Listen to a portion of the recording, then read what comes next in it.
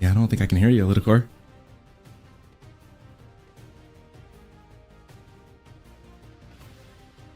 Are you with us, Lidicor?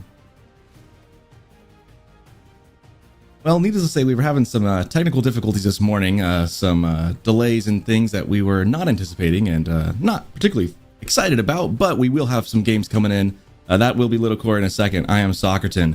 You're watching the EGC's Masters Summer, and we're excited. We've got a really full slate of series to go today, but we're just waiting to get into it. So until we do, we are excited though. Some fun things here. It's even knockout brackets to see who gets to go into the final playoffs. These are going to be best of fives today, deciders to see who moves on and who gets to watch with the rest of you guys. As Lidicor trying to get things figured out over there. Well, let's take a look at the brackets here. Phase 2, knockout brackets. We've got Vortex and Balltoon coming up here in the deciders. We also have Wham and B to look forward today. Beastie and Numadon, as well as Demu and Lucifron coming up. So again, very, very full docket of games to watch today. We are ready to get underway soon, but it's going to be a little bit. We've had some change of plans. We've had to work around some stuff, but we will be getting that shortly. So we apologize for the delay, but those are your brackets coming up. We're, like I said, ready to go. And here's the phase 3. This will be the playoffs coming up. Marine Lord, of course, no surprise there. Ready for the quarterfinals. Anatan as well. Louie and Puppy Paw. I don't think anyone's going to be surprised about those names being in. The question is, who is going to face these guys? Obviously, that's what we're going to be looking at today as we go through the games. Got some familiar names, you know, Beastie, I think we would expect probably to get through to this round as well. I've got some unknowns as well. Of course, these winners here, the best of 5, go on to the semifinals, which will be best of 7, and then the grand finals being the best of 9. That'll be coming up in the coming weeks.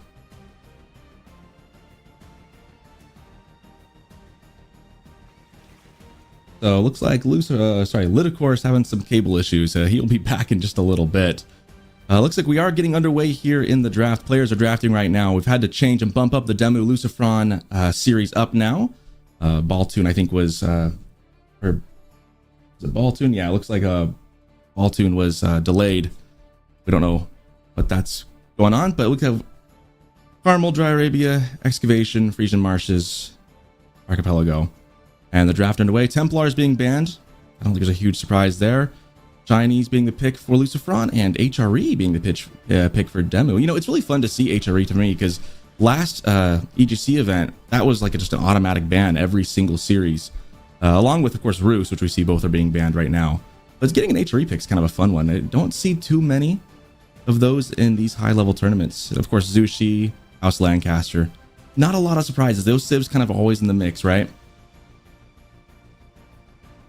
Wonder what the next bans are going to be here. So we got Templars, we've got Roos. What do we ban next? Got some water maps to consider. Oh, hey, hello. I can hear his voice, and I can see his face. Welcome back, Lidicor.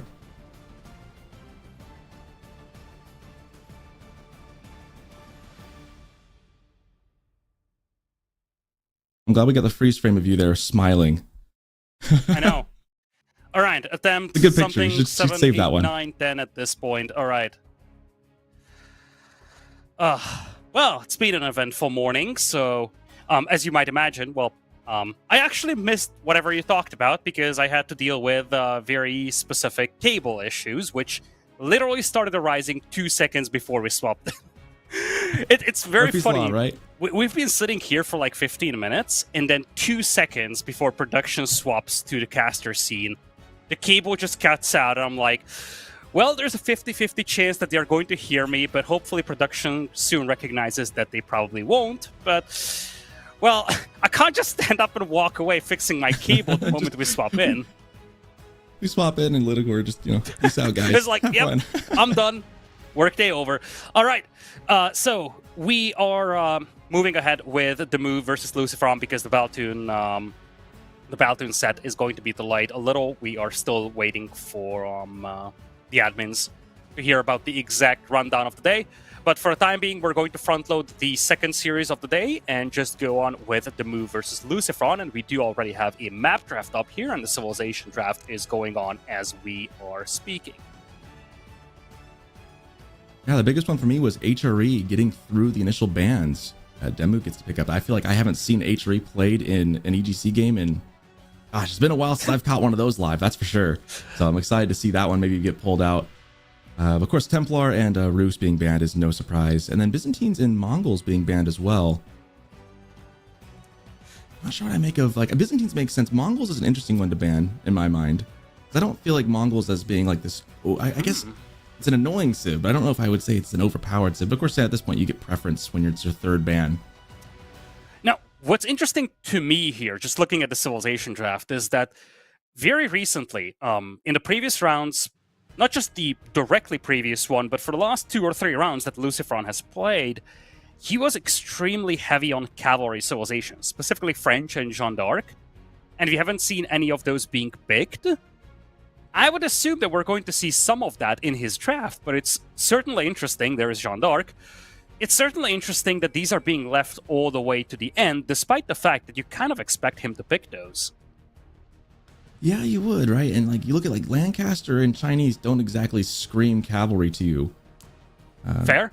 You do have Archipelago in the map pool, though. Yeah, which is, I think, probably the consideration, right? Is you got to think of like the water map. What's your pick for that? You've got to at least have one or maybe a backup to go with it. No French. That's interesting. From Lucifron, that's an interesting thing to look at. Yeah. Maybe he's thinking Jeanne d'Arc is enough. And I would assume that'd be one of his picks out here at some point. Yeah, so looking at this one, we're kicking things off at Frisian Marshes. Right off the get-go, Jeanne d'Arc isn't a horrible pick for Frisian Marshes if you think about it. Yeah. But I'm thinking more along the lines of Lancaster. Lancaster has been an absolute beast on Frisian Marshes. Yeah, and I can see Chinese too being a choice if he wants to use that here. I don't know if he wants to save that one for maybe a different map, but I could see that being an option as well. But I definitely agree Lancaster would be very viable here as well. For Demu, are you thinking Zushi or be like a Byzantine play? I don't know if Byzantine would be a good choice here on this one. I think you're keeping Jushi for Archipelago. You're looking at probably Chinese Jushi setup. Byzantines is interesting. Yeah, I don't know. Maybe HRE. HRE has been a rather popular pick with Frisian Marshes back in the past. Yeah, you could also maybe play HRE on Archipelago as well with how good they are in water. I wonder if that could be a choice. Now, one thing that I would be very hyped up about is Lancaster on Excavation. Excavation has those points of interest which trickle stone to you for 6 minutes straight. So all you need to really get your manners going is have that passive stone trickle. That would actually be a very interesting way of playing Excavation. When I first looked at that map, that was my first real opinion. I was like, yeah, this is something that I would like to see Lancaster being tried on, but we're not going to see that. Frisian Marshes, Lancaster versus HRE. 2 powerhouse civilizations, I have to say, here for game number 1. Yeah, and this is, I think you guessed this with HRE, right? HRE and Lancaster were both in the top 2 choices we had for this map. Should be a fun one on Frisian Marshes. Lots of food, just so easy to go wide on. It's been so long since I've seen HRE in an EGC tournament. Like, I just feel like I haven't seen it pop up. I'm sure there's been a game or two somewhere, but it just feels like you don't see it every day. Like, I think all of last tournament, it was just banned pretty much throughout as like a go-to ban. So I'm excited to see him played here. Yeah, the thing I'm looking at, and that's the worrisome detail against Lancaster here with HRE. When I look at HRE, it's a very timing-based civilization, and it's generally one that prefers to sit back at the beginning of the game, play it a little slower. And every time I see that setup, it's a worrisome against the Lancaster, because Lancaster is just a civilization that's more than happy if the opponent is sitting back. This very slow turtley game favors Lancaster in most matchups. So I don't know how HRE can actually break that. Perhaps you play a little bit more aggro, go very aggressive on the shorefish, try to fast castle yoink the relics. Yeah. That could be an interesting way of playing this. Maybe even try to fast imp this and just try to play over the power spike. That'd be interesting going for like a fast Imperial, just trying to hold, and then just springboard catapult into the Imperial Age. That could work. Again, it is, though, like you mentioned, very risky to do that, right? You're kind of playing into the timings of Lancaster pretty well because they kind of come alive in mid-castle. Yeah. I mean, there's also the option HRE could go archers, right? They could play a feudal tempo push. If they want to go put the Aachen on some wood and just pump out archers, that is viable. Whether or not that it'll be enough to overcome what Lancaster does. It feels like if you try to push into Lancaster too hard, sometimes you can kind of miss the trees for the forest and you kind of go too heavy. onto the building, so you don't get enough damage done. But and that's always been the dilemma. Playing Feudal Age aggro against a very turtley setup since the beginnings of AoE 4. Back in the days, it was 2 TCs. If your Feudal Age push with the archers and rams did not work out at that moment, you lost the game practically. So, frankly, those kinds of builds almost died out because 9 out of 10 times the defender was able to buffer it up long enough to just stall and then win off the back of the economy. The trick with playing archers or playing anything in Feudal, frankly, for the HRE is the Demi-Lancers. And that's probably going to be the big challenge for Demu to overcome. Even if you go for the Shorefish, the Demi-Lancer threat is just so massive. You can quickly pivot from a very eco-focused approach to Lancaster to something that's rather offensive quite quickly. Yeah, definitely. And that's definitely, I agree with your point too. Like, if you go for a feudal push, like, the reason we don't see it at this level is that if it fizzles, the moment it fizzles out a little bit, it's like the whole wheels fall off and everything comes crashing down. And when you're playing in a tournament at this level, you don't want to run that risk of losing too fast. Like, you know that you've got really good power spikes late in game. Why not lean into that a little bit, right? And so I do think your point of like maybe going for an Imperial Age play could be the ticket here.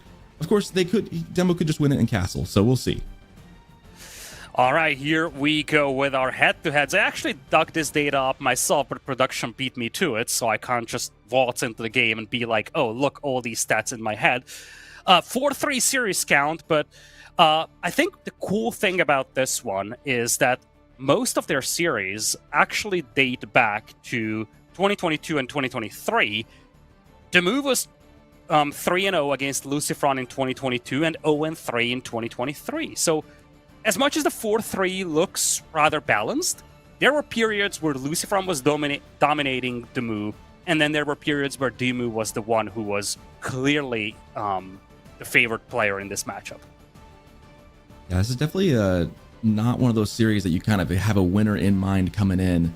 Obviously, you know, we've got Demu has a slight edge over Lucifron over the years, but looking at it, I mean, if you look at the game count, 11-10, that to me really bespeaks just how close these players can be. Of course, like you mentioned, sometimes they're higher up than others. You know, there are definitely periods where the one's playing better than the other, but right now, going in, you never can quite say what version you're going to get. This should be, I expect this to be a fairly close series today. I think so too. You look at the overall game count, 11-10. These guys can and often do play close sets. I'm wondering how the civilizations will shape out though, because I feel like if you ask me, I like Lancaster over HRE here by a mile. I think HRE has its windows, but I think that Demu has to be the one who makes something cool happen here. Yeah. Whereas if Lucifron just plays very standard, very I'm not gonna say passive, but very conventional, doesn't need to do anything extraordinary, this matchup should favor him.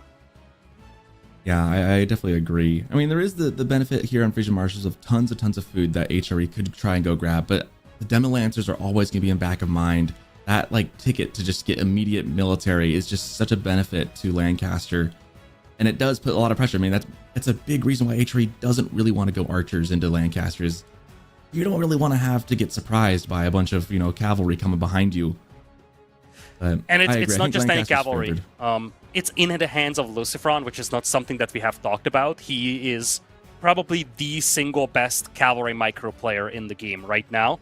You give him 2 knights, he's going to rip you apart with those. You give him 10 Demi-Lancers, oh boy, that's going to be tough to manage.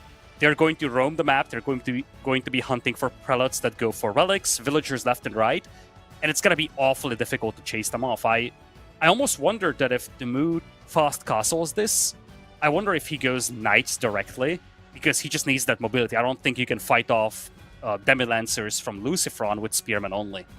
I agree, and that was something I was thinking, is that I think you're going Castle Knights here as HRE, because you got a lot of ground to cover, and you're going to need to go out on those pawns for the fish and food. Like you don't really want to rely on an early farm transition as HRE here. Like, that's just so much investment. Like, you do need to get your farm set up, but you're going to need the cavalry to cover the villagers that are going to be on the wings for all that food. We got 25 seconds. Yep, 20 seconds left to go. A lot of land-based maps, but we do have an archipelago up there. And, well, one thing that we do know about Lucifron is that he likes to play quick games. It's very interesting to see him going up with the Lancaster, though, because Lancaster is the direct opposite of playing short games. Nonetheless, here we go. Game number 1, Demu versus Lucifron. This is the knockout bracket of the EGC Masters Summer. Whoever loses this best of 5 is going to be out. Lucifron versus Demu. Here we kick the series off on Frisian Marshes. Demu with the purple HRE against Lucifron's House of Lancaster in green. Ooh, Dark Age Barracks immediately coming up for Lucifron.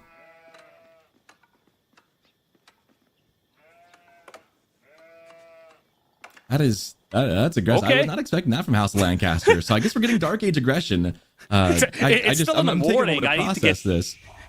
I need to get up to speed. It's still in the morning. It's like, we're kicking things off. Dark Age Barracks, let's go. Yeah, I'm looking at that going, my brain had to take a second to process that. I mean, of all the things I expect House of Lancaster to do, Dark Age Spears is not really something I think of a whole lot. But here we go. He's already got one out and then another in the queue. He is just immediately saying, hey, remember that I'm an aggressive player and I'm going to be aggressive. Now, does the Mu expect this? A lot of stealth forests in the middle, and that actually shields the vision from that scout. And the Mu just passed by. He's a little too early to notice this spearman coming along. And this is a big one. If the Mu does not expect this can throw off his timing altogether. Well, that's kind of the brilliant part about this play, right? That knowing that the stealth force is in the middle between these two town centers and knowing you could sneak in. I mean, that's definitely part of the calculus of whether you want to go for that or not. And we see the forward gold just primed. Spear's actually kind of wrapping around a little bit. Yeah, I think he's looking for the other gold, I assume.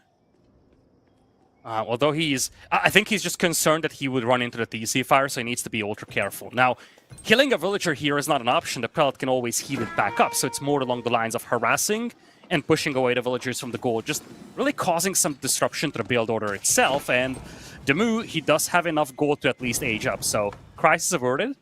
But especially if you want a fast castle, losing access to this gold is going to be a major problem.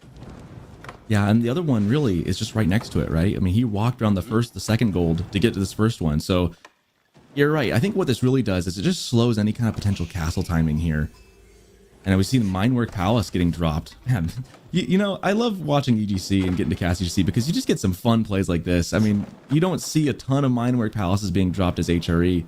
But here we go. Obviously, looking at the pressure, realizing that maybe an eco play isn't what he wants to do.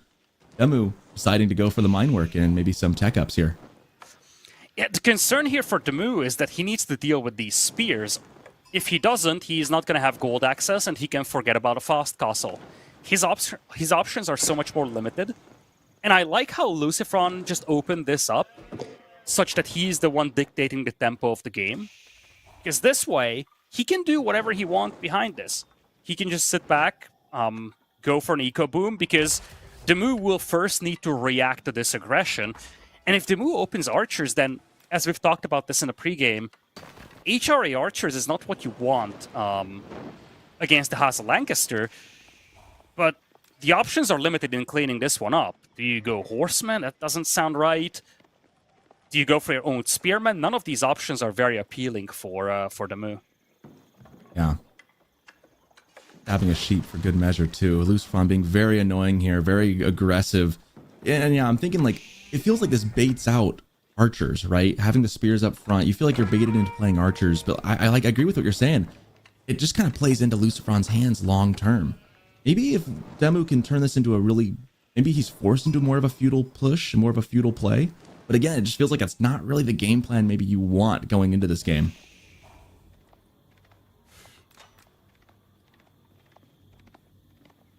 Scout, seeing the stone. Nice little Lancaster Castle, by the way, protects both the gold and the stone. And I just wanted to go back to the positioning of these golds and stones for a moment.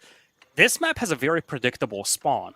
So if you're Lucifron, you know fully well that the golds will spawn to the front, which means that you can purposefully plan this build order. It's not like, let's say, Dry Arabia, where you have an element of luck involved. Where does the opponent's gold mine spawn? It's very consistent on this map, so you know fully well that the gold mines will be on the front and exposed.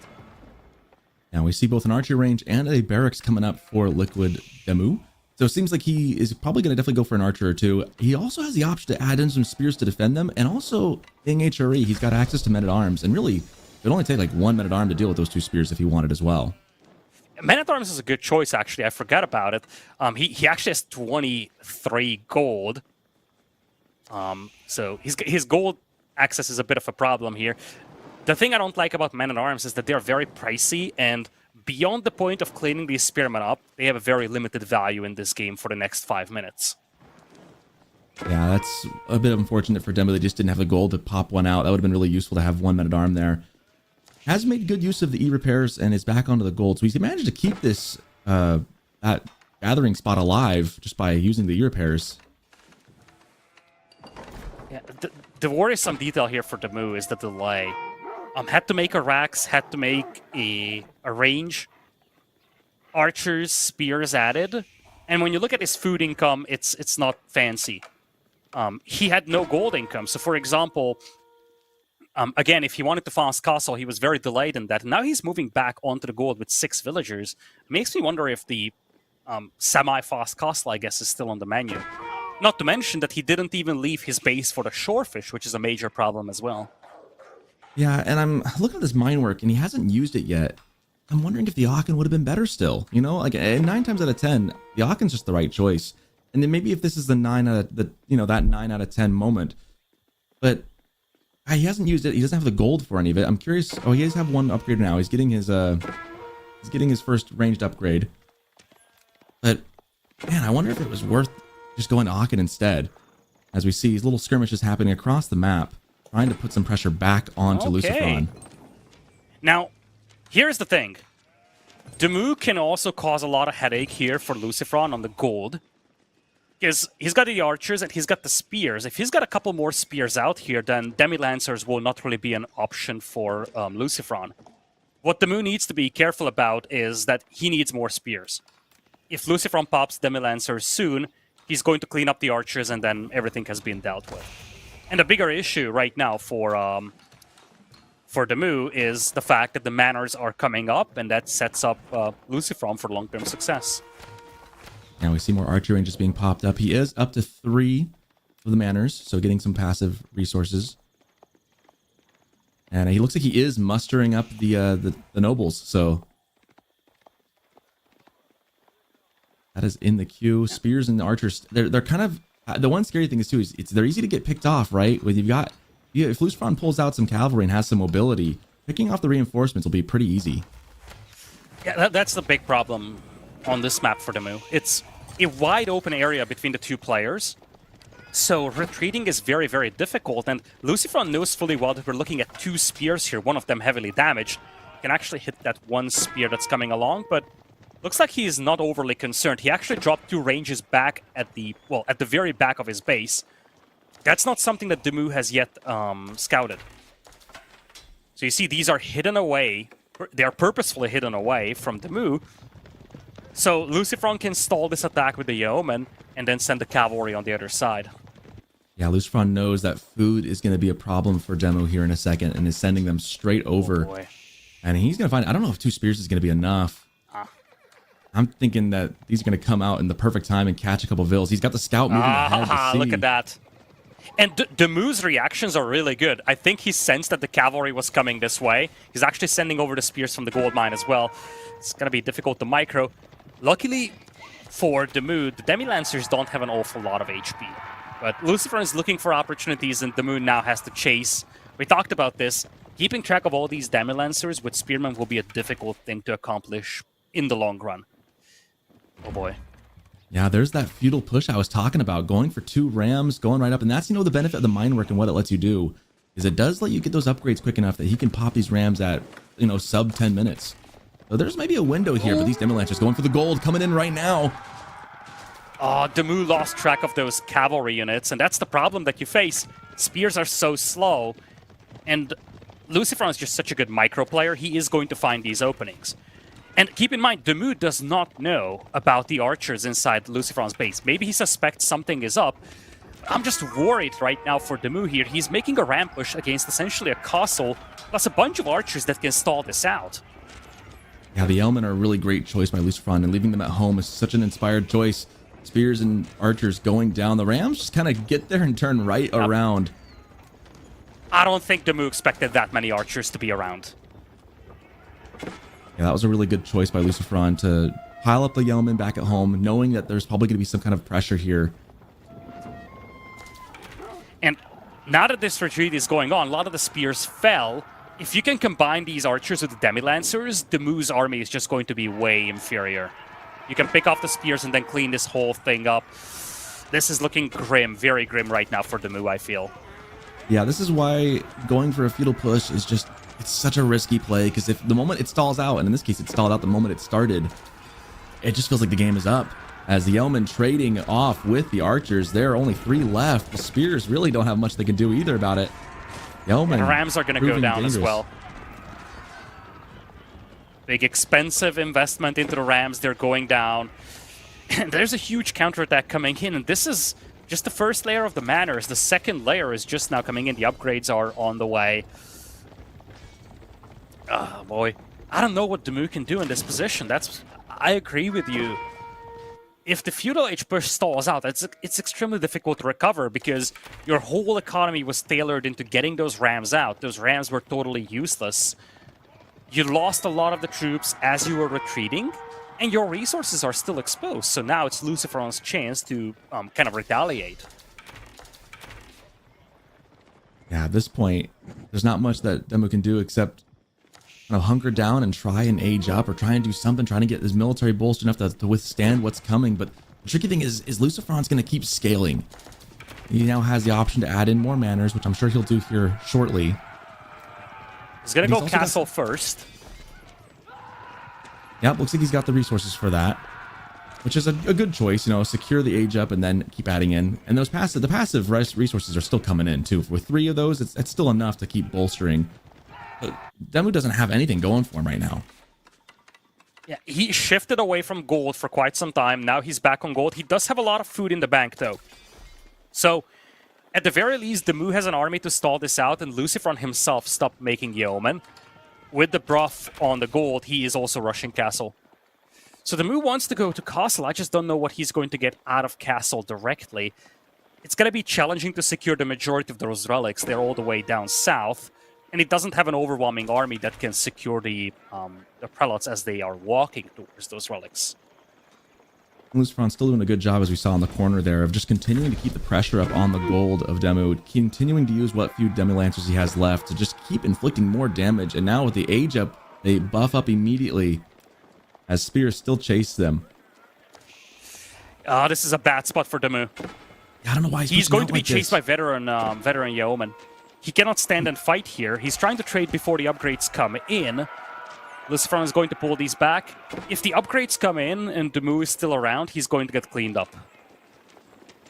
Yeah, it feels risky when you know you want to go castle, moving out of your base as it, like, right now. I think you're right. He wants to trade out now before the upgrades come in, but that means losing what assets you have. Like, this is his one army, and I don't know if he's going to be able to replace it anytime soon. I don't think he has a choice, though. I think this is a throwaway army that is meant to just delay until he gets up to Castle Age. As long as this is the army that's dying, at least it's not his villagers. I think that's got to be the mindset. At least, while this army is fighting here, the yeomen aren't harassing the villagers. And, well, at least the Demu's going to get up to Castle Age. He's going to click in just a moment. It's going to be the Regnids. I think the problem, though, is that, yeah, the yeomen aren't the ones harassing your villagers, but the Demi-Lancers still are, and the spears are trying to take care of them, but the movement speed's just helping out too much. Yeah, Demi-Lancers are mostly thinned out. It's only 2 of them remaining. The Battering Ram is actually taking out one of those manors. I wonder if Lucifron did not notice that, because he's now scrambling to take it out. We call that the stealth ram, you know? I gotta point out, though, that Demu's done a great job of keeping his villagers alive, in that I don't think I see a single villager death totaled up on either side. There's no villagers killed, which is, we have to say this, it's remarkable that Demu was able to keep everybody alive despite all those raids going on. Same goes for Lucifron, by the way. Not one villager lost in this entire game. Idle time, of course, is not something that's easy to calculate mid-game, and I'm sure that's caused some damage. But those are some exposed vills on the fish, and there is nothing between them. They tuck tail and run behind the army. As the yeomen start doing their work, there's just too many spears and archers. There's not a lot that they can do against the knights and Yeoman of Lucifron. Yeah, Veterancy is now coming in here for the Moose. At least that he's going to be on par in terms of tech. But he's outnumbered 2-1 in the Archer department. He does have the benefit of being able to reinforce a little quicker. And his resource bank isn't looking that horrific. He also has 2 relics on the way home. One of them is now secure. And he yoinked one all the way down south. I think he's walking around somewhere. Well, as I'm saying that, what are the odds? Ouch. That feels pretty bad if you're Demu. It's halfway home, right? It's getting there. The concern for Demu is that now he has to fight for his food, whereas if you look at Lucifron, he now has the mana eco set up, and it's just going to get worse for Demu now. Yeah, still only at 3 manners right now, which is good for Demu, but the ability to scale is there for Lucifron, and the moment he decides to. Looks like he's focusing mostly on military at the moment. And it's going to be a heavy pivot from Lucifron into heavy cav, something that Demu has absolutely 0 answers to right now. Demu's got 2 knights, and that's all. Everything else is just very thin archers. Raiding out archer on archer here. The nice thing for Lucifron, he has the knights to kind of push back as he needs. And now some knights of his own for Demu now coming out, trying to even things up. He's only got the 2, however. He cannot make more. He's out of food. He's got 29 food per minute. He's trying to get the knight upgrades in there from the Minework Palace, but the problem is the actual quantity that you have available. He's got basically no gold income, no food income. Practically all of the Moose villagers are working on wood right now.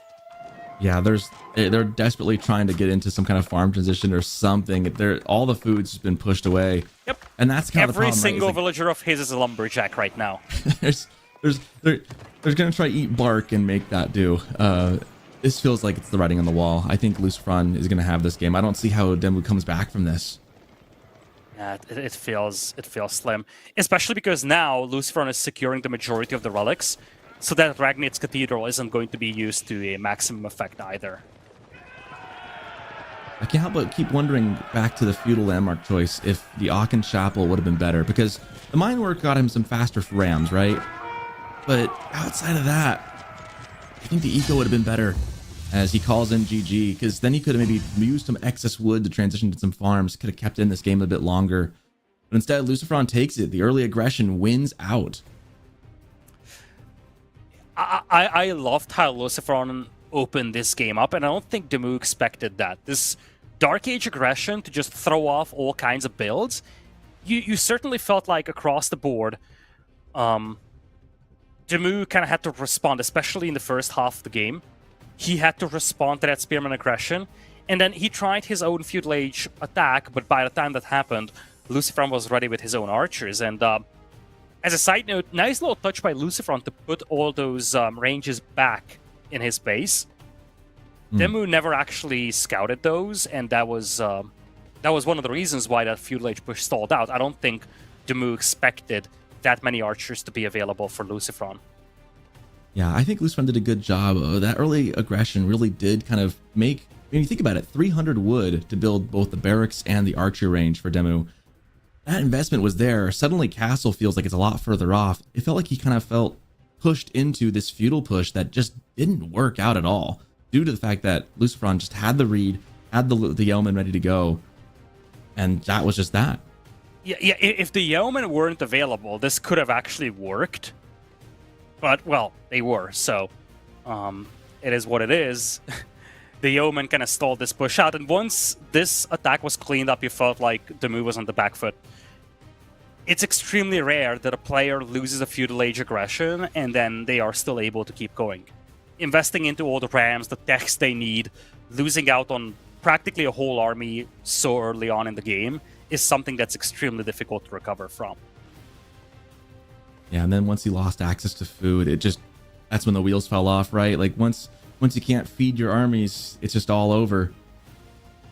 I wonder, again, he kind of pushed out with his military and trying to get some trades as he was about to age up. You wonder if he should have maybe stayed home and tried to expand where he could get his food from, knowing that was going to be an issue in the next couple minutes.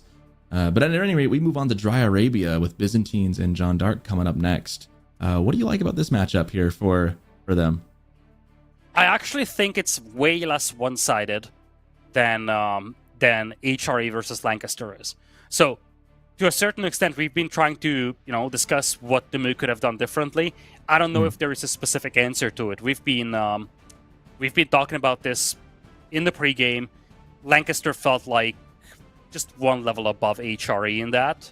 So it wasn't necessarily a Demu mistake type of a setup. It was simply that the Civilization matchup was very harsh on him. Yeah. In this case, though, I would argue that the two civs are fairly on par with one another. One thing I like is the limit on his shield wall, which is going to make it much more difficult for the Jeanne d'Arc to just clean up the spearmen and clean the path for the knights. Having said that, Lucifron is an aggressive player, and he will be more than happy to take fights and level up Jeanne d'Arc. Let's see if he can secure game number 2, or if Demu is ready to strike back. We have to Dry Arabia for game number 2. Yeah, with Lucifron as Jeanne d'Arc, I do think the aggression could possibly win out here, but we'll see if Demu can set up a stalwart defense and hold. He's got both his stone and his gold up in the front, but his berries are in the back. Classic Dry Arabia opening here. It's an interesting map, Jen, just looking at it real quick. You have a lot of these tiny forests spawning in the middle, which kind of make the whole map very sectioned off, especially on Demu's side. So Demu's got all these little forests that could be very good natural defenses. That's not so much the case for Lucifron on the other side. Yeah, I think Demu will definitely take it. I want to point out, too, I think it's funny that we've got the stone and the gold. The standard build is to build, the 2 mining camps in a house. I think it's funny, though, that he could have had the value mining camp by putting it in the middle, but being Byzantines and needing the extra stone, it's actually worth it for him to build both, even though other civs might be tempted to just put one in the middle.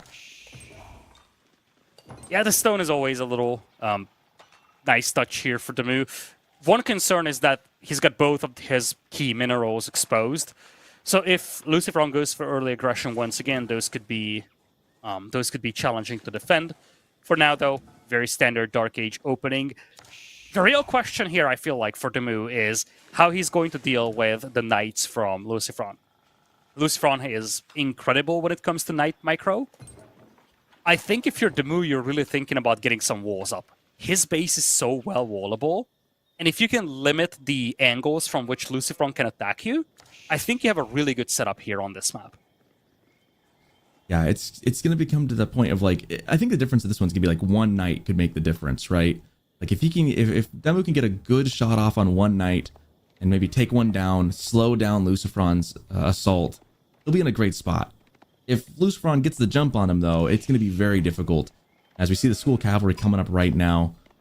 No surprise there. Sheep being gathered in.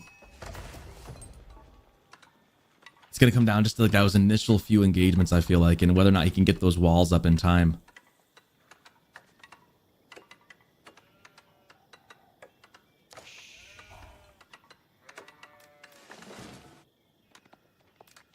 Now, so far, unlike last game, this one's panning out pretty much exactly as you'd expect it to be drawn up, right? There's not much to say. We kind of know what's going. We're going through the motions right now. We know what to see.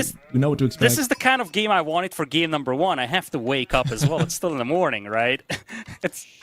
But Lucifron thought otherwise. Game number 1, he came in guns blazing with the Dark Age Spearman Rush. This one is a much more peaceful Dark Age opening that we have here.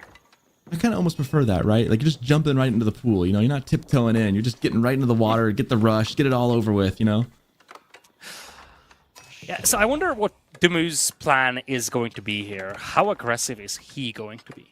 Because I think with the Byzantines, especially given that he can get some nice walls going, I think he can take this thing slow and steady and just try to get Lucifron to attack and essentially minimize the amounts of fights he's taking. Because the real threat to Demu is going to be Jeanne d'Arc leveling up, really. Mm-hmm. I guess the two questions I have is, what version of Jeanne d'Arc are we going to get? Like, is she going to go for melee or for ranged? And secondly, what mercenary contract is Demu going to go into? Ooh. Mercenaries. I'm actually thinking Archer Jeanne. That's kind of what I was thinking as well. In anticipation of the fact that you're probably either going to get javelins or longbows, right? Like, those are the two realistic options here. I like I like javelins a little more here, although neither of these options really sound fascinating against Lucifron. Honestly, your best option would be Keshik.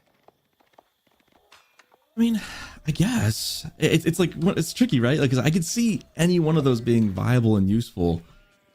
I definitely don't know if I would go longbows here. I think that's maybe the one I'm leaning against, because you're not playing well into knights. I guess you'd play well into archers, but then why not just go jabs, right? Because they also have the high base damage. We're gonna find out here in a second.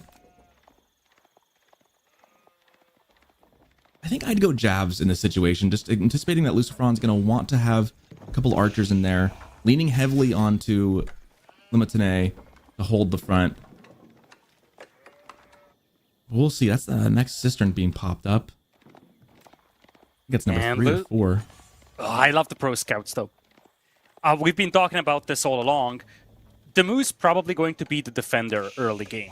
He is on the Vinery, he's heavy on the berries, and it's very difficult to move out anywhere on the map when you're facing up against Lucifron's cavalry. Speaking of the cavalry, nice little reaction by Demu to pull the villagers.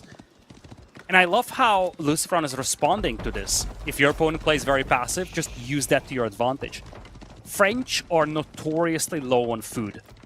They use a lot of food consistently across the game. If they can secure extra deer packs, that's immensely valuable for the French. It looks like we're going to have a melee Jean. You got to be very careful with all these villagers out there. Demu's been really good at pulling those at the right time. He's also made really good use of that scout to try and block the knight from the villagers. Some really good micro on both sides. And Limitani are slowly trickling in mercenary contract on the way, and it's going to be the javelins. I think it's the right choice.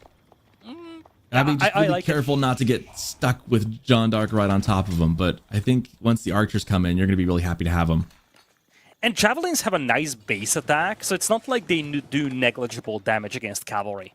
Sure enough, you don't want them to be your frontline troops, but in combination with Limitani, they can actually do a lot of damage. They have a huge range, so even if the cavalry is keeping distance, you can get a volley out and kill the knight or two.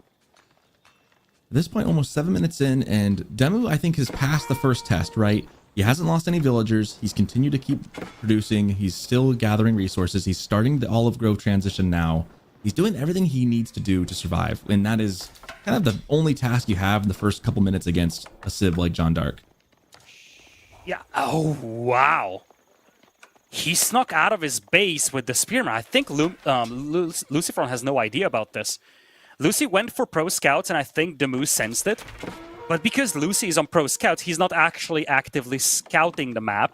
So he lost track of these Limitani, and this is such a nice little punch in the face from Demu. Totally unexpected for Lucifron, most likely. Yeah, look at that. He did not expect this at all. Well played. Great read, knowing the matchup, knowing what Jeanne d'Arc wants to do and trying to counter it. I love the read there, knowing that pro scouts is on the table, seeing that, probably like checking the deer and moving those up in the perfect time. I really love that play. Yeah, the way he snuck out was actually remarkable. Like, I did not expect him, and it's a ballsy call if you think about it. You're up against a bunch of knights roaming your base, and you detach some of your spears just to be like, well, I'm going to harass my opponent. These are throwaways at this point. It was expected that the archers cleaned them up. Knights moving in. The first villager falls. This is the first one to die in here. Knights fairly low, however. And that knight might be down, actually. Yep. One of them is going to go down. Or maybe? Nope. Yes. That was close. That's why you get the javelins. That range is so valuable. And look at this. Another deer pack being harassed by Demu. I think he's okay losing the Limitani to the archers, especially because he now knows that archers are coming his way, and scouts are falling here for Lucifron. He's busy microing his knights, so he lost track of the scouts here. 3 dead scouts for a couple of spears when they're going pro scouts. I think that's actually a pretty decent trade. It's an awesome trade. It's not just the scouts that are going down, it's also the deer that's not coming in. Yeah, exactly. It's slowing that whole timing down, which is huge. Demu's doing a really good job here. He's really doing the well-executed defense and counter pushing at the right time. I'm really impressed so far. He kind of flipped the table upside down, if you ask me. As you said, Demu has to be the defender here, but it almost feels like he became the attacker. Look at where the knights are at from Lucifron. Lucifron is no longer attacking Demu's base. He killed one villager, which is nice, but it's not a gigantic loss for Demu. And at the same time, look at what Lucifron needs to do with his archers. He keeps the archers back at home, and that allows Demu to do whatever he wants. It allows him to get some more javelins out. They take a long time to train on the mercenary house. And it allows him to build up the olive groves. And, well, you're looking at 800 per minute consistent food income for Demu. Whereas on the other side, Lucifron is very reliant on the deer, which will eventually run out. Yeah, this is the tricky thing with pro scouts, right? Like, it's super duper good. It does get you ahead very quickly. The problem is it doesn't let you build as fast of military. If you're like French, you're not just going straight knights. You don't have that luxury when you're going for pro scouts. You got to build some scouts. You got to take some time to research it and then get that stuff in. That gives Demu time, which is what Byzantines was looking for all along, was some time to get things going, because those olive groves are going to start paying big dividends, as we see the Cistern level 4 already activated and 6 olive groves already up and going. Yeah, you touched on a very nice point that I totally forgot about. Lucifron having lost those scouts meant that he needed to use the School of Cavalry to make new scouts instead of making new knights. So his knight production was actually very hindered by the loss of scouts. He's up to 5 knights just now, and he only lost 1 knight in this game. So knight production also suffered real bad as a consequence of those lost scouts. Well, now Demu's looking like he's just, parlaying into castle here in a second. He's got a pretty good amount of food. He's starting to get gold coming in. And if he needs to pivot, he can still pivot right now if he thinks this incoming push is too much. But with only a couple of knights, I don't know that those archers are going to be enough. This gold is going to be threatened for the time being, however, as they push on into the base. But a lot of Limitane and a decent number of javelins. Yeah, Demu wants to go castle here, and he's been stalled out in that. Lucifron saw the gold miners, and when you have 8 or 9 on gold, that's usually a castle age timing. So Lucifron knows that Demu wants to go castle, but look at the flank around. It's a pincer move with the javelins and the Limitani, and remember, Limitani are fairly resistant to arrow fire with the shield wall. Yeah, the only scary thing here is you don't want to give too much XP to Jeanne d'Arc. That's the only thing. Thankfully, she's running away, and you haven't lost a whole lot of units. You just gotta be careful not to let this fight go sour. As he spreads out kind of thin, javelins chasing down the archers. Maybe a little overzealous?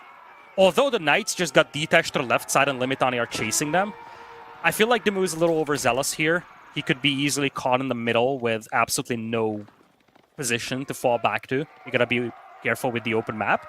But now he's pulling back, and he actually has a remarkable army. He's going to click castle.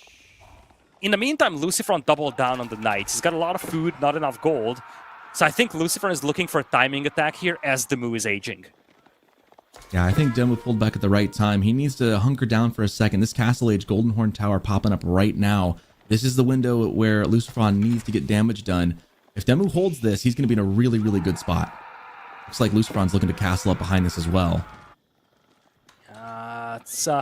Again, Demu's trying to do the same thing, use the villagers as a bait and then flank around. The spearmen are actually lagging behind. Nice low charge here, and yeah, the Limitani were somewhat lacking here. They're spread all across the map. Knights will have to pull back. The javelins are picking off the archers here. Some XP is given to Jeanne d'Arc, but that's all that Lucifron could accomplish. And with this push stalling out, there's a chance that Demu is just going to get the castle upgrades. In the meantime, I love the wall down south from Demu.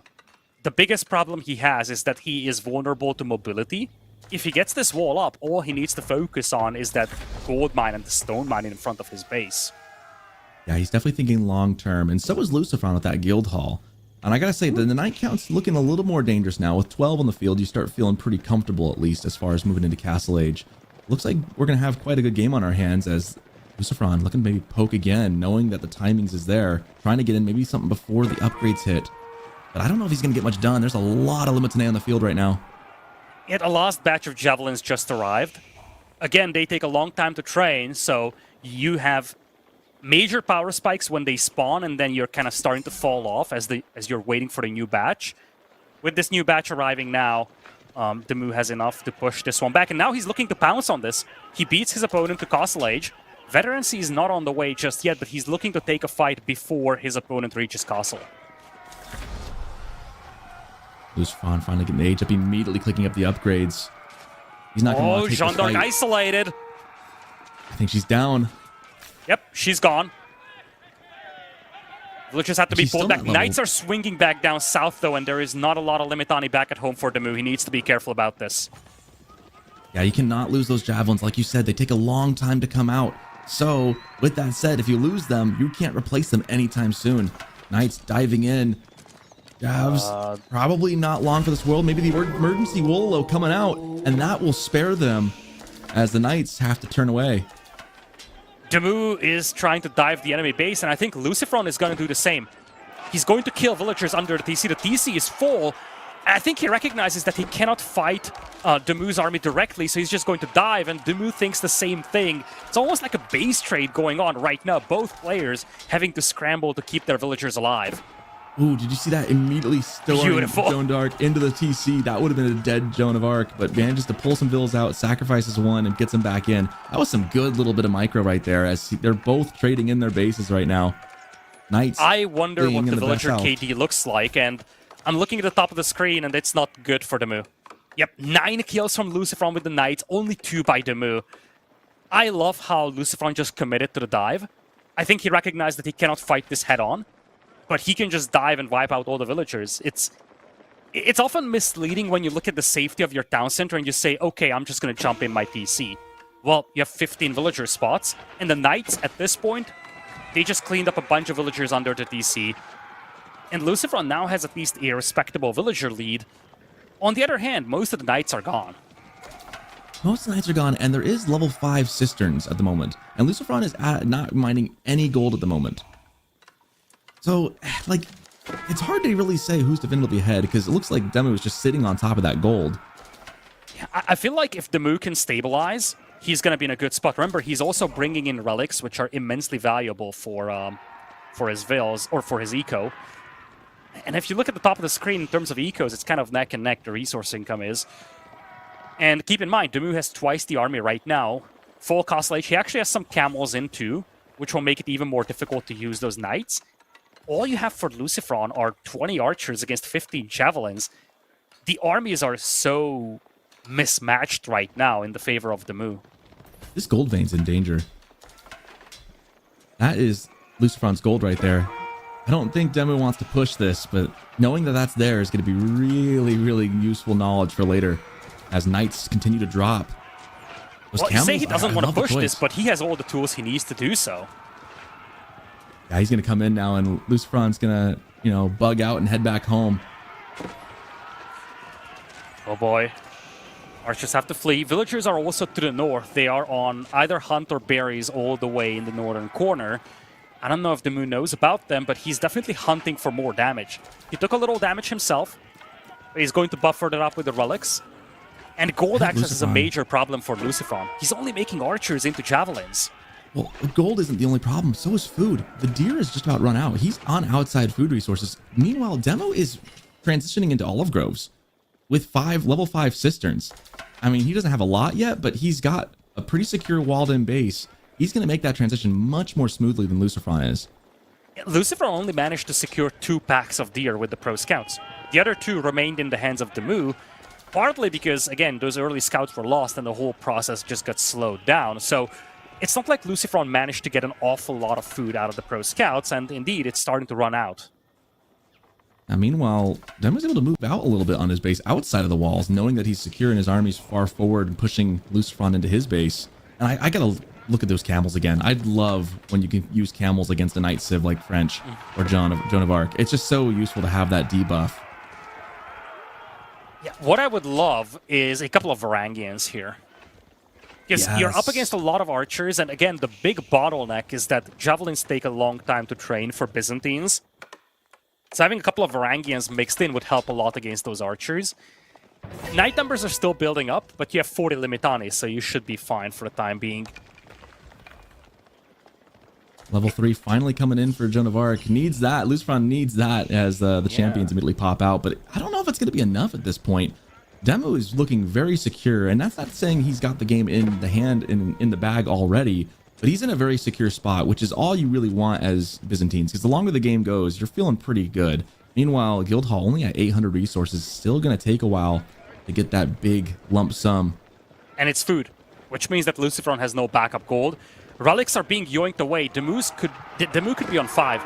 He's going to have the final relic from all the way up north being taken just now. That's insane. The only thing really that could threaten Demu is a cavalry dive. So if I'm Demu, I wall up like crazy and just say, well, come breach my walls, really. I mean, you've also denied Luciferon all of his gold. I mean, he's sitting on 0 gold for a while. He just now has some trickling in again. And there's only 13 knights on the field. You honestly could probably just stand and fight at this point. He probably can. I think really the danger for Demu is that his army is a little slow. So he needs to be careful not to have knights running around his base. I think you're going to pull the food soon and shift the gold. 1,600 food in the guild hall is a really nice buff right now for Luciferon. And I think Luciferon managed to stabilize, but he needs an insanely good moment in this game. 20 villagers killed, or something alike, to make this work. He's down 5 relics against the Byzantines. Byzantines are really good in the late game. And he's looking for exactly that. He's looking for a punch, something that gets him back into this game. He could try rushing Imperial, which would be awkward, but I don't know if he's got other options. Yeah, it looks like he's got a very difficult road to victory, as we're going to see some towers popping up. And man, adding in some sprinkled towers at this point for Demu's defenses is going to make this base feel impenetrable. Well, it's going to be Mango Towers even, so even better. Yeah, that's right. That's I think Luciferon is going Imperial. It's an awkward choice considering he only has 12 knights, but keep in mind he went Guildhall and he did not get Royal Bloodlines as a consequence. So Imperial is a big buff for him. And I wonder if he's trying to Red Palace the gold. Because Red Palace would be sick here to get map control. He pulled the food out of the Guildhall and there is a Red Palace, but it's a lot more conservative than one would actually think. Well, he going to secure a wanted to small hold, but it's very defensive. He definitely wanted to put it on that 8K. That was his original intent. You saw them walk into it, and then he decided to pull back. I'm curious what changed his mind. I think he was concerned that if Demu starts moving out, if he loses that Red Palace on the large gold as it's being built, he loses the game immediately. So perhaps he thought twice about it. It's not a bad spot per se right here. It secures the gold, it secures his northern flank, but it doesn't solve all the issues. Imperial Age is now in, and Demu still has twice the army as his counterpart, and not just twice the army, it's 35 javelins against 40 archers. Demu's army is approximately 10 times better than Luciferon's right now. Elite Knights will help, Royal Bloodlines will help, but it takes a long time to build, and it's still 53 or so Limitani coming your way. Well, look at the military numbers, 114 to 58. I mean, that is just insane. That's double the size. Demu probably should take a fight right now. He's got to be mindful not to dive into the Red Palace, but he should probably take a fight now before those upgrades kick in. Finds the gold villagers and pushes them back and goes into the base. I think if you're Demu, you go in, you destroy everything. Like you go after the houses, you go after the production buildings, and you totally bypass that Red Palace as if it didn't exist. You won't be able to do landmark snipes. I like this counterattack by Luciferon. He's looking for a Hail Mary for the villagers. Mango Towers will help for Demu to deal with this. But yeah, if you're Demu, all you want is just to wipe out as much infrastructure as you can, and then make it extremely difficult to come back. He might even try to snipe the landmarks, but I don't think you want to dive the Red Palace. So perhaps you just destroy everything that you can inside the original base. I agree. Take out the main base. We see the school cavalry going down. Knight and Q gets killed before it pops out, essentially, as he goes for the base. Meanwhile, back at home, though, Luciferon pushing the Demu's base has quite a bit of mass, and those are elite knights, so definitely not pushovers. Luciferon is relocating. Look at that DC on the large gold vein. I think he's giving up on his original base. He's trying to dive Demu's base to wreck his eco, and he's literally evacuating his base right now. That's a gamble, but it might pay off. Meanwhile, though, Demu trying to take the hometown center down. Uh-oh. But the olive groves are open for business. I don't think you take the TC here. You just run for the vills. If you take out 40 villagers here for Demu, you might have a chance as Luciferon. Remember, Demu is in Castle Age. His units will be inferior in the long run, and you have Imperial Age units now. But you have to find the villagers. Taking out 5 vills isn't going to do anything for you here. Demu is a little stuck in the middle, and boy, chaos is starting to rule over this game. Yeah, he's got no ends for the elite knights in the base. That is a huge problem. Meanwhile, there's also archers just running rampant as well. There's not cannot a lot find of the places for him villagers, to go. Lucifron is so slow killing the villagers, and now everything is coming back for Damu. He's gonna breach the walls. He doesn't find that little pocket on the left side. The lumberjacks on the far left, that's where all the villagers are at for Damu, and I really feel like Lucifron missed an opportunity here, as Damu is actually giving him a clue with all the villagers arriving. It's like, oh yeah, here are the things you were looking for all along, by the way. Now, Damu has a lot of buffer with 5 relics, but at the same time, Yes. you cannot afford to lose 20, 30 villagers here. So if Lucifron finds a decent, sweet spot, he could that was a try to good shot. combine that with his age-up advantage and try to just stall this game out for some time. Yeah, it definitely feels like Lucifron did not do enough. I mean, focusing on the TC was such a strange choice when the olive groves were sitting, still being farmed right there for a good 30 seconds. Yeah, I just feel like he didn't spread out enough inside the base of his opponent. Like the knights, they were looking for villagers, but it's not like you had that gigantic spread where you're just hunting for vills. Just looking at this outcome, I feel like it wasn't enough. In fact, he lost villagers back at home, so it's not like he even made the villager gap bigger.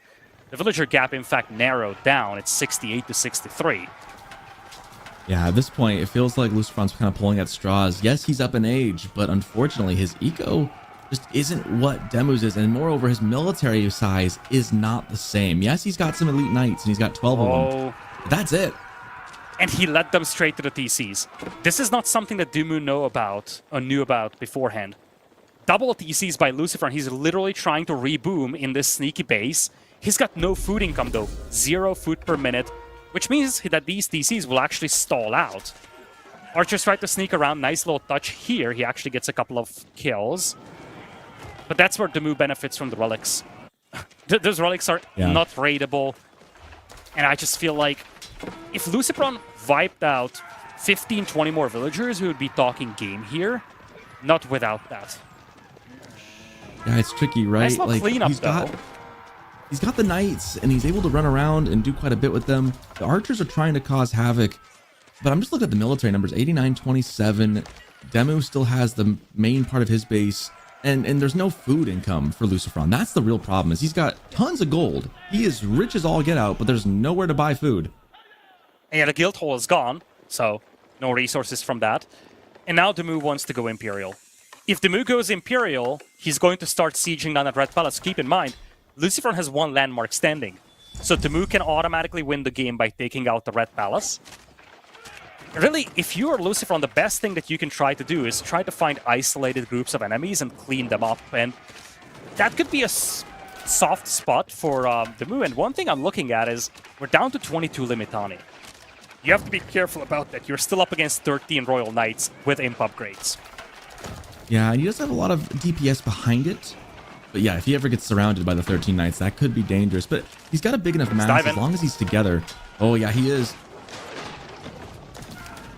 Jean d'Arc is also slowly leveling up, and that's something you have to keep in mind. Mango Towers will make this much more miserable here, though.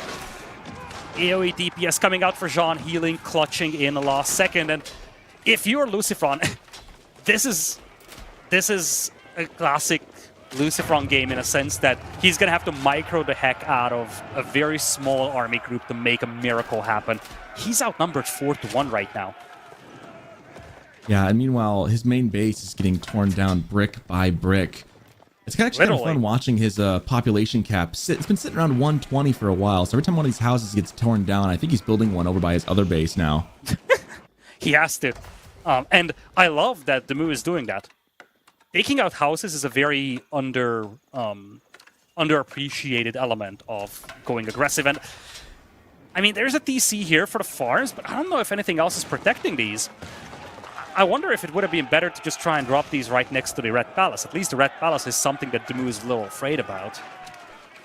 Yeah, until he hits the Imperial Age, that is. I mean, he's coming up for an engineering company halfway there. Meanwhile, the military numbers just are not there for Lucifron. 27, yeah, he's got, he'll have like 12 knights in a second and a couple archers. But this mass right here in his base is just not something he can deal with, even without a lot of Limit 10A. he can get the dive. But Sean is gone. That's going to be a huge loss. Yeah, he can't really dive it. I was going to say that John is getting close to level 4 and Lucifron just bails on the whole thing. He just started rebooming. He lost John. And then Demu reaches Imperial.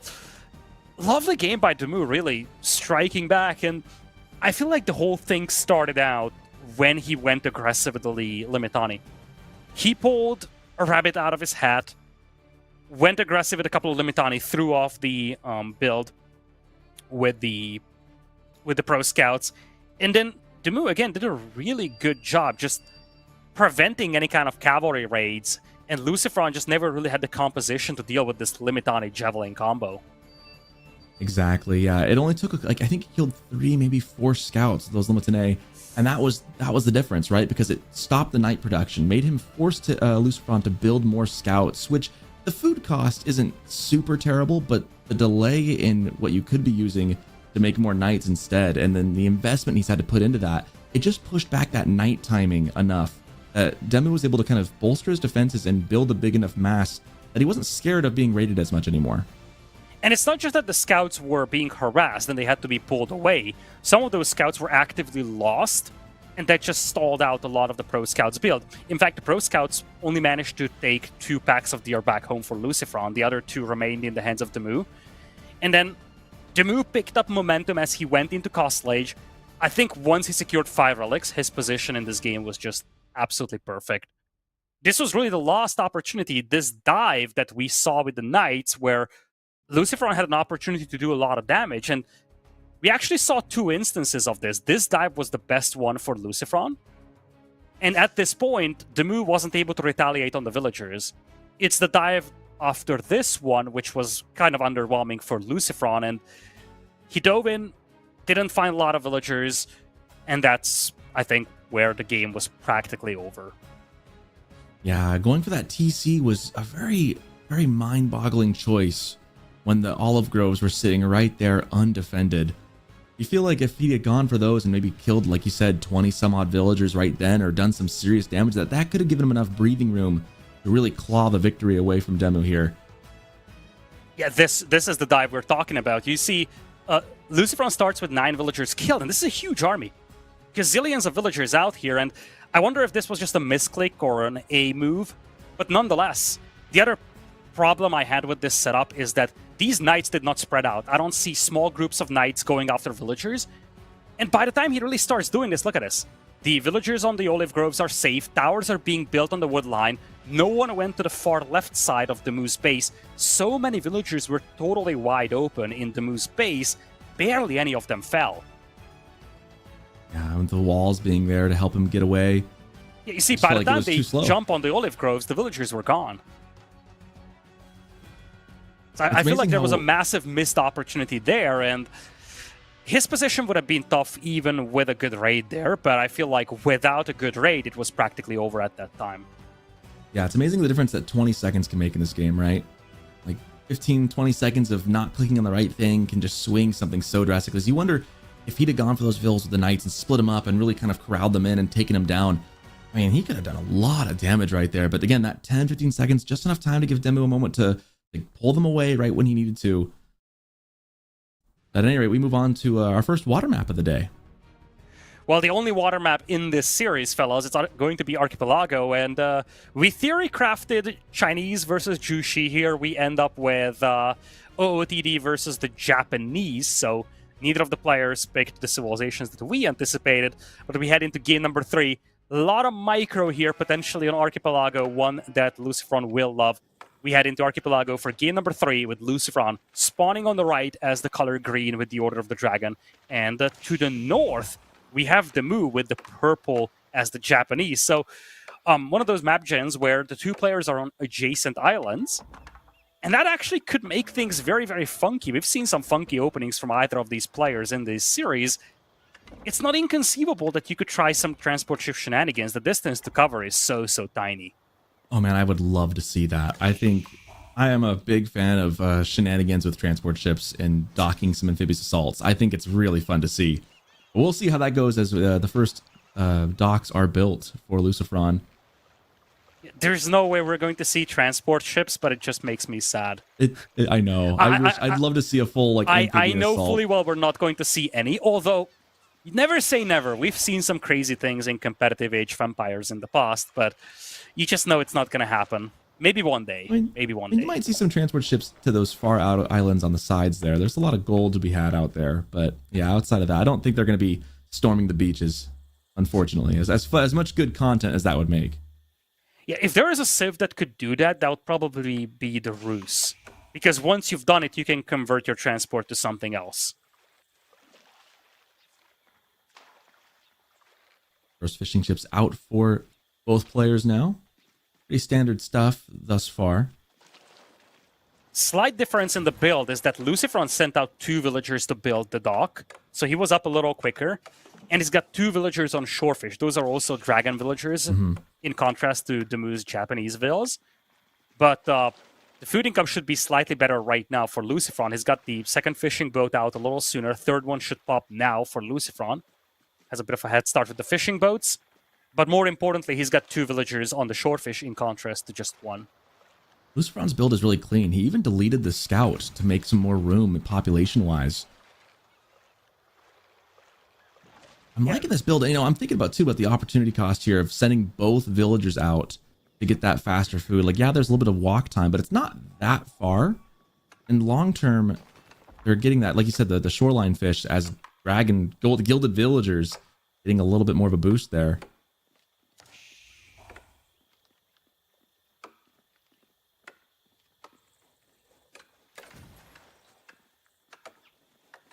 Now in this matchup, which do you prefer, Lidicor? If you had to pick, which one would you prefer to play as here? Ooh. I am slightly higher on the OOTD in this regard.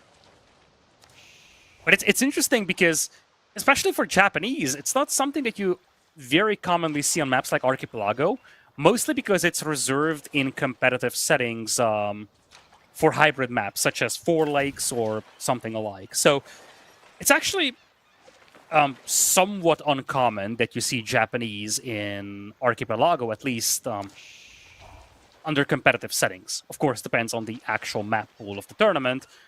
But I'm curious how Japanese will play out on islands, because it's not something that we see every single day. Yeah, I do think I agree with you. I do think if I had to take the choice, let's say I was playing on like a ladder game, I think I would take Order of the Dragon here. But I won't pretend that Japanese is some pushover here either. Like, they definitely could do quite a bit, and they're definitely formidable on water. You think we get some ninja play? I know we don't. We know we're not getting ninjas, but I'm just wishing we could get some ninjas. that would be the ultimate cheese. Coming in with the Shinobi transport ship shenanigans. That would be like, oh boy, what am I looking at? I know. I'm like kind of trying to manifest it, but I know it's not going to happen.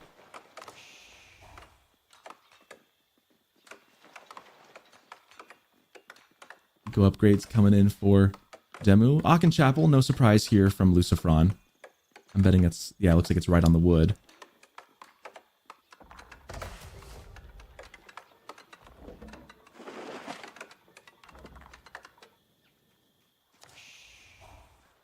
And yep, Kora Storehouse, no ninjas today.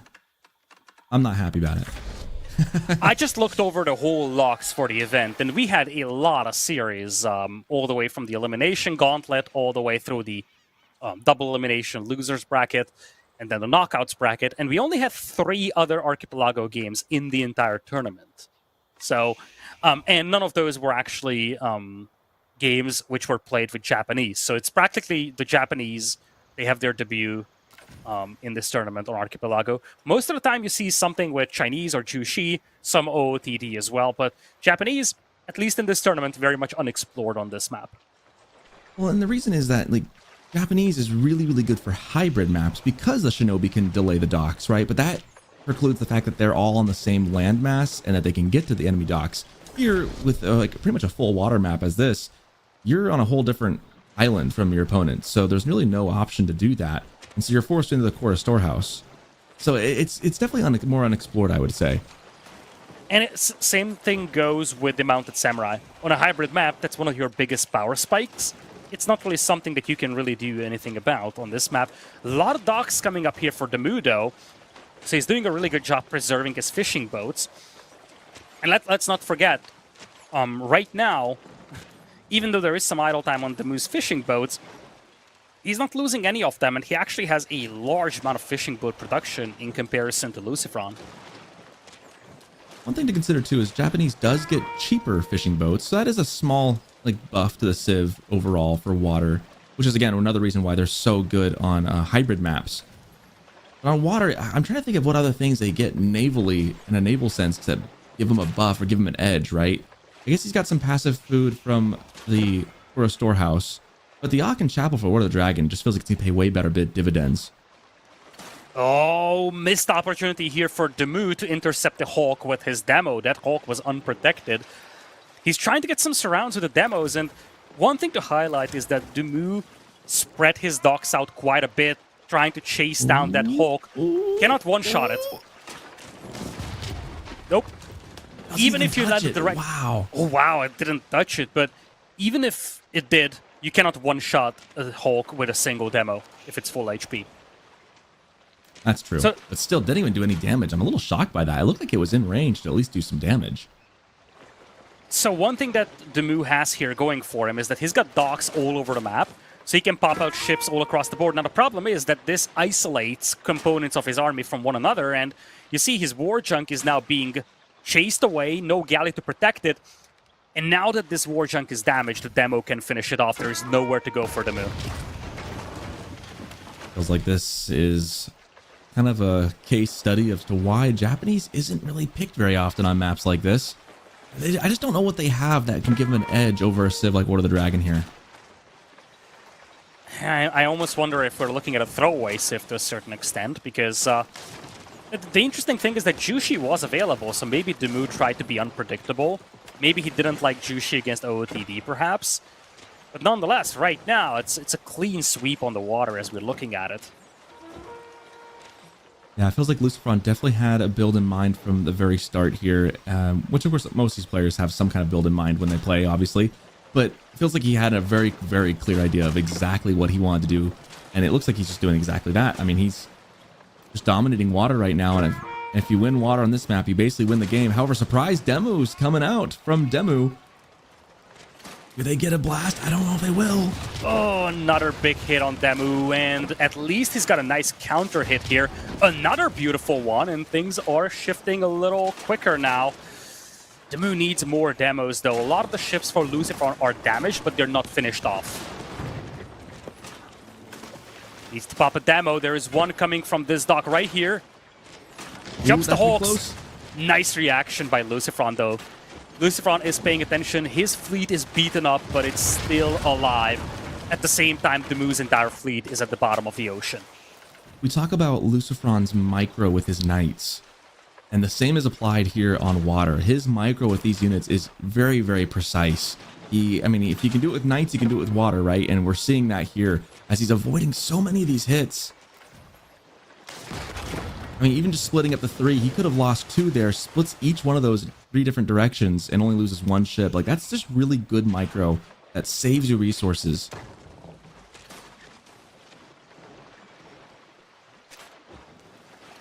And again, at this point, this is the problem of isolating your docks. If you have the upper hand, you can use your docks that are spread out to flank around and surprise your opponent. But if you're down, you have no chance of combining your fleet back again, so your newly built ships are isolated and they just get picked off one by one, like we've seen here. Yeah, and at this stage of the game, it kind of becomes, what can you do? Like, you've lost the water kind of early, it kind of didn't go your way right off the bat, and now you're just kind of struggling to get anything going, and you're trying, but where's the road to victory now? And I'm not really seeing it unless something really fortunate happens for Demo. It would take a miracle. He's outnumbered so heavily, and now he's losing his docks. He's doing a decent job picking off the heavily damaged ships from Lucifron, but it's too little too late, and Lucifron, he picked Archipelago as his own home map.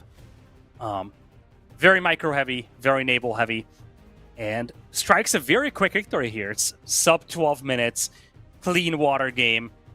Not much to look at here for Demu, and now it's match point for Lucifron, so Demu is going to be fighting for his tournament life in game number 4. Yeah, it definitely feels like a win that Lucifron just had from the very first engagement, right? Like that was one of those games that just is decided right off the bat, and then it's just a small snowballing spiral from there. And that initial, I can't believe that Hulk right there avoided all damage. That felt incredibly unlucky for Demo because it looked in range. Must have been just outside.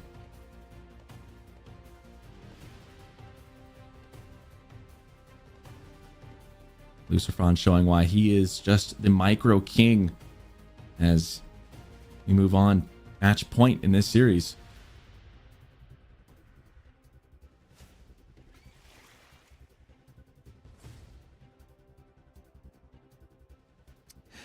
Well. That takes us to Carmel, and that would make Excavation the decider game. I would love to see some Excavation gameplay. But first, we're going to have to look at Carmel here. 1.5 minutes left to go until that game. Now, Carmel is a very, very open map here. So I'm actually a little surprised about this China versus Jushi setup. I think you could have had a lot of legitimacy in more cavalry-focused civs. I'm curious about the mindset of these players here with these two civs, though, because it certainly feels like they have the exact same vision for this map, considering that they picked the base civ and the variant. Yeah, the pseudo matchup coming before us. I think both civs just want to play pro scouts is my guess, knowing that there's a lot of deer on the map on the corners. I imagine they both had that thought going in. They both want to play that game. It'll probably be a pretty slow initial couple minutes for us as we watch that, if it goes to a pro scouts, which I expect from both of these civs to do exactly that. And, this is an interesting matchup because, again, it's not a mirror matchup, but it almost feels like it, right, in certain aspects. I do think that in the end, China feels a little better later in the game, but you can't discount Zhu Shi either. They have a lot of good tempo swings early in the game as well. Yeah, I'm curious if we're going to see any Dark Age shenanigans, though, because so far, if anything, none of these games were very, very conventional. Archipelago had a weird civ matchup. Frisian Marshes and Tri-Arabia both had some early game surprises for us, so I wonder if either of these players will be looking to shake things up here. But this could be the final game that Demu plays in EGC Masters Summer if he cannot make it into game number 5 and win this one. Ladies and gents, we head into game number 4. It's a decider game, potentially between Lucifron and Demu. We head into Carmel, and we have Lucifron playing against the Chinese in green to the left, facing off against the Jushi from Demu playing in the color purple to the right. The nice thing about both these civs too is that there's not a lot of gold. Like there's a lot of gold lanes on the map, but they're smaller, except for that big 8K right in the smack dab center of the map. But with both these civs, gold is not as big of an issue with the taxes that they generate. And so that could be a thought process here as well as to why I pick this map, or these civs on this map, as well as the fact that Pro Scouts is definitely probably on the menu, as both players opted to go for a village opening and get mining onto their sheep right away.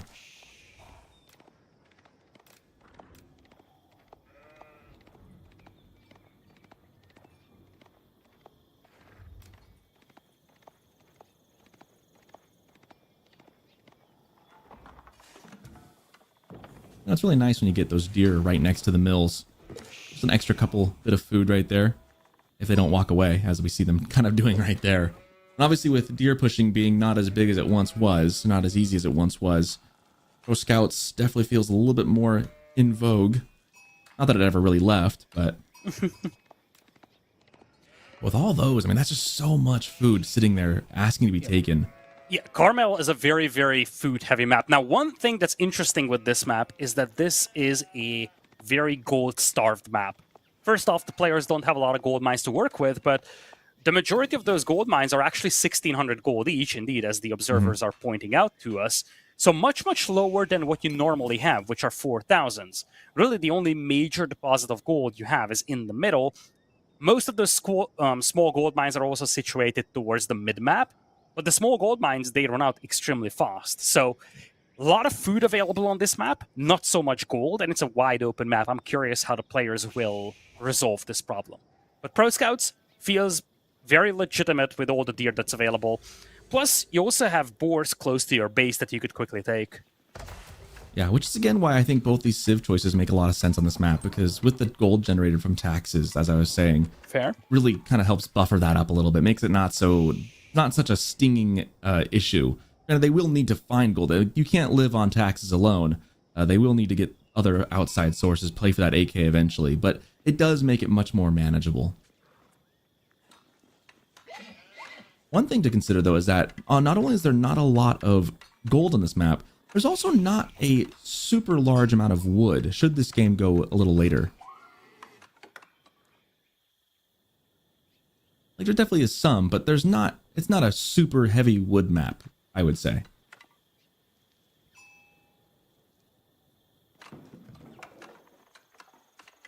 Meditation's going up, meanwhile Imperial Academy coming up, and now comes the point where I'm really interested in is, are both these players going to do anything different, or are we just going to see a Pro Scouts game? I expect both to play Pro Scouts, but you never know. If you know that your opponent is playing Pro Scouts, that's a beautiful sheep hole. And with China, it's a huge thing. Because keep in mind that you do benefit from the extra drop-offs at the mills. So this is a beautiful start here for Luciferon, having that huge sheep hole. As you touched on it, it's going to be more deer-focused, but when you have an extra sheep, that's never a bad thing. And, you know, if there's one person out there who knows that extra sheep is good, it's probably you. I definitely appreciate an extra sheep or two, that's for sure.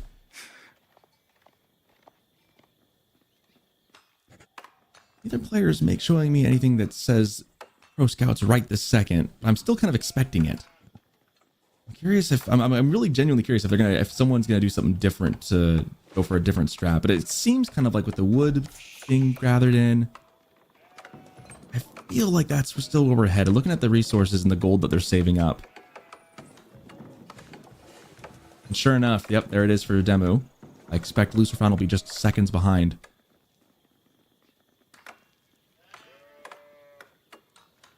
And there it is. Okay. Well, so far I feel like I'm getting the matchup I expected. As we see double IOs from both as well. That's going to be the big thing here, because it's one thing that you get your own scouts out. The other thing is going to be how you get your first horseman out. You're going to try at least, to deny the food access from your opponent.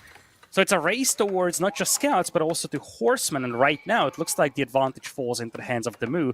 The stable is already up. New scouts are on the way. Whereas Luciferon just now finished. The other consideration is where you send your scouts first. Do you try to just secure your own deer packs, perhaps steal some from the opponent? It's a very nice concentration down south here for Demu. It looks like Demu is just going to play this slightly more passively, just take his own deer packs. I feel like sometimes it's kind of fun to see when players go for each other's deer packs and end up with the same amount of deer anyways. I've kind of lamented that, you could just have a gentleman's agreement that we should just take our own and just save ourselves the hassle. But the competitive side of these players obviously means it's not enough that I get all my deer. I'm going to let you take one of my deer, but I'm going to go take some of yours too. And so it's always fun to see that interaction if they're trying to take each other's. When in reality, oftentimes it feels like they get about the same number either way. And right now there seems to be zero incentive from either side, or zero effort, I guess. Demu is more than happy with all the deer that he has.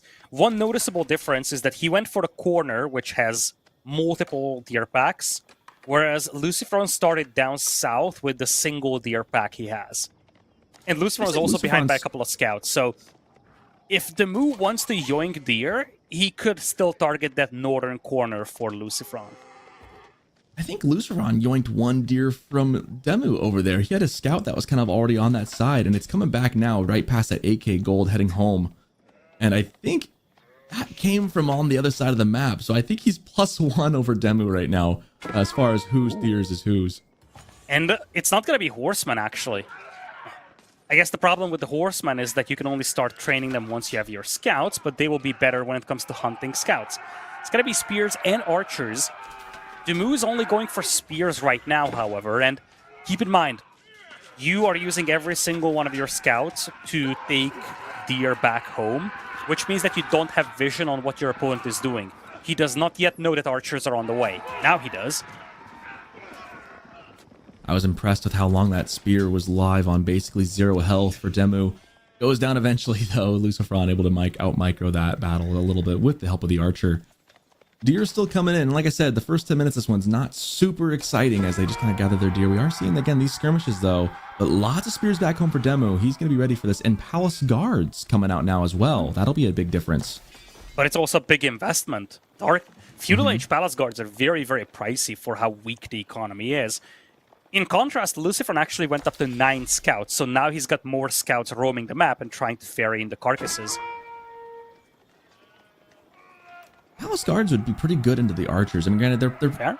You would think that they could just be kited to death, but Palace Guards with the quicker movement speed don't get kited quite as badly as a standard men-at-arms would. As they get onto the archers right there, they actually are doing some damage back there.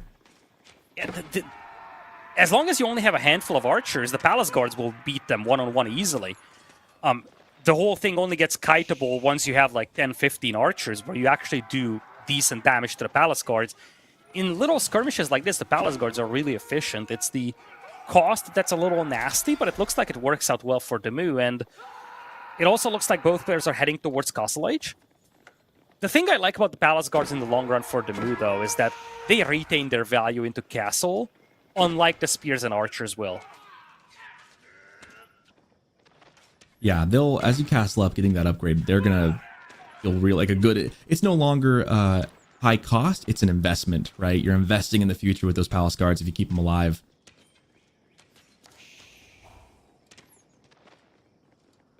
Meanwhile, Lucifron doing a pretty good job of trying to out-micro the Palace Guards. The tricky thing is he just does not have the critical mass to deal enough damage to stop those. Those Palace Guards are really tricky, and again, they are fast, as both players click into Castle pretty much at the same exact time. Montlu Academy for Demu and the Imperial Palace for Lucifron. I'm a little surprised to see the Imperial Palace over the Astronomical Clock Tower. Ooh. I like the Imperial Palace here, actually. Clock Tower would be great, but this is a very, very open map. And do keep in mind, you have to relocate for golds very frequently. So the active ability of the Imperial Palace to find the enemy villagers is immensely valuable when it comes to raiding. Yeah, that boar is so uninterested in the Moose Scouts. Again, they're after the deer, not me, whatever. Well, the tricky thing with, again, with the palace is that for a while at least, Demo's going to have food at home because you're bringing all the venison in. You've got all the sheep at home. You're not going to move out for a bit. Eventually, that'll pay off. But that's kind of why I wonder why not go Clock Tower now and get something out of it now as opposed to maybe later. Yeah, it's an interesting dilemma because the Clock Tower definitely feels like the more powerful landmark. I'm a big fan of the Imperial Palace, but again, I do agree with you that there is a somewhat limited use to it. It provides amazing line of sight, but at the same time, and again, the active ability also helps hunting villagers, but besides that, there is not much else in it. Yeah, like I guess my thought process is when you can build both landmarks anyway, Fair. Why not build the one you're going to get something out of first, and then when you get later in the game and you are looking for vills, build the second one. But maybe you're not planning on building a second one. So yeah, there's a lot of different things to consider, I suppose. Yeah, or maybe he's concerned about night raids. That could be the other thing. If it feels like this game is going to come down to just cav versus cav, raids left and right, having that vision and that early notice of enemy cavalry coming your way is immensely valuable. Does it show cavalry or just the enemy's villagers?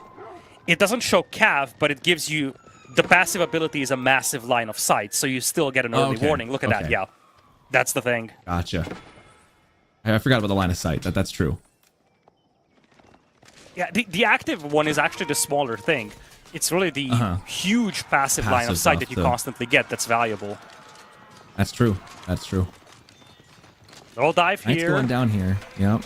Not much going there for Lucifron. Going to lose out to the Lancers of Demu. Meanwhile, though, he is in the base. He's playing very aggressive here. He's not hesitant to sacrifice a couple of knights in exchange for villagers. Whereas Demu is playing a lot more defensive right now. 7 Lancers versus 6, plus some auxiliary units on both sides. But it looks like we're going to have a heavy focus on crossbows from Lucifron.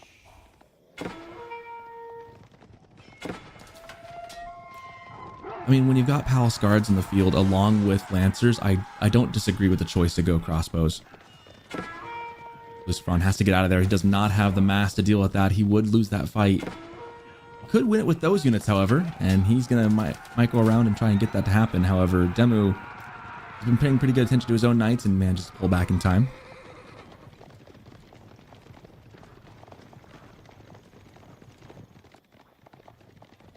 Interesting at this point of the game, we're 12 minutes, 13 minutes in the game. Both players have wheelbarrow, but no other upgrades on either side. And as I say that, the first blacksmith upgrade coming in for Lucifron. I was going to say, it's been a bit. Yeah, at this point in the game, you want to start considering getting that, especially if you're going crossbows, getting the +1 to the damage. Lucifron is going to be a big difference. Oh, great read from Demu. Wow, where'd he go? Just disappeared right into the rocks. It's going to be like this across the board. You're going to have these little raids going left and right, and they're trying to pick away at each other's monks, and the two players are so neck and neck right now. Yeah, this is where that starts feeling like a real mirror match, right? Even though it's a pseudo mirror match, so they're not really the same civ, but it starts kind of feeling like it because you're going for similar compositions. You've got similar economies. You went for the same pro scouts kind of build. You both have IOs. It starts feeling quite the same. At this point, though, I do wonder if Lucifron's military is going to be a little too slow. Demu has the advantage of speed and agility, and on an open map like this, I guess that's, again, why you go for the palace, right? For the increased vision to be able to see where he's at. But if he ever outmaneuvers Lucifron, getting the movement's going to be really tough, as he's got a knight just waiting for the villagers. I don't know if they noticed that yet. That's the saddest archer I've ever seen. Yep. Take them down, and then they head back home. However, I think they saw the knight or the lancer sitting right there. Yeah, Demu's got the advantage, though, of speed. Now, Lucifron does have some lancers of his own, but not to the same number and extent that Demu has. Mm-hmm.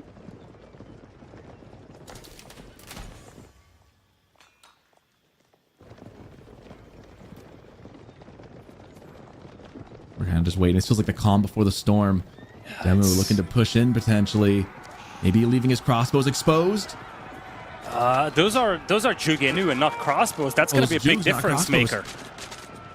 Lucifron has crossbows. Demu has Jugenu. Now, Jugenu will massacre the spears. They might pick off the crossbows, but they won't do anything against the knights. I feel like the raw firepower is much bigger here for Lucifron. Yeah, this is not a fight Demu wants to take. Jugenu just doing paper cuts to the lancers, but the spears and crossbows for Lucifron are going to be way too much as far as sheer firepower. And Lucifron pivots to the villagers. If Demu runs, he's going to hit the vills. First time in this game we have major casualties on the villager side.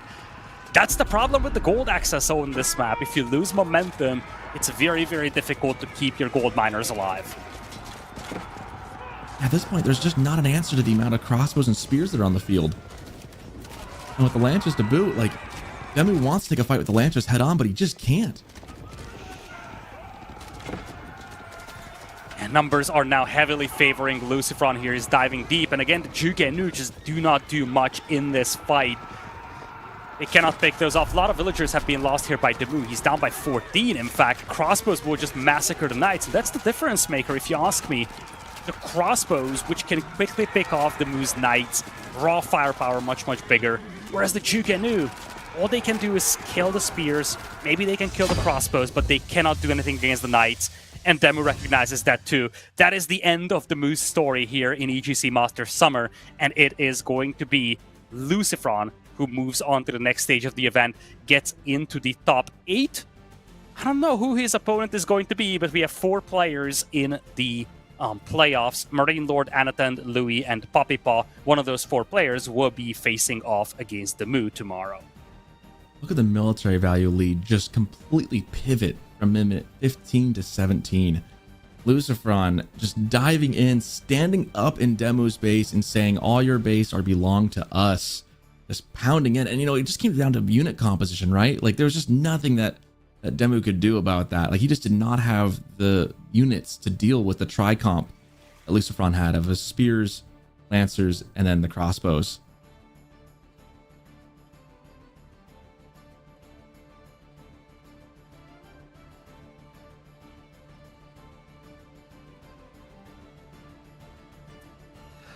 That Palace Guard play in the beginning felt so promising. It felt like it was a right call right then. It feels like something in the transition, however, just didn't pan out. I think once Lucifron really went into mass spear and crossbows and really had that perfect, 1-1-1 composition, Demu was kind of stuck in a 2-unit composition, and Juganu Lancers just was not enough. Yeah, the thing is, and that's something that we often see in these matchups, if you have a counter unit to the premium units in the enemy army, that's always more valuable. The crossbows in Lucifron's army counter the best units that Demu has, the Lancers. The Juganu, on the other side, they can just pick off the fodder, the crossbows, the spears. The best case scenario under those circumstances is that you pick off all the crossbows, you pick off all the spears, but then you run out of juice, and all you can do is have your knights trade against their knights. If you look at the other side, before the crossbows go down, they will pick off 6, 7, 8 knights, and that is enough to swing the battle in the favor of Lucifron. So I feel like a lot of this came down to the difference in the compositions. Well. We have Lucifron on the line, so let's hear what he has to say. Hello there. Hey, how's it going? Congratulations, big win here today. How do you feel? First thoughts after this victory? Of course, I'm happy. Making it to the round of 8. When I came back to the game like three months ago or something, the first tournament didn't really go my way, so I really wanted to at least make top 8 in this one. So yeah, I'm happy. I'm happy with my performance today, with the drafting. So yeah, we're all very happy. All right, I want to have a very quick conversation about some of the games that we've seen here. And right off the get-go, you came in with a move that was surprising to us, Dark Age Spearman Rush with the House of Lancaster. Talk us through what happened there, because at least for myself, I was a little surprised that we opened the series that way. I think with Lancaster in general, maybe not in every matchup, but Dark Age Spearmen are really good, right? It has a lot of advantages, like your sheep are better and you have more sheep, so you don't really run out of food even if you move around a lot with the scout and so on. And then, of course, you pick him out of gold, right? Like my goal was just put enough pressure so he goes out of gold.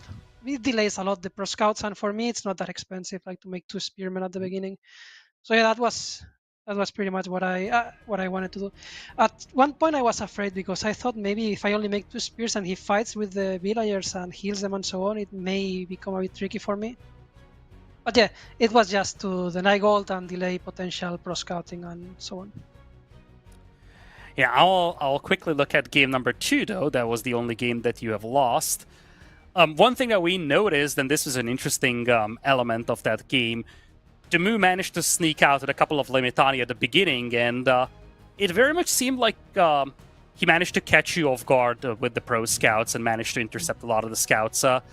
So, were you surprised about all of that happening, or was this something that you anticipated and, you were just microing your knights and you accidentally lost track of 1 or 2 scouts? Yeah, I didn't necessarily expect him to move across the map with the Limitane, but I still had, I think, the tools to defend. Like I had some archers, so I just needed, I think, a bit better execution. Like I lost way too many scouts against the Limitane. Like I think I already had at least 2 archers when he first attacked my scouts. But yeah, I didn't react properly, and he spread them nicely to deny pro scouting in both sides. And yeah, that was already a rough start for that game. Yeah, I think I lost like 3 or 4 scouts, like way too many. Yeah, you lost quite a few scouts, and then Demu decided to dive your base. I just want to ask you about this, because this was, I think, one of the fun elements of that game. You practically gave up on your starting base and just relocated all the way to the right. Was that just a Hail Mary play, or did you realistically think that, okay, this could actually come together with a brand new base? I think I made a huge mistake, which was not gathering a stone and not making a keep as I was aging up. And once he was in my base, I realized there's no way I defend that. So I thought the only, like, if there's any way to win this, I just have to make random TCs in the map and try to get the villager lead. But he also had 5 relics, right? So I don't know. I think that game was doomed since the beginning for me. Like, I didn't like how I played it. Also, I didn't manage to put enough pressure in his berries. Like, he defended them nicely, right? And also had the 3 of them more or less in a line in the back. I don't know. I think he played better that game. There was some kind of plan from me, but it just didn't work.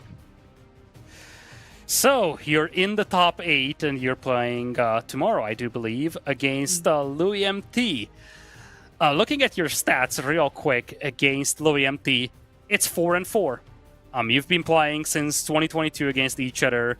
What are your feelings about that upcoming matchup? I mean, I think it's going to be a close one. Like, I practice a lot with my brother, of course, with Vortex, and he played against Louis in the tournament. Even though it was a 3-2 for Louis, I felt that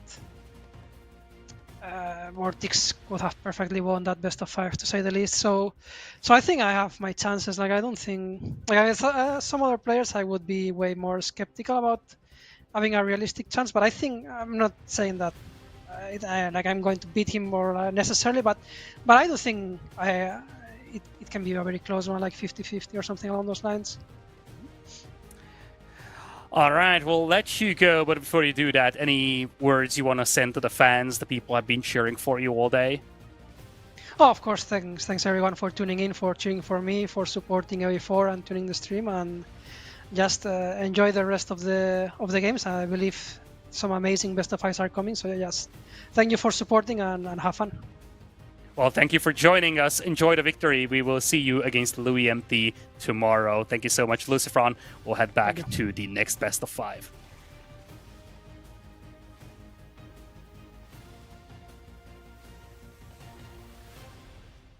All right. All right. So back we are. But before we actually take a look at our next series, we're going to take a very quick break so the players get set up.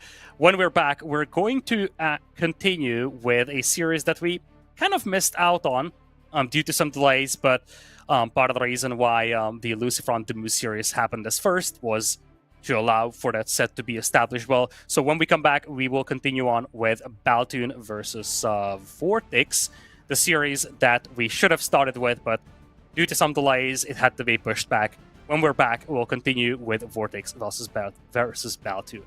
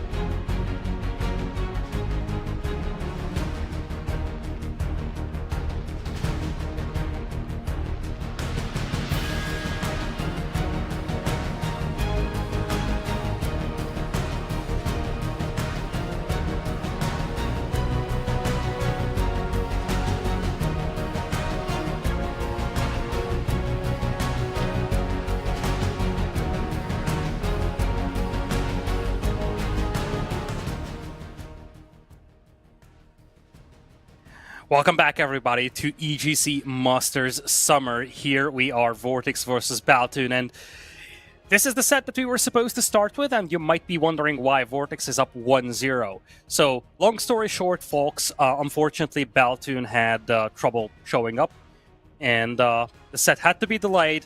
Per the rulebook, the admins enforced a 1-point advantage for Vortex, essentially meaning that Baltoon conceded game number 1 due to him not showing up in time. So this series will unfortunately begin from a 1-0 scoreline. Nonetheless, we do have the 5 maps baked over here, which actually makes things very awkward if you think about it. It's we have 5 maps for 4 games. Yeah, it's gonna be interesting, that's for sure. But Frisian Marshes, where have I seen this before, Soccerton? I don't know. Was it game 1 of last series? I think it was. But quick look at the draft here. One thing I'm noticing off the bat is that this time it was Templars and HRE both were banned off the bat, as well as Zhu Shi. So not Templars for Vortex though. Vortex banned Chinese. So he's got Templars. I want Templars. Yeah. That's all I want. But we're going to head into game number 1. We're going to head into game number 1. Frisian Marshes Malians versus Japanese is our first game here, folks. Welcome to what is essentially game number 1 of this series, but in practice, it's game number 2. Vortex versus Baltoon. Vortex with the color red playing as the Malians down south, and to the west, we have Baltoon playing as the Japanese in green. Japanese does not surprise me much. Malians does. I've seen Malians being played on all maps practically. Yeah, I'm still a little surprised about Malians being picked on this map, Frisian Marshes. I don't know if it's just the fact that Malians are generally good on all maps and there are more suitable maps for the Malians than this one is, or whether this Malian pick is just a little underwhelming on this map. Could be a combination of both. One thing that's a little awkward is that the cattle play is a little less fancy when you have so much shorefish on the map. Yeah, that's the big difference, right? Why maybe Malians might not feel like a premier civ on this map is that there's just so much food anyway that getting extra food, like, it's nice, but doesn't seem like it's a huge benefit. But we'll see how that plays out as Baltoon opts to go for a dock immediately on the closest pond with that villager. And that's going to probably be seen here by Vortex. I'm curious if he gets close enough to take a look at that. It's kind of going around instead.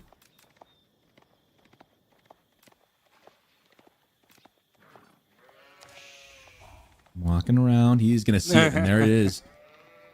You never know. Is he gonna get quite outside the range? But he does know the play that Baltoon's going for a fishing ship or 2 here.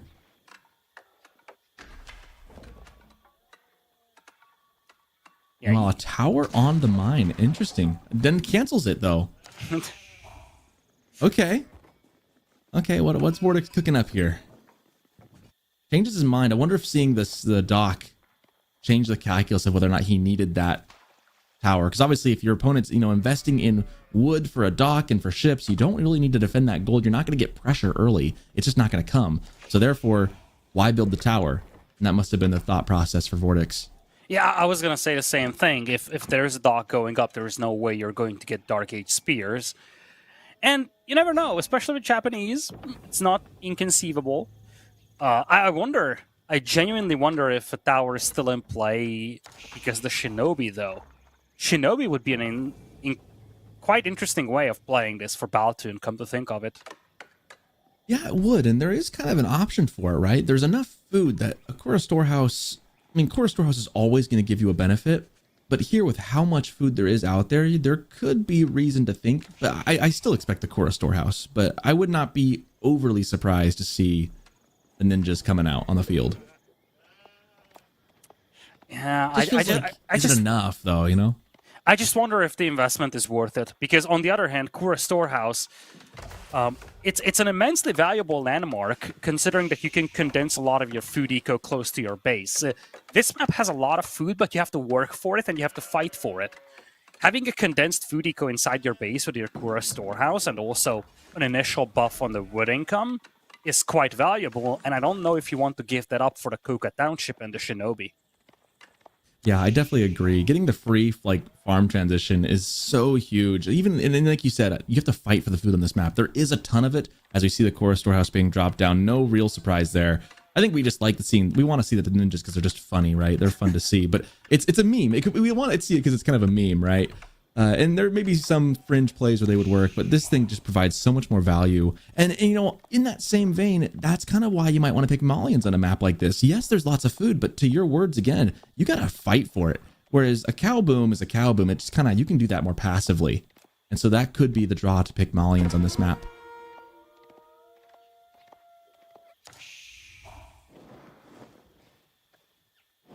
Scout doing some harassment there. Not going to get a whole lot done, more just being annoying, if anything.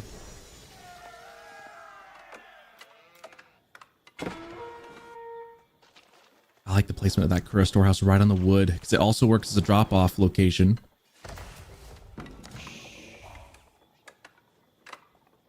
Also nice and tucked in the back, so it's going to be very defendable when those farms start popping up as well. Meanwhile, stable coming out. Are we going to see pro scouts? Looks like getting the upgrade for the scouts right away, at least.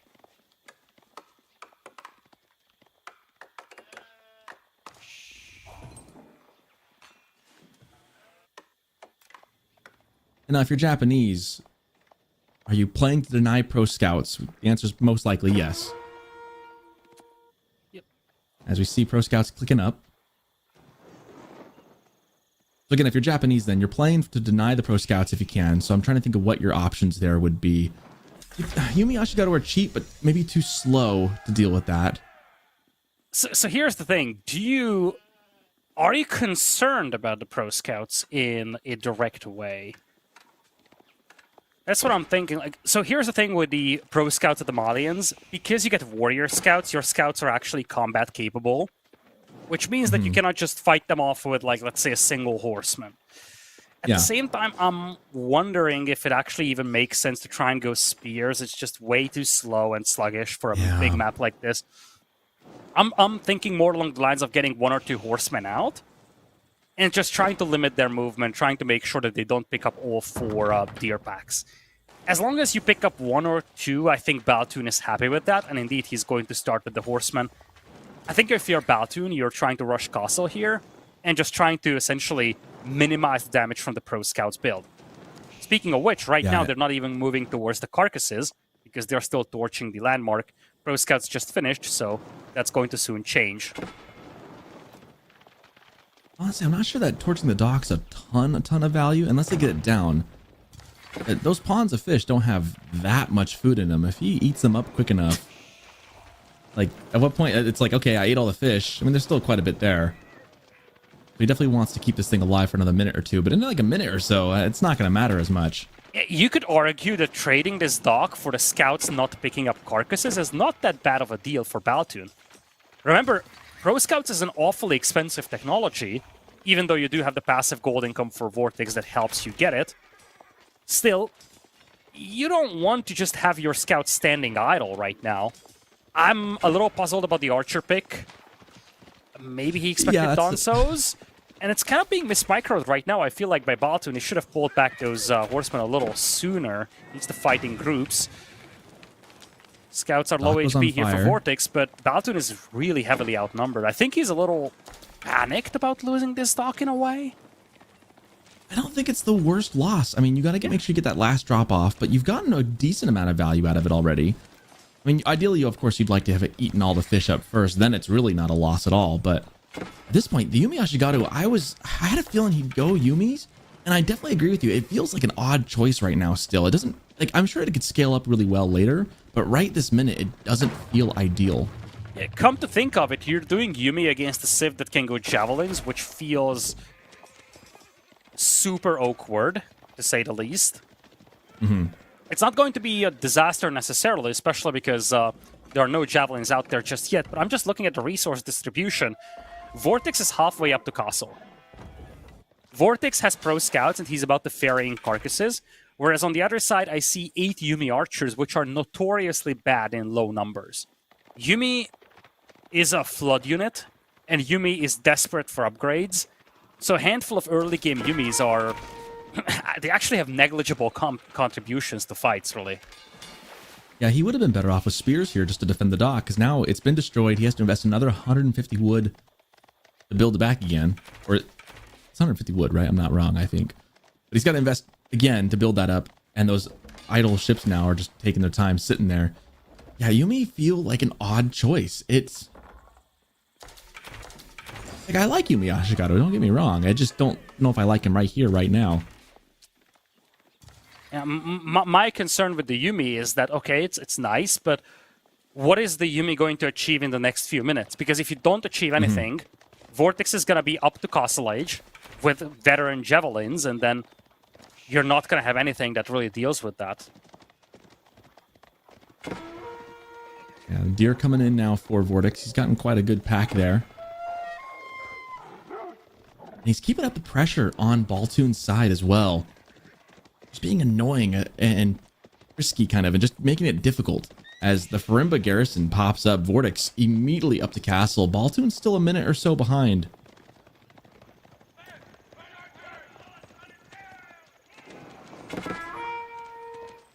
Now, what if you're playing as Vortex? What choice are you making in the Farimba? Good question. Frankly, I don't think it matters. Like, you know, the thing is that, assuming that you do not have any contributions from your landmark to your military, you're still fine. You have warrior scouts, which are practically cav units against the Yumi, and you have javelin throwers. So, I don't think he even needs to rush a decision, dare I say. And I don't think this decision should be governed by the pressure that he's facing right now. Yeah, the temptation would be to go for the jabs, right? Because there's Yumi Ashigato on the field right now. But that's a good point. You know, can you take care of this with what you have? I mean, you can pop out some Sofa pretty quickly. In fact, Vortex is already adding in some jabs, and it looks like the javelin choice from what I'm seeing. So he'll give in to the temptation to go for it right away. And maybe that could still be the right call for sure. I mean, that leaves Baltoon with a unit that does not trade very well here in a second, with the Yumis being already kind of weak. And then it also makes Onimusha difficult to transition into. Not that he really wants to go into Onimusha, but then you're left with what? You're left with Mounted Samurai, essentially, and that's about it.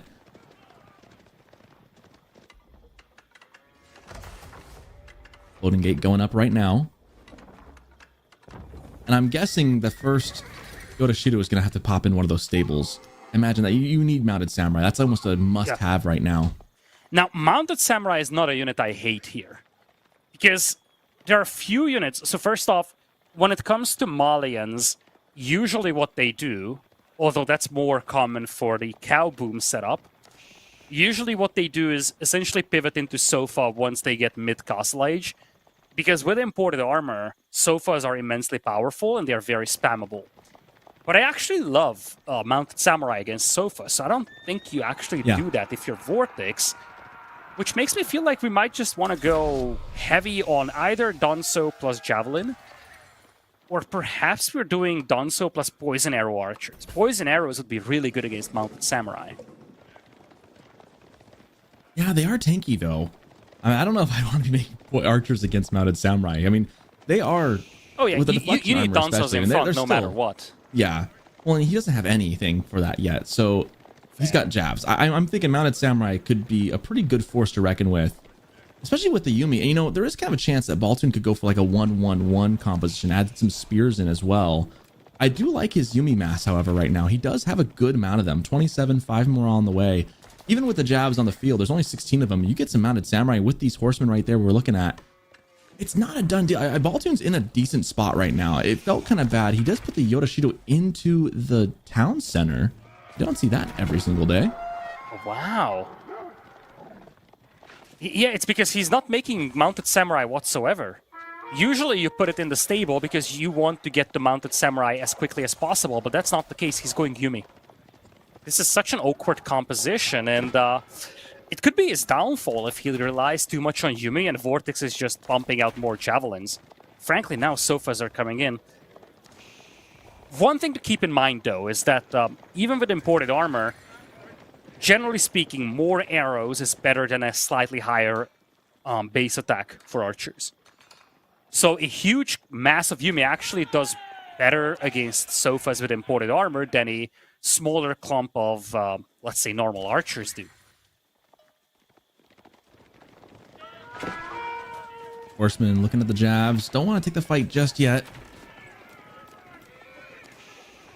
Those poison darts do some serious damage after the fact. Yeah, a Horseman Yumi, kind of almost like a Zerg Rush kind of vibe, right? Of just massing up a number of units.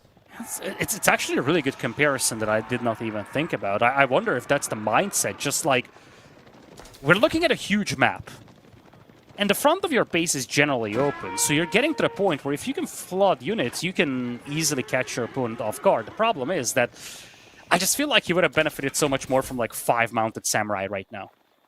Yeah, that was an interesting action we just saw too with that Horseman. The jabs threw it on the Horseman, and they had the poison darts. That Horseman was dead anyways, and they threw another shot and hit it. They could have had 2 for the price of 1, but instead they hit the same Horseman again. That was already doomed to die from the poison. An interesting interaction to see. That's the one risk of javelin throwers, is that they can overkill things, right? And that's what we mean when we say overkill, is that they're hitting something too much. There's too many of them all firing at the same unit, as opposed to, you know, evenly spreading their damage against multiple units at the same time. Yeah, that's a huge thing. It's often an overlooked detail of microing these fights. If you have a high base DPS unit, and you just select your whole army, right-click the opponent, you do an awful lot of overkill damage. So you actually have to kind of spread out your micro. A move is slightly better, but the best case scenario is that you can spread out your damage output manually to maximize the actual damage output and minimize the damage lost with the overkill damage. Malton's done a good job of getting a lot of these eco upgrades behind all this. And his eco is slowly but surely evening up. He's evened up the villager count now, despite the Vill's deaths. That's going to be thanks to the Yodashido in the town center. Here comes the engagement now. Horseman and Sam's trying to catch up. They do get a good charge and brace onto it. Malton backing up, though, not wanting to overstay his welcome. So here's the thing. The mounted samurai act as really good tanks over here, and again, against a huge flood of units, a handful of javelins isn't the best solution. Right now the numbers are good for Vortex, but it's not like 10 javelins will hold off 40-something Yumi, and keep in mind that these units are also buffed by a bannerman. It's a Yumi bannerman, so the archers are buffed, the cavalry is not. But can the Sofa break through? It's getting really tight up top in the front. There's only a couple mounted samurai left. There's a lot of Sofa, however, and the javelins do high enough base damage to snipe off the mounted samurai. And now the front door's wide open. Baltoon's got nowhere to run. I absolutely hate that Baltoon pulled away the archers before sniping 4 of the low HP mounted samurai, and he bails. I wonder what his settings look like for the HP bars being shown, because half of those Sofas were practically dead. If you look at that fight without the health bars, you say, oh shoot, I cannot stop this. If you look at the HP bars, it's not so one-sided. At least 4 or 5 of those Sofas would have died in one volley. And then that fight is not as one-sided as it looks. I still think that Vortex had the upper hand. But it certainly feels like Baltoon's hopes were not entirely lost, I felt like. Yeah, it didn't look great though. I mean, there was a lot of jabs. But like long term, yeah, he could have let, you know, his town center fire hold off and, you know, kept in that a little bit. I'm wondering if he didn't know how many. He probably didn't know that there was not a cow boom behind this. If you are in that situation and you think there's a cow boom going on behind as well, you might feel like you're really far behind. Yeah, again, a lot comes down to how you perceive that fight. Mm-hmm.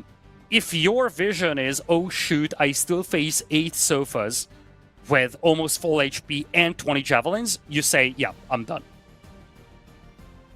But if you look at it and say, wait a minute, I could pick off 4 or 5 Sofas, fall back a little, then maybe there's a chance. And again, you have a good point there as well. You need to know what's behind this eco-wise. If you're afraid there's a cow boom, then you might indeed think that, you know, there's going to be no chance of coming back to this. This is the fight I want you to look at. Right now, the Sofas are full HP. And then in that subsequent fight, we already have a lot of low HP Sofas, and this is where a lot of them get extremely heavily battered, but they do not get picked off. Look at all those Sofas in the middle. They're practically dead, but they will stay alive for the entirety of this fight, even through this retreat. Most of those Sofas are dead, and this fight looks totally different if you consider those HP bars versus not considering them. I think the tricky thing is, though, is you have a hard time standing and fighting with those with the javelins picking you off behind it, right? Oh, certainly. I feel like one thing that could have been done is maybe Baltoon could have tried picking those off while the fight was still going on. He tried to save the archers instead. I don't blame him for it. I think he felt like he is in the risk of just losing his whole army. Mm-hmm. But nonetheless, javelins aren't particularly awesome when it comes to diving deep in your base and torching down buildings. Yeah, so that's true. It's a little tricky. I feel like, this wasn't one of those GGs where there was no mathematical chance of coming back. Obviously, we're not in the positions of the players, and maybe he felt like his chances were all over. But from an outside perspective, it certainly felt like there would have been options to come back, perhaps. I would have liked to seen Baltoon have maybe, I was mentioning that 1-1-1 comp. If he had some spears, that would have cleaned up the sofa a lot quicker. And then he could have maybe focused some of his Sams and horsemen onto those jabs a little bit more. And then maybe, again, he might not have known that there really wasn't much of a cow boom behind that yet. So that could affect your vision of it. Well, that takes us into Gorge here, and we have French from Baltoon coming out against Vortex's Byzantines. We've seen a setup before. Yeah, similar to this. It was Jeanne d'Arc versus Biz, but it was on a fundamentally different map.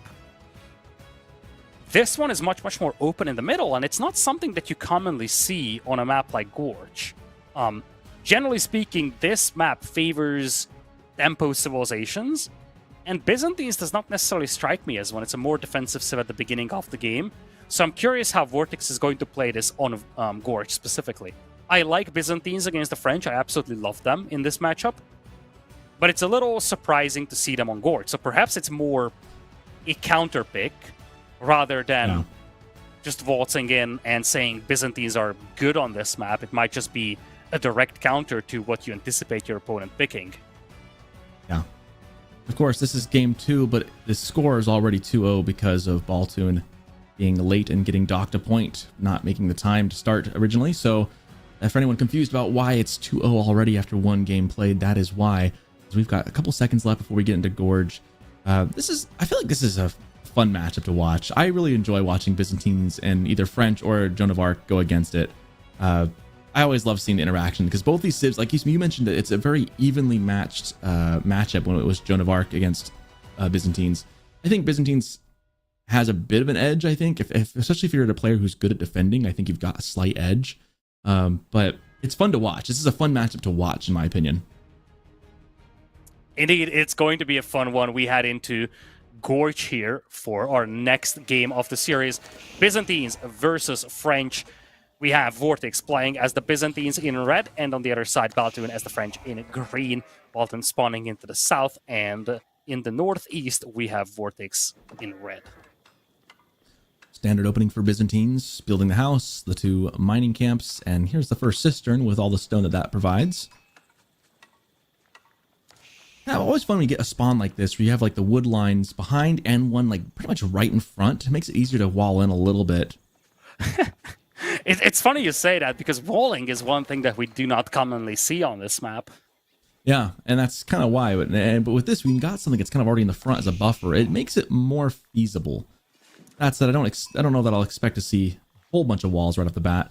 But if you ever need, like, he could short wall, for instance, that stone to the wood right there and provide himself a little more space if he needs. The funny thing I like to say is that this map either has 0 walls or you have 7 layers. Because this map either finishes in sub 20 minutes and we have feudal age fighting, not much walling going on, or you're going to have the players digging in and just using all these small forests in the middle and the cliffs as well to just completely cut the map in half and then set up themselves up for like a late Imperial slugfest. Yeah, you mentioned that you don't see walls much on this map, and I was going to say, well, you can, just not around the base. Sometimes they just do the full half wall around the map, but yeah, exactly like you say. All the sheep, of course, on this map tend to be up on the wings, as we see Baltoon getting his fair share. That's actually kind of important too. Having a good amount of food at home as French does matter when you're trying to be aggressive. I find that as French and Joan of Arc, it really does help to have a little extra sheep if you can. Obviously, you can go out to play the board, and you might go for pro scouts. That's often why they do it too, is you want a lot of food at home so you can focus on the raiding and focus on the aggression.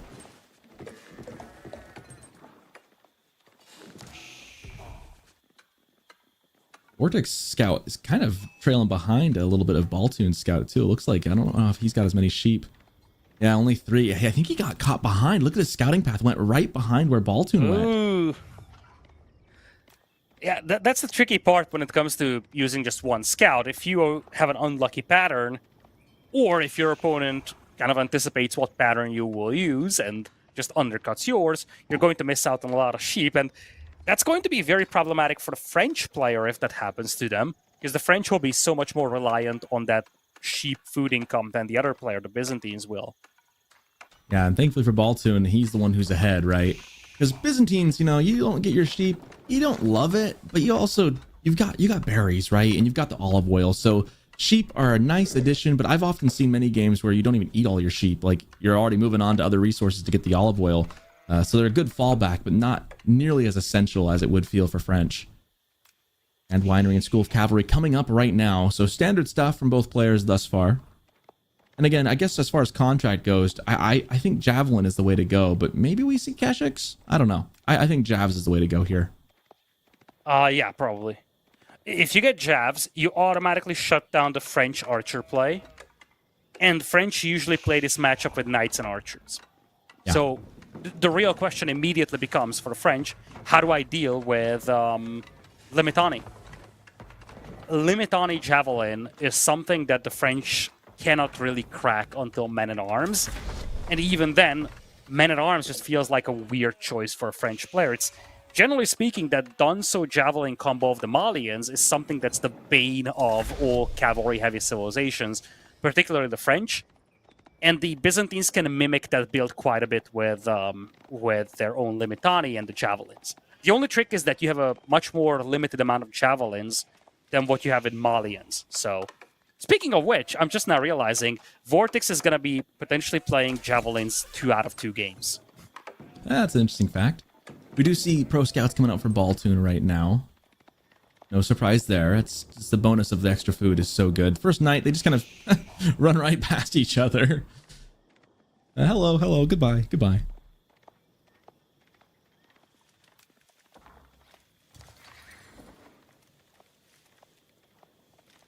Well, and, you know, think about it, too. Like, you mentioned that Men-at-Arms feels kind of awkward for French. It can feel pretty dang awkward to go Men-at-Arms.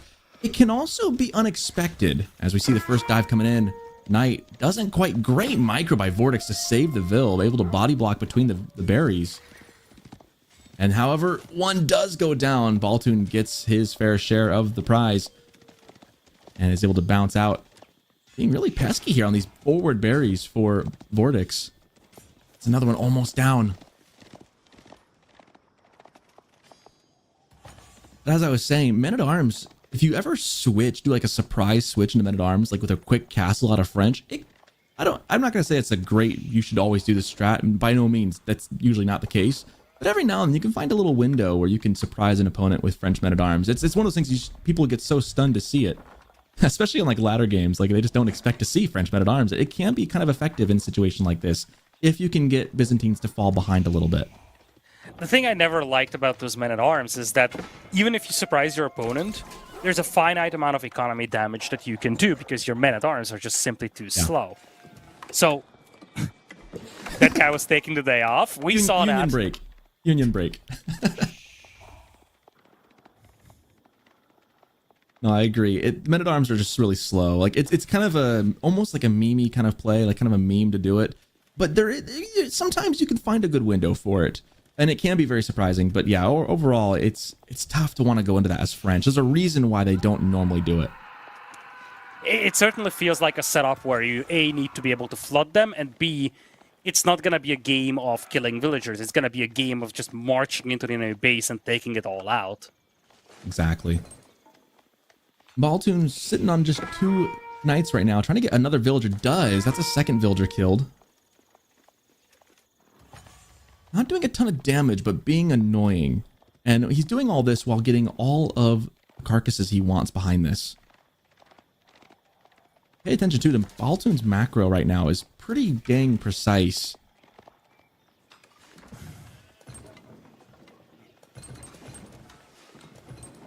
And the problem that you're facing here, if you're Baltoon, is that if you're not trading with the javelins whatsoever, eventually the count is going to be so massive that you cannot fight into it.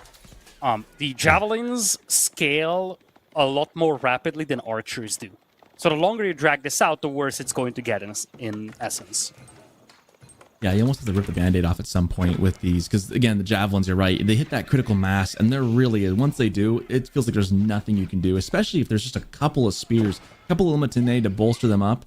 It becomes this just nasty machine that you can't break into. And again, as we talked about this in the first series, it takes a long time to build those javelins with the Byzantines. So it's more like you're getting continuous power spikes every few minutes or so. And when you get that, it's going to be difficult to push into you. If there is not enough aggression from the opposing player that trades off against those javelins, then you kind of eliminate this whole problem of the slow production for the javelins, because you will always have enough. Some skirmishes happening out here in the open now. This feels like an opportunity for Baltoon to maybe out-micro.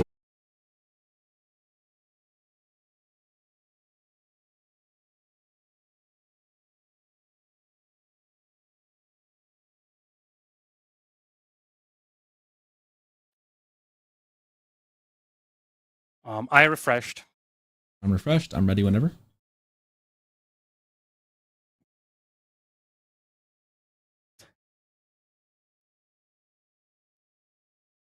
We're back. I hear we're back. Hopefully we're back. Hopefully you can hear us. Hello, anyone out there? Broadcasting live. They better hear us. All right, back we go. Bit of a running around over here. Luckily, you did not miss anything. So if you have your friends watching, tell them to just press F5 and refresh the page. We are back. All right. So what was I saying? I've no idea. I absolutely forgot about what we were talking about. We got a bit of a skirmish coming up north as the Knights trying to get into the base. Exposed villagers, not a lot of Limitine. I think he could sneak a couple Knights past if he wanted to. He doesn't. That's one of the... Vortex is going a little aggressive with his army, and that leaves some of his troops or some of his villagers back at home exposed. But over time, he's bringing in the Limitan. He's actually has enough, I think, to repel this attack soon. Remember, he could also get the damage output buff for the villagers. And indeed, he's going to have enough to push this away. Critically, there is not a single archer here for Baltoon. And I think Vortex was just waiting for the archers to move out, and he tried to intercept them. He's actually going to just miss them. They headed out to the north, and right now Vortex is heading south. Yeah, this could work out well for Baltoon if he can just pick one of these smaller groups out. This one right here, if he can pick this group off, this will be huge. They see the Knights. Knights are going to take the brace on to the spears. The Donzo's holding, Limitine holding on. They're going for the jabs behind it, though, if they can get there. Limitine dropping like flies. This is a really good window for Baltoon. This is a great window, and, well, the Limitani are the smaller losses. The key thing here is that Vortex managed to save the javelins, but these are the exact fights that he cannot afford to take. You cannot have small groups of javelins, because if they get traded off, you're going to struggle reproducing them. And that's exactly the kind of fight that Vortex is not supposed to be taking. Now, he feels like there is blood in the water, and he's taking this fight because he wants to sandwich this army from the south. He's got his forces coming in. And I think he's going to be able to accomplish that. So, it looked a little dicey, but now he manages to surround this army over here, and it's going to be difficult for Baltoon to pull these archers back. Yeah, Baltoon kind of marched those archers right in the middle, didn't do anything with them, and walked right away as they started getting pinched. I felt like there was definitely a really good opening. They could have picked off a couple more units, and they just kind of walked in there without doing anything. That was really dangerous for Vortex. That was really, really dangerous. Yeah, well, some could say calculated, some could say risky. Nonetheless, at the end of the day, the thing that you have to look into is that it worked out for him. But he certainly felt like he rolled the dice, and I think right now he's trying to bait out the Knights. He was intentionally splitting his forces, He was trying to bait the Knights into charging and then try to jump them with the Limitani. Yeah, the Knight numbers are not very high right now, right? Meanwhile, Javelin numbers are in a pretty good number. He did lose a couple, and he's going to pick off a couple of those archers. They're going to try and stand and fight, but they really can't stand here. Reinforcements do come in, though, and this could be a surprise here. I don't think Vortex expected that, and now, with all the Limitani gone, suddenly this could be a cleanup. Behind this, Baltoon wanted to go Castle Agent. You have to say this. I think Vortex overstayed his welcome. And he certainly felt caught off guard by the new wave of archers. Nice little ambush here by Baltoon. Castle Age is also coming in for Vortex, though, so this is the worst time for him to lose his army. He might manage to save most of the javelins, though, so this actually looked a lot worse initially than what it ended up being. Yeah, those javelins are the lifeline, right? Like, because they're so hard to get back again. They take so long to pop out of the mercenary school, the mercenary house. You can't make them back. You can't bring them back as fast. You can't just reinvest immediately. It takes time. So as long as they're alive, however, he's alive. And keeping them alive the way he did was great. Because he doesn't mind losing the Limitane, right? Limitane, dime a dozen, you don't care. It's all about the jabs here. But man, Baltoon trying to find a window, almost got some pretty good damage done. Feels like Vortex has been just kind of living on the edge a little bit, but managing to walk the tightrope.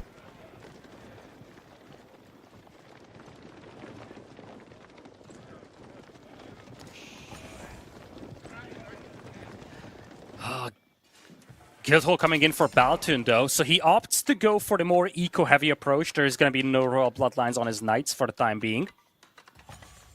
The javelin numbers have not increased for the last few minutes, though, so casualties somewhat relevant here for Vortex, and he's trying to sneak out with the Monk. Monk sneaks away here. Scout just barely missed it.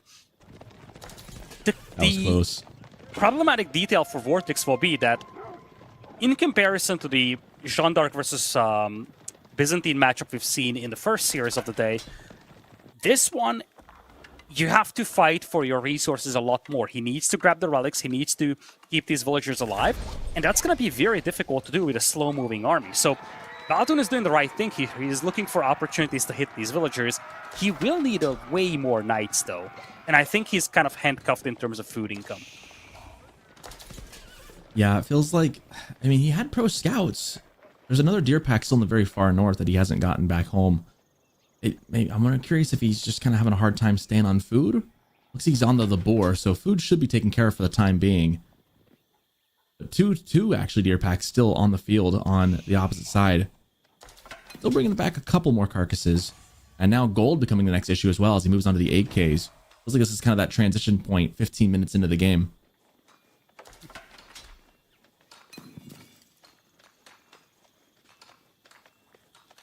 Guildhall set to food. And some, cataphracts coming out for Vortex. Just a couple of them. He's also got camels in the queue. Okay. Cataphracts. Now, they could be nasty if they charge through all of these archers. I'll give them that. I like them as a kind of a meat shield, you know? Something for the archers to focus on and not get a lot done with. Eventually, you're going to get the camels out to help debuff the no real knights. Yeah, that's a fair point you bring up. The cataphracts act as a really good tank here. Knights trying to ambush this. I'm not the happiest with the javelin numbers for Vortex. He's got some more Limitani lagging behind a little. Archers being picked off slow and steady, but the front line is slowly disappearing, and I cannot help but wonder, I think Vortex is overstaying his welcome once again. Yeah, it feels like an overextension. All that's standing between these javelin throwers and death is a couple of Limitane and those mostly alive cataphracts. Now this is tricky though. Alive. He's got the berries, and the berries create a beautiful choke point. I think that's why he was staying. Makes it more difficult for knights to chase. Most of the archers have also been cleaned up, so the new Limitani that come in will make this chase much, much more difficult. And I feel like I'm repeating myself across this game. Every single time that Vortex feels like he overextended, he somehow gets away with all the important units. Yeah, he's managed to keep that blob of javelins alive against all odds. They are just risking it all and somehow getting out unscathed. I'm worried that he's gonna get that sense that they're, when you start like winning too much, you start thinking that you're invincible, right? I'm worried that those javelins might let it go to their heads here. They gotta stay alive and they gotta be careful. But so far, Vortex has done a really good job of keeping them going. And now the camels and some more Limited coming in to help support. He needs to keep those numbers up. He needs to keep producing units. He doesn't have a lot in the queue right now. And the thing I'm looking at is that while we were talking about all of this, Baltoon has 7 villager kills. There's a 17 villager differential between the two players. And right now, Vortex only has he's got 2 relics of a lead. That's going to stay that way most likely with this one coming back for Baltoon. Nonetheless, it's a little worrisome for Vortex that he's down by 17 eco, even though the cisterns and the olive oil will make up for some of the difference.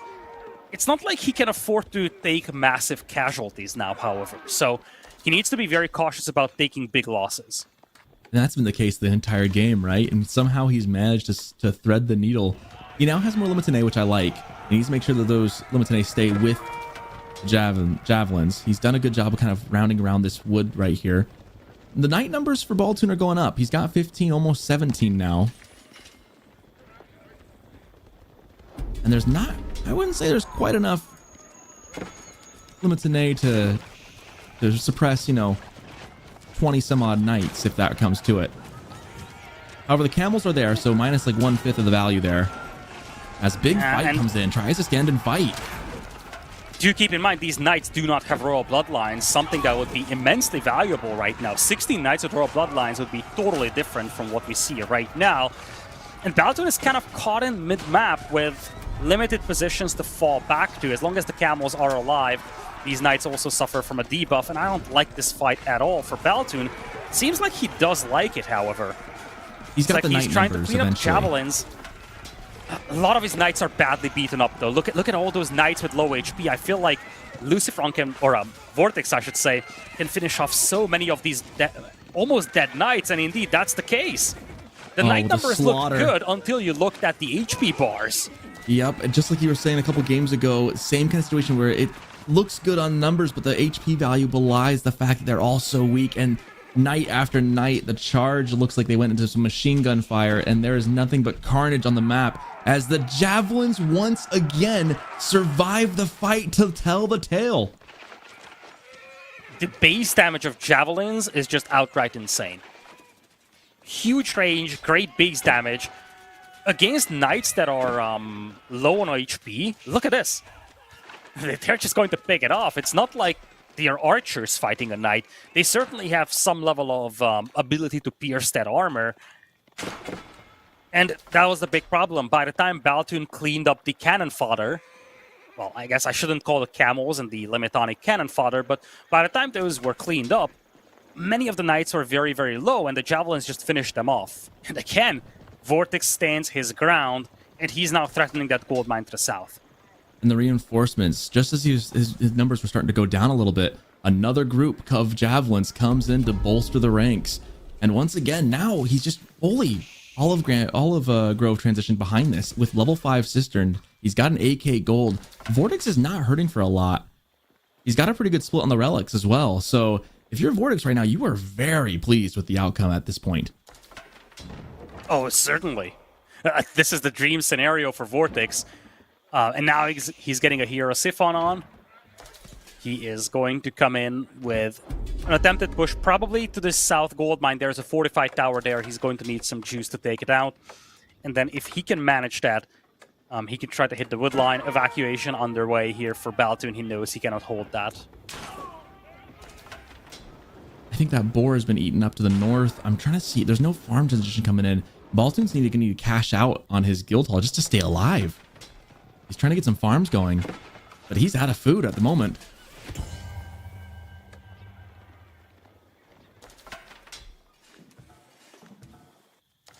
Yeah, this is the big problem with the French. It's a tempo civilization. You have to dictate the tempo of the game, because if you do not, you run out of food and you will not have any means of re-establishing that. So if you can dictate the tempo of the game with your knights, you can do quite a lot. But it feels like now, especially after those two fights, Baltoon is kind of pinned inside his base. and he's just struggling to access food. Gold as well. He's got 2 gold in the bank, a very limited gold income. I like these counter raids, but I feel like they're just too little. And look at that. The scouts are still taking deer carcasses from the other side. That's how bad the food situation is. Oh, that knight is pesky, but it's only one knight. He's only going to get a couple of kills for the effort, and the Cataphract's there to deal with it. So it's annoying for Vortex, but it just feels like the upper hand is still there. He is running a little low on gold. Vortex doesn't have a ton. That was his one main source.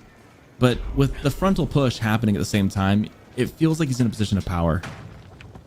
Yeah, it's a matter of whether Baltun can clean this army up or not, and I don't think he can. He's got archers only against now 33 javelins, and we talked about this. The big problem with the javelins in the Byzantine army is that they take time to build. But because Vortex preserved those javelins over the course of the entire game, now he's got a death ball of javelins, which is actually much bigger than the archers. Well, not bigger, but still 33 javelins against 42 archers is very heavily favoring the javelins. I like Baltun's idea of trying to vibe economy, though. If he can get some nice worker kills, he could perhaps slow this game down. Speaking Vortex of... Vortex cannot afford to lose a lot of eco. Because then, if he loses a bunch of eco, he's going to have this one push, and that's it. This push is extremely difficult to deal with, but if he loses his entire eco, he's going to have one chance of winning this game. Whereas right now, he's got a really good chance of just finishing either now or 10 minutes from now. Yeah, that raid was a good idea, and he's still trying to get more done, but Akratoy defense and with some other units, it doesn't take much to repel it. Meanwhile, yeah, you can do some raids, but your base is getting its face pushed in as Vortex is just standing in the base and saying, I can be here, and there's nothing you can do about it. Build your keep to the north. What care I for that? As he pushes forward and more in as the main town center starts getting burned down. He's going for a landmark victory. He's forcing Baltun's hand. If Baltun doesn't fight, he's going to lose his landmarks, and with that, the game. Knights are swinging back from the middle. He's got 10 knights only, Baltun does. And remember, they don't have the royal bloodlines, something that would be immensely valuable right now. Town center is going to go down. A bunch of villagers will pop out, potentially get caught in the crossfire. And the javelins are just absolutely massacring all these archers. Villagers jump out trying to keep the TC alive, but that's just not going to happen. And this fight is looking very, very one-sided right now in the favor of Vortex. The javelin count is still identical. We started at 30-something. We still have 30-something here for Vortex. Here, Sifon are now just absolutely annihilating the base. House is getting taken out, and I just don't know if there are options here for Baltun. He's archers against a direct counter unit, the javelins. It's tough. He's doing his best trying to raid behind this, right? He's trying to pick off villagers, trying to get a good amount of value. He's gotten 15 for his effort now. Is it enough? It just doesn't feel like enough when your town center's gone, your second landmark's gone, your third landmark is now being forced as a landmark victory. Archers know they have to make their final stand. Javelin throwers happy to take the fight. Archers stepping in. There's no winning for this. I think it's done. And he calls GG, throws in the towel, lets it go, and the series goes to Vortex. Well. Vortex coming in strong, and gotta say, he's played very clean games across this series. This one, some could say calculated risks. I felt like some of the risks he took would have been too much for me, but he always managed to preserve his javelin count, and that started snowballing things towards the end. Nice villager kills, by the way, by Baltun. So one thing that Baltun did really well was he, across the course of this game, managed to put some pressure on Vortex's eco. I just felt like that one decisive battle that Baltun was always looking for was elusive. Probably his best chance was when he ambushed Vortex to the north. This fight specifically. This was screaming like a fight that Vortex miscalculated. Mm-hmm. He had to be bailed out by new Limitani coming in just in time to preserve those javelins. And then we had this fight here. This looked a little shaky for Vortex. Had to once again flee with the javelins, but it's going to be the fight afterwards where all the knights were so low that they couldn't fight off the javelins anymore. Yeah, and the Limitani coming in in reserve to help bolster the defense and the attack. Like that was perfect timing for the reinforcements for Vortex to get there, to hold on those those knights as the Javs just kind of inch their way away while still doing damage. You know, they felt like there were a couple opportunities for Baltoon to maybe try and squeeze a win. There was that time where he was pushing into Vortex Vase and his archers kind of just walked in, did nothing, and had to walk out. There was a couple of slight missed opportunities, and Vortex just seeming to get away with murder time and time again, just walking that tightrope to perfection. Yeah, exactly. It's there were times where it felt like he was a little overzealous with his army, but he always managed to come out of it. And you know, that's why Vortex is a very difficult player to play against. Yep, it's Many not players if you win, would right? have miscalculated those fights and just lost their whole army. But he always managed to preserve that. And he was just so relentless and aggressive in this game. Manages to finish this series with a clean record. And I do believe that we have Vortex on the line here. So we're Vortex, let's hear what he has to say, as he has now qualified himself for the top 8. Well, hello there. Congratulations. Hello. Congratulations Thank for you. making top 8. So now you join Lucifron as another top 8 player. Let's talk through some of your games here. This was a rather quick series. First off, I want to ask you in general about javelin throwers, because we've seen a lot of that in this series. Yeah, I mean, it's pretty much a coincidence. In fact, it's actually a unit I rarely make, even though I really like Byzantine. But right now, the meta is shifting into Lombo, I feel like, most of the time. So it's kind of awkward. Both games I had like javelin thrower spam. I want to go through game number 2 here, because that had some moments which, from an outside perspective, looked a little shaky. There were times where it felt like you got ambushed a little by Baltoon, and his army just looked very intimidating in comparison to yours, but he always managed to preserve those javelin numbers. How did you feel about those fights? Was there ever a moment where you felt like, oh shoot, I miscalculated this and now I need to run? Yeah, pretty much all game long. I was like, I was all over the place. I think he did a very good job on finding the early villager kills, which is always super annoying for the Byzantine player. But I think I also misplayed oftentimes. Like I just started from the very beginning. I wasn't defending well. I think he got like 2 early villager kills, and then I found myself in a situation where I felt like I had to be aggressive because I was behind. But he also made a really good job on, you know, choosing the exact army he wanted, so that the fights were actually in his favor. He also found like the right windows to raid and stuff. It was I think I played very poorly this game, honestly, but I think he also made a very good job on finding those windows. All right, so looking ahead over here, you are going to be up against Puppy Paw in the next round. Just by memory, do you happen to know what your overall record is against Puppy Paw? No, and I don't want to know. Okay, Yeah, you don't want to know. I guess it's really bad, right? Nah, it's okay. Yes, I guess it's really bad. But then again, there's also a lot of minor tournaments. I think it's always close. Also, I feel like when it's big series in like important tournaments, oftentimes it's close. And I also beat him like early this year, I think, in the first tournament, even though I lost on the second one. So let's leave it at there. I don't want to know the global score. What is it, like something like, I don't know, 310 or something like that, right? I will not say anything. Those who actually want, I mean, Wikipedia has awesome logs of that, but indeed, that matchup favors Puppy Paw historically a little. So what are your expectations going into that series? Are you confident about it? I mean, it's always really hard to play against him. I feel like I probably have to do a lot of research today, because I don't think I've watched any of his series in the tournament.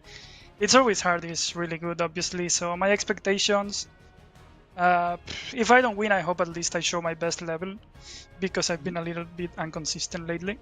I think if I do, I can win, but obviously it's going to be really hard. So I'll just do my best, and we'll see how it goes.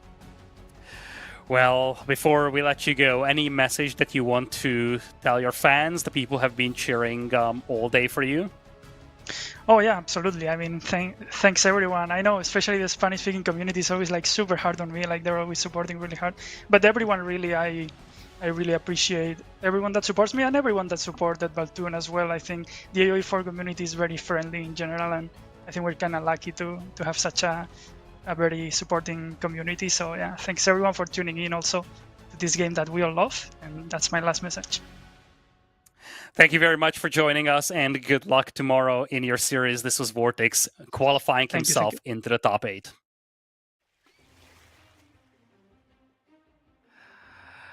Well, we have more to go, though.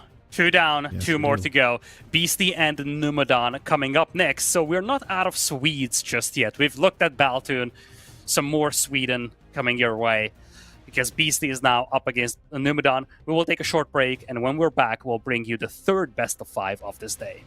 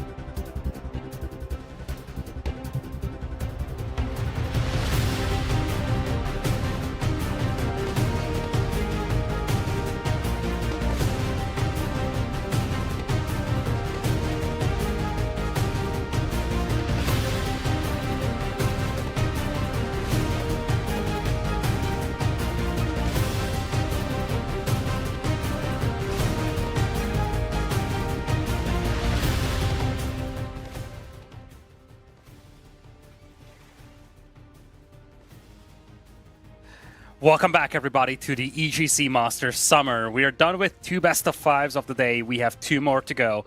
And we have Beastie facing off against Numadon over here. Unfortunately, we had to say goodbye to one of our Swedes. Baltoon had to say farewell to the tournament in the series played against Vortex. But now we have Beastie facing off against the other Swede in the bracket. Beastie, he's going to kick things off with the Malians on Sunken Lands, and on the other side, Numadon is going to bring in Jushi. And, you know, first time we're going to see Sunken Lands today, Soccerton. Yeah, yes, indeed. Although I think it's going to play out kind of similarly to Carmel, actually. I think we're going to see this matchup feature some pro scouts. I think it's going to look kind of similar to that Chinese Zushi game we had a series or 2 ago. So that'd be my expectation coming in. Of course, in this matchup, Beastie pretty heavily favored coming in, obviously. So Numadon's going to have his work cut out for him if he wants to try to get the incredible upset. Although I think most people would expect Beastie to have this series. That said, you know, there's always the opportunity. So it's not always about the destination, it's about the journey and how we get there. So, and Beastie's got to still prove he can get there and beat out Numadon. And it starts here in Sunken Lands in just a couple seconds. Into game number 1 we go. It's Beastie versus Numadon. We kick things off on Sunken Lands. And here we go. Sunken Lands. Not something that we've seen today, Soccerton, but Numadon is going to have the Jushi under his command with the color red. On the other side, Beastie with the color yellow as the Malians. And you touched on a great detail at the beginning in the pregame. This map could play out very similar to Carmel because there are some similarities in the style of the map. A lot of hunt available, very, very hunt-heavy map we're talking about. And at the same time, the gold wains are much smaller than normal. So I do believe 2 out of your 3 gold wains that you start with are only 1,600 gold each. Back when I was testing this map, I saw at least 1 gold spot with 4,000 gold on it. Nonetheless, it's not like you have a plenty of gold here on this map. In fact, gold access may be very, very limited. Yeah, there is a 4,000 gold mine on the side of each player, but the standard gold spots are 1,600 each. Well, that's no surprise then why we see Civ like Malians and Zushi, which both can get you know, passive gold generation available to them, be played on this map. Obviously, Malians with pit mines and their whatnot can get passive gold and taxes for Zushi. So both Civs can work around that. And again, both Civs can pro scout. So like I was saying, I think it's going to be a very similar game, or at least could be a very similar game to that Chinese Zushi game we saw on Carmel earlier. Yeah, and speaking of pro scouts, that's something I wanted to touch on. It's a great point that you bring up because that kind of explains the rationale behind picking Malians here. You might think, oh, this map has a lot of hunt. Why would you pick Malians? Malians have an insane cow boom. What's up with that? I don't think it's going to be a game where we see a lot of cow booming from Beastie. I think it's going to be pro scouts. And because he's got the warrior scouts, he's going to have the upper hand fighting off the scouts from Numadon. Of course, Numadon can respond to that with horsemen, or he can respond to that with spearmen. But that will force Numadon to add some additional combat units early on just to deal with Beastie's normal scouts, per se. Yeah, Beastie has the luxury of both of his golds being in the back top north corner there. So he'll have that first pit mine get up and going. He's also got the wood, a really good wood spawn as well. He's got 2 woods in the front and in back, so he's got some room to work with here. Could easily defend this, I think, in Feudal Age.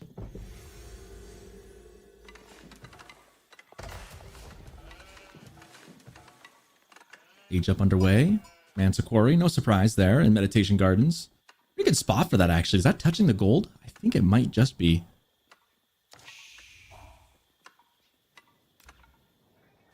Yes, indeed. Okay, so that's actually a really nice spot. Gets the berries, gets the stone, gets some wood, and that gold.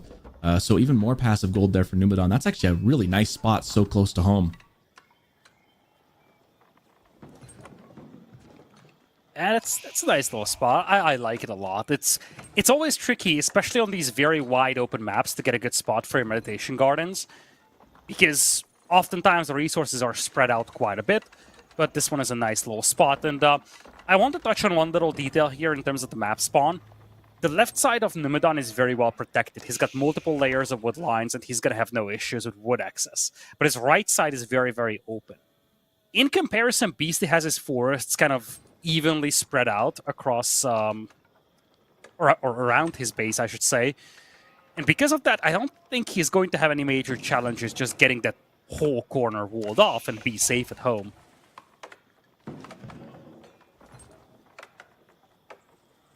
We're getting news that apparently there's been a crash. Unfortunately, BC has crashed, and we're going to have to remake the match, which is unfortunate because I think BC had a pretty good spawn right there.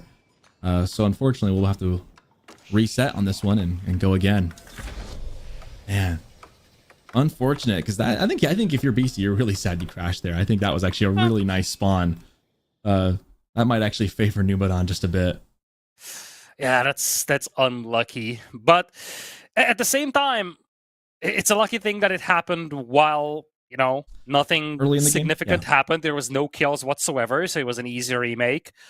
Unlucky that you had a good map spawn, but it is what it is. Yeah. That feels, if you're BC, I'm feeling pretty sad about the crash. That's frustrating. I hate when that happens. But again, to your point, at least it's not like going to cost you the game early enough that it's not going to be no harm, no foul, really.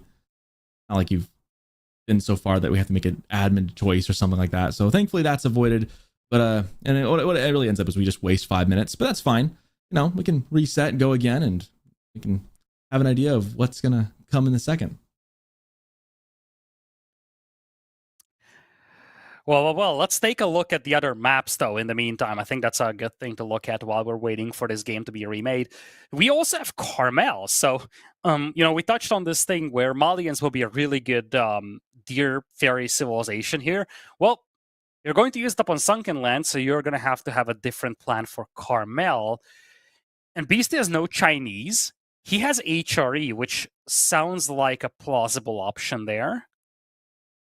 Yeah, I'm trying to think of what I'd go for in that situation. Yeah, maybe Mongols? Yeah. Mongols would be a little funky, but going early Kashyyyks is not a terrible idea. It's going to give you a lot of map control. So I wonder if you're going to play a slightly funky game there with the Mongols. Interesting that yeah, those BC are the civs I can envision on Carmel. BC's bans are not like everyone else's bans if you look at it, because he's banned from Numadon, Chinese, Lancaster, and Byzantines. Some very pointed choices there. So letting Templars get through, letting Rus get through. Very interesting choices. I think Chinese is a message to the maps that we have. As you said, you already have Jushi. If you have Chinese, you're also set for Carmel, I presume. Lancaster, we've seen how dominant they can be on Frisian marshes. So I absolutely agree with the Lancaster ban. I see the rationale behind the Chinese ban. Byzantines is the one that's a little tricky. It's interesting that he lets Rus through. I don't blame him for the Byzantines ban. Like, Byzantines can be a nasty civilization to deal with. But I wonder... Rus, like, that's where it's like, like, I think I'd rather go against... But then again, like, they're pretty up there. Like, both civs are pretty good. It's so funny that we barely see any Rus being played because it's practically banned all the time. It's such a good civ. I mean, when has Rus been bad in the history of this game? I'm honestly starting to feel like, you know, the Rus, him letting through the Rus is more of a message, basically saying, well, it's so rarely played that I literally just need to come up with a game plan to deal with them. And I would dare to say that probably some of the players are not even practicing a lot of Rus because they know it's going to be banned. So you think this might be like a reverse psychology of like, it's been banned so much, you're rusty with it. Let me just take it on. I think I can beat it still. Almost like that. It's not like you have to come up with 27 different game plans to beat Rus because you see so many variations of it. It's almost like, you know, oh shoot, we have to play Rus. How do I play this civ again? I don't know if that holds true at this high level though. That's my one thing. But then again, maybe. So that'll be something if Beastie wins this, you'll have to ask him about that, because I'm genuinely curious as to the thought process behind not letting Rus be banned, letting that one through. As we've got just a couple seconds before we are underway again, take 2 on Sunken Lands. Lights, camera, action as we dive in.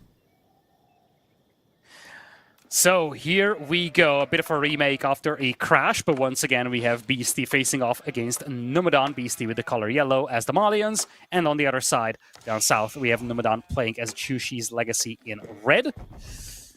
This time around, the map gods were a lot less loving towards Beastly, I would say. I would dare to say that the two maps are right now very balanced, though. Both players had their woodline spawn to the back, so it's almost a perfectly mirrored map that we see here. Yeah, I would definitely say this, like, Numadon's not getting some kind of, like, god tier spawn, but neither's Beastie. Like, this is a much more even. The last match, Beastie did have a really nice spawn for what Malians wanted to do. This one definitely feels a little bit more, dare I say, even more fair for both players for what they want to go for. But we'll see how they react. If you're Beastie again, you're kind of kicking yourself a little bit like, man, why did the game have to crash right then? Because that was a really good opportunity. But I mean, he could still easily win with Malians here. This is still a very doable job.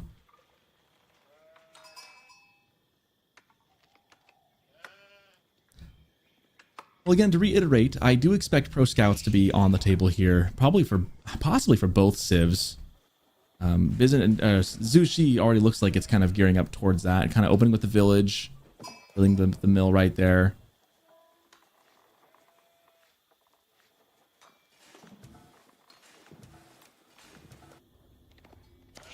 A good sheep haul there for Numadon thus far. He's finding a good number.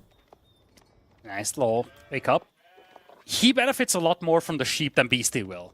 He does have the Jew sheep buff. And again, most of the food income is going to revolve around the deer.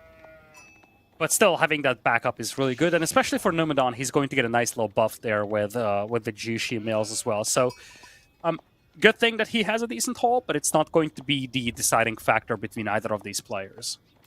Feels like Byzantines in that regard, right? Byzantines is the same way. They get some extra sheep, like, yeah, you don't really care too much. Malians, yeah, you don't really care. Some civs, you don't mind as much as others if you get as many sheep. Like, they're always nice, and you always want to deny them from your opponent, but you don't always necessarily need them for yourself as badly. I mean, they could always be helpful later, of course. 7 houses around the pit mine. That's been pretty standard. You know, it's interesting to see how the meta has shifted around the pit mines and the houses for Malians. Because back in the day, going for 4 was considered like the full amount, and going for anything more was considered super duper greedy. And nowadays, 7 and like is just the standard. 6 to 7 is just so normal nowadays.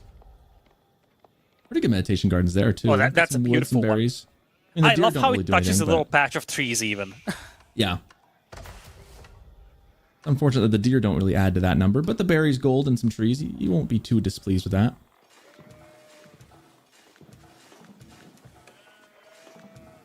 Wish Numadon would move those sheep just a little closer to the mill. You might run into the instance where a villager might drop off at the town center instead of at the mill for the bonus.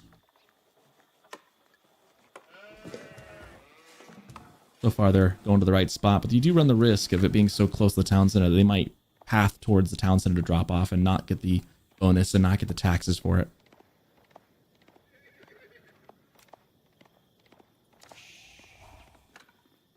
Well, we're underway here. Feudal Age just seconds away from popping up. We see the mill. That does seem like it's going to be angling towards a Pro Scout build potentially.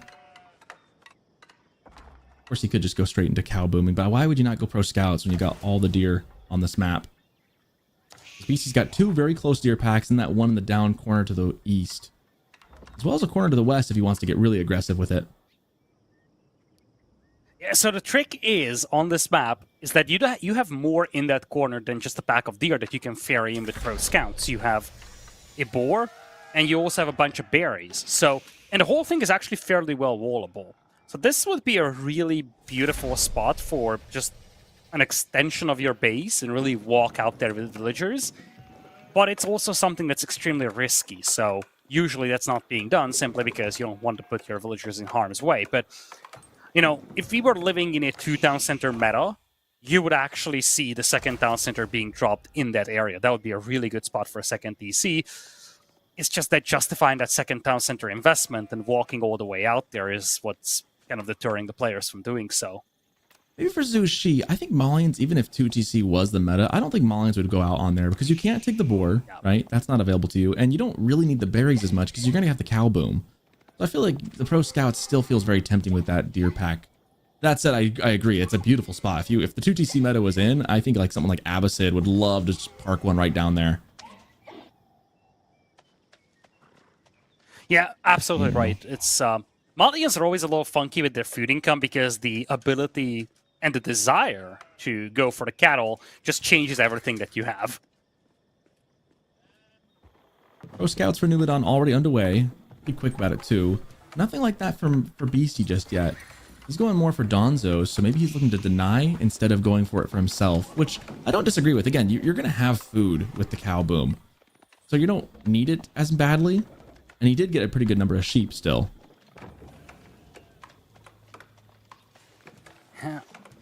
Numadon's build looks pretty textbook to me as far as going for Pro Scouts. We do see the first Donzo coming in, looking to disturb the peace of the Meditation Gardens. I wonder how Beast's POV looks like. It's interesting that those Donzos are shifting towards the Meditation Gardens here, but he's got perfect vision, so looks like he is just coming into Torch, and he's not trying to, for example, deny the Pro Scouts, at least not for the time being. In a way, those spears being there denies that deer pack right there. That's kind of 2 for 1 right now. It's actually a pretty good value for Beastie. That said, Numadon can still just go grab the other packs, and that's what he's doing right now, as we see he heads to the east to grab that pack there. However, Beastie ever alert, sending us Donzo to head that way as well. And just to almost kill a scout there. Some spears of Numadon's trying to defend, but that scout's going to have to go find a different quarry or wait a second for those spears to clean up. And Jugenu are being added now by Numadon, which is something that Beastie should be very happy about. Donzo Javelin is probably the favorite combo that Malians want to play, and indeed Javelins will be on the way. Now, yep, that's what I was going to say. Given that Beastie is not going for the deer, it's almost guaranteed that he wants to play cattle, and he's actually very aggressive moving on to the cattle. He already has 3 garrisoned. He's got 2 more coming in. And it actually makes a lot of sense. If you can slow down Numadon's Pro Scouts build, he's not going to have an awful lot of food. And more importantly, because Numadon is focused on collecting deer carcasses, it's not like he's all in on aggression. So you can afford to be a little greedier with your own economy and just build the cattle up a little bit more rapidly. Yeah, it's definitely the payoff, right? He's not going Pro Scouts, therefore he's going to go for total, and it makes total sense. He might... Ooh, that Scout's looking kind of weak. Jugenu coming in to save the day. Scout should be able to get away. That was dangerously close, though. And here's the tricky thing, though, is Pro Scouts is such a big power spike. However, it doesn't last forever. Whereas what Beastie is doing is investing in a much longer, sustainable way of playing. Like, he'll be down a little bit now, as we see this Gonzo's getting taken out by the 3 Jugs. But once BC gets online, he's going to stay online, whereas Zushi at some point is going to have to methodically pivot and into a farm transition, which isn't necessarily the hardest thing in the world, but for Zushi, which is so food dependent, it can sometimes hit like a brick wall. So here's the thing. You're right. I agree with you that in the long run, this is all a Malian setup. The concern for Beastie is that, first off, Numadon is going to beat him to Costlage by a massive margin. Yeah. Second, with so much hunt on the map, if you bring in most of those carcasses, it's going to last quite long here for Numadon. Although, Beastie is now taking some of the deer on his side. If he can take those 2 deer packs, it's not too bad. But I think if you're Numadon, what you're seriously contemplating is getting Palace Guards going and getting up to Costlage. It's difficult to deal. I wish I had a Gaia destroyed value right now for the boar. What I was going to say is it's difficult to deal with Donzo Javelin, but Palace Guards are one of the few things that can actually accomplish that. Of course, there is an answer to that, the Musafati Warriors, but I would say Palace Guard and Archer would be a really nice combo here for Numadon. And again, he's pushing Beastie back right now, as he's also getting ready to age. I wish those spears with the Donzos would have turned around right then and gotten the horseman while they had a shot. Instead, Beastie, yeah, you're right, having to force his way back in. You're right, there is the window. It's a window, right? Numadon, his window is open to take over the map and flood the earth with his units. At this point, Beastie's game is, again, he's playing the long game, right? And that precludes surviving for the long game. And so far, Numadon's doing a pretty good job of doing what he needs to do. Now, the cows, 11 of 20. That's all. And the cool thing about going for a cow boom is that you're getting returns on that investment the moment the cow is born, basically. The moment that cow gets going, he's giving you food back. So that's what makes it so good, right? Eventually, once it just starts making enough, it'll just snowball into an amazing timing for Beastie. However, Montlu Academy coming up now as Numidon is getting ready to age up to castle. Yeah, just to your point about the return of investment, Beastie already has 1,000 food per minute in comparison to 800 from Numidon. Now, not all of that comes from cattle, but it kind of highlights how quickly that return of investment actually comes in. The drawback is that you spent a lot of your resources on getting that cattle boom going, so your army is not necessarily as big as it could be, and you're nowhere close to aging up just yet. So this is the window that Numidon will need to exploit. He's got quite a few Jugenu. Doesn't have a lot of palace guards, though, and that concerns me a little, I think. The problem is that he's going to reach castle. He's also going to secure some of the relics, which is going to be a nice little benefit. But I just don't see him being able to strike Beastie immediately. And Beastie is now piling up resources for castle. Yep, the cow boom is pretty much online, 16 to 20. That is already bolstering Beastie's military numbers now, and is going to help his eco. And look at the number; it's already 9,800 a minute or so to Numidon's. It's very neck and neck. Even with pro scouts, Beastie is keeping up. And the gold, it's only going to take him a minute to get the resources he needs to age up behind this. And right as Numidon gets ready to start moving out, Beastie's got this military mass right here. And if anyone can defend, it's going to be Beastie, right? Like, he's one of those guys who just knows how to stick it and stay around for the late game if he needs to. Still, this is the window here for Numidon. Beastie's not clicking yet. It's going to be a Grand Philonic Corral. There's no doubt about that. With the bolt magazines coming in, with a couple more palace guards, I think this army is starting to look pretty good. Not the biggest fan of Lancers over palace guards. But I love the wolves from Beastie. He is trying to funnel these units into direct combat. And I think the build-up is too slow from Numidon. I just don't see anything. Time, right?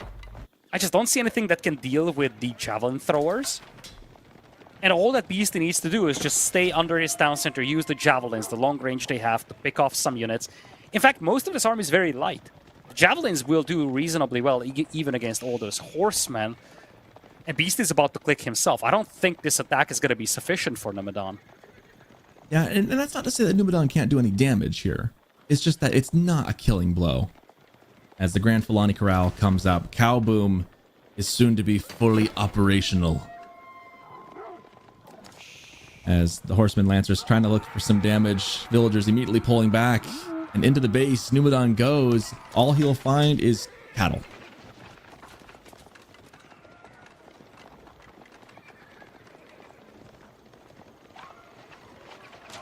Those vills sneaking up on the north side, that's funny. Just right past the horsemen.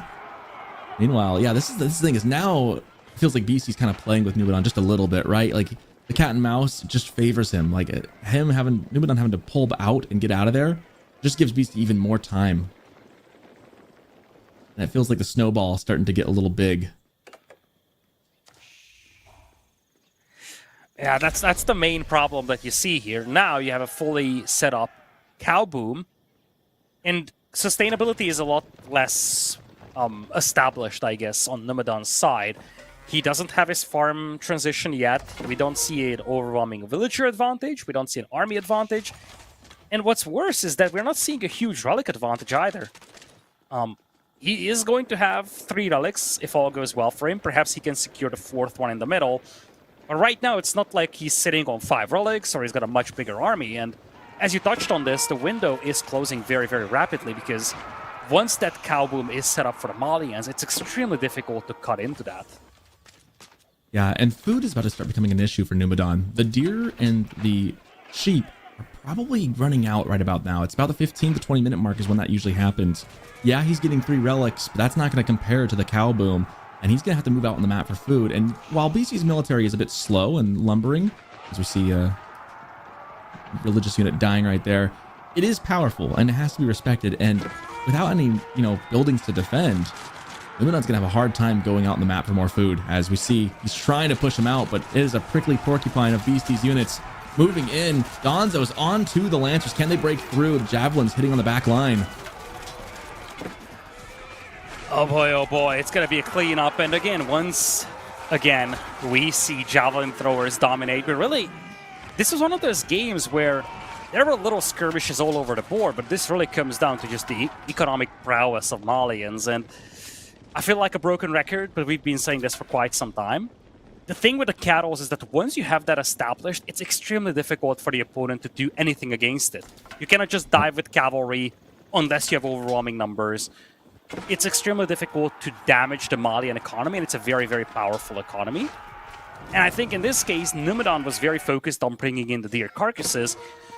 By the time he really was ready to go, even though he had an advantage in Castle Age, Beastie had enough forces back at home to stall things out and just leverage the cows. Yeah, but now it just feels like it's too late as Donzos and Javs poke their opponent death with a million paper cuts. Beastie takes game one in pretty convincing fashion against Numadon. And, you know, I'm kind of impressed. He just said, you know, like, you can go for pro scouts. That's fine. I've got cattle. I'm fine. Like, and I'll pester you the entire time you do it, too. Whereas you got to come into my base to deal with my cattle. Whereas I can just be out on the map and just poke and prod and slow your timing down while equally getting more out of what I'm getting with my cows. So Beastie showing why Malians and why Javelins are such a good unit. But I gotta say, my perception of Javelins has been slowly climbing of late. Like Vortex mentioned, I think in his interview with you, that he felt like Javelins weren't really the meta. Maybe they're not the case. Like that longbow might be more the case for mercenaries, for Byzantines. But we've been seeing some pretty good evidence, at least anecdotally today, as to why Javelins are such a good unit. Yeah, today has been a Javelin fiesta so far, that is for sure. And we have Byzantines on Beastie's side still available, which could also play Javelins. And who knows, you know, having looked at the draft, we've been debating about Beastie's choice related to the banning of the Byzantines instead of the Rus. He let Rus through, banned Byzantines, and who knows, maybe he regards Javelin throwers so high that he doesn't want to face off against them. Nonetheless, he's up 1-0 now, and we're going to continue things on a slightly more conventional map, Dry River.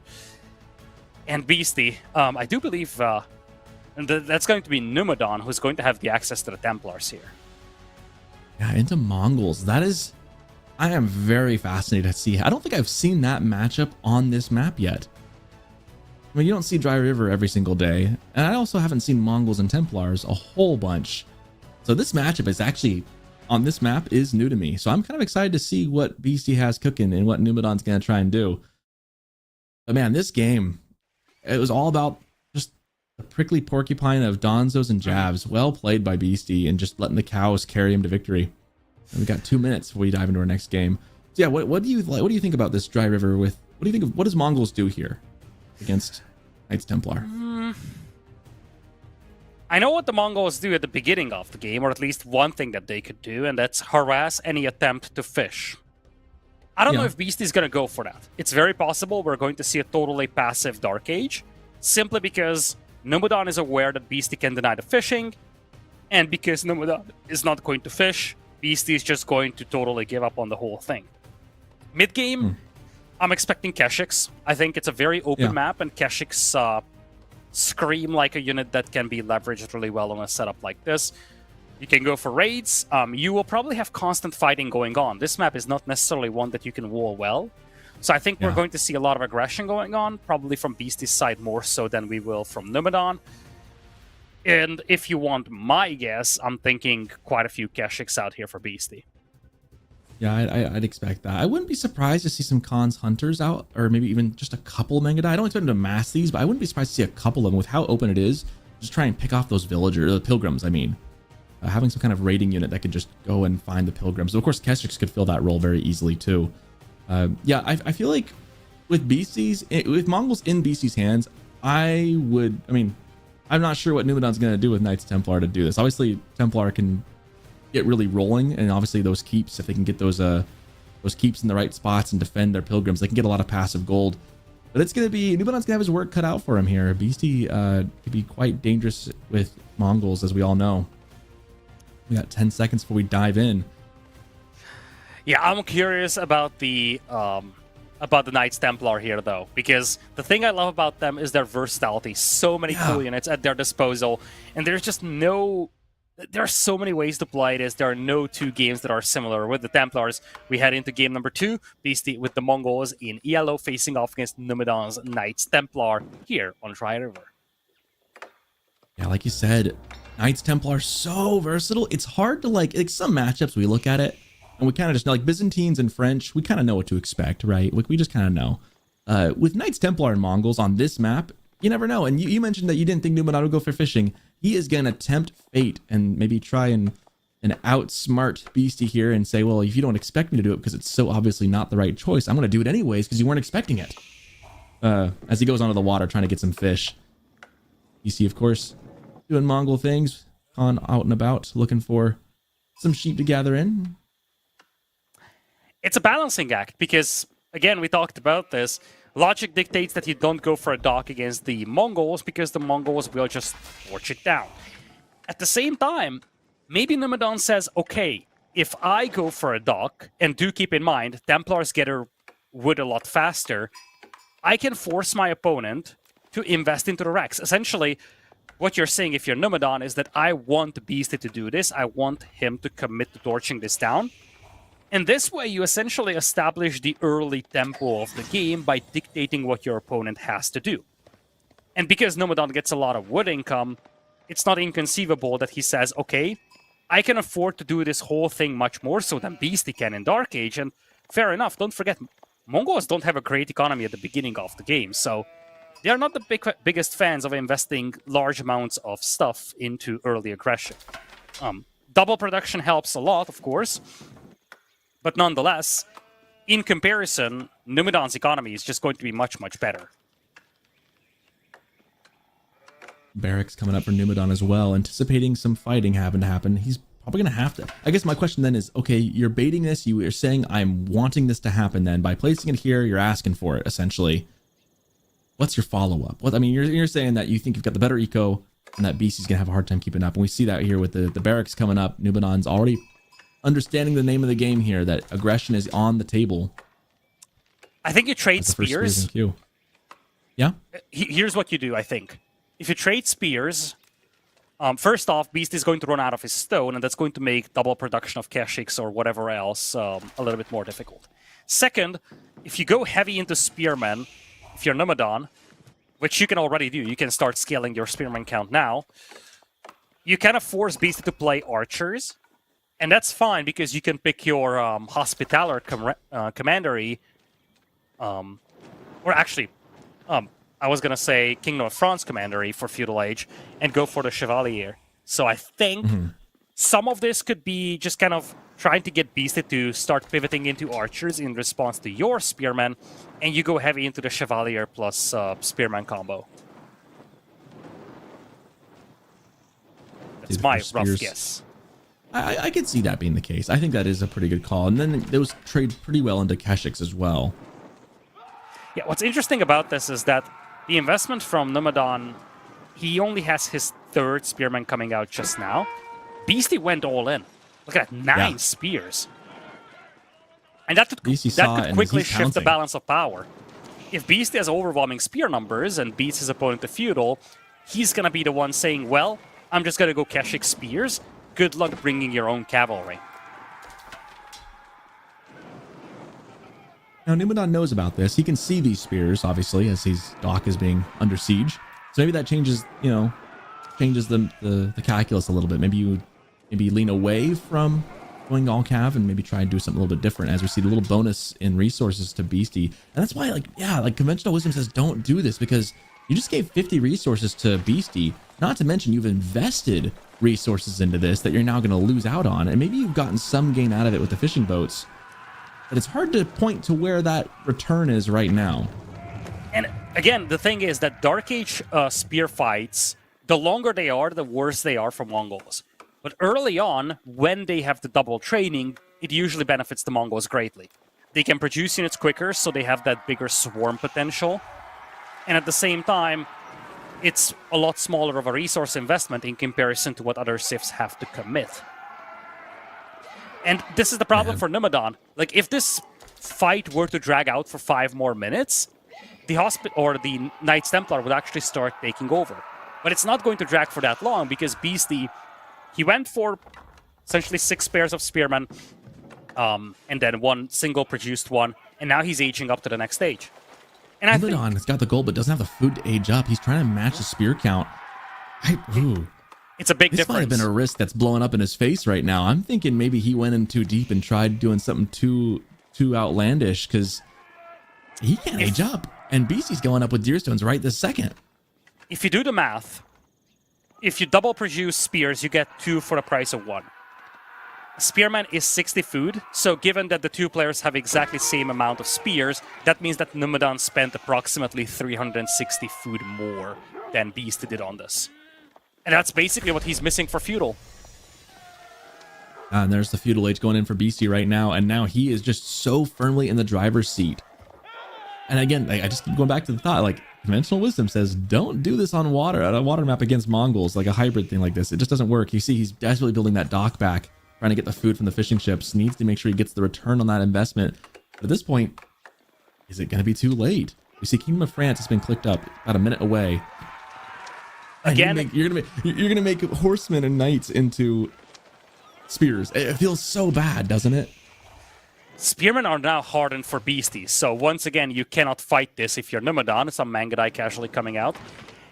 One thing that helps here for Numadon is that he's got a good wood income with the Knights Templar, so maybe he thinks, okay, it's fine to lose the dock if I can rebuild it. I don't think he expected the Spearmen to show up this quick, though. If he reaches Feudal and he has this dock up, he can get a galley out and make things a little bit more difficult for Beastie. But this dock didn't really accomplish much, and Beastie once again gets the reward for it. It's not even the 25 food, it's the 25 gold that's really beneficial for Beastie here. Nice little interception, though. That'll be nice. Unfortunately, the dock's already up, so he's gonna have to take time torching it if he wants to get it down. This We'll is a big take a villa difference. kill, you know. Is Beastie making a combat ship? Yes, he is, and that's the Deerstones moving across the map. Beastie isn't messing around here. I think he can smell blood in the water. I think he sees his advantage and is just gonna, I mean, literally. pedal to the metal, dig the knife in as deep as he can. Numadon snuck out all the way to the south. He's got a second dock coming up. But this is the big difference. You get the Feudal Age and you have a combat ship, and that's going to limit what you can do if you're Numadon. That's one of the tricky elements of this map. Having control over the pawns means that you have the ability to influence land combat with those ships on those pawns. Those Mangudai I see in the back there? Yes, indeed. Along with a Khan's Hunter. No, it's a Mangudai. It's a good choice here. I like it a lot. Helps you chase down these stragglers. And here's the thing. As long as you have that front line in front, and you do not run the risk of enemy spearmen just charging at you, at your Mangudai at least, it's a really good unit. You can just run around, and it's going to pick off most of the spears very efficiently.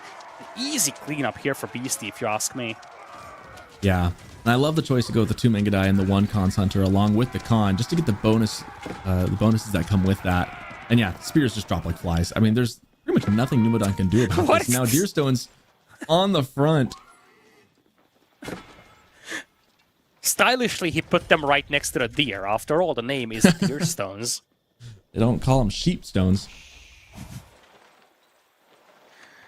And now, with all that momentum, Beastie is securing the pawns for himself, so he's going to start pulling ahead in economy. There's actually an indirect effect of this Deerstones being here, and it's scouting intel.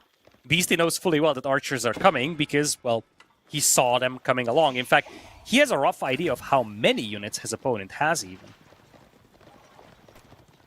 And we see more and more Mangudai coming out. They don't trade great against archers, but they are mobile, they are quick, and they'll just tear up these spears. And again, the numbers just look like they favor Beastie here. Mangudai able to pick off even an archer or two. I feel like now it's just any second now that he'll pivot into some Keshiks to go with it.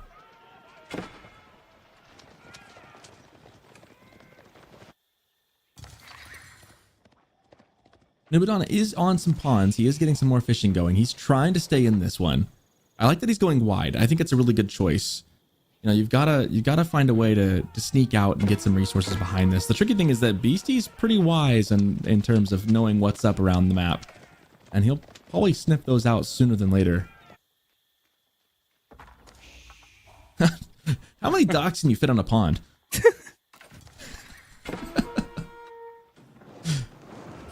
Yeah, I mean, it one already feels like feels we're kinda looking at silly. New York City apartments. Kind of like one. I mean, these docks already look kind of big on some of these smaller ponds to the point where it feels kind of fun to do. When you have two. Reminds me of like I've got across my work. There's a little pond where people sail little tiny miniature sailboats, and that's kind of what it reminds me of.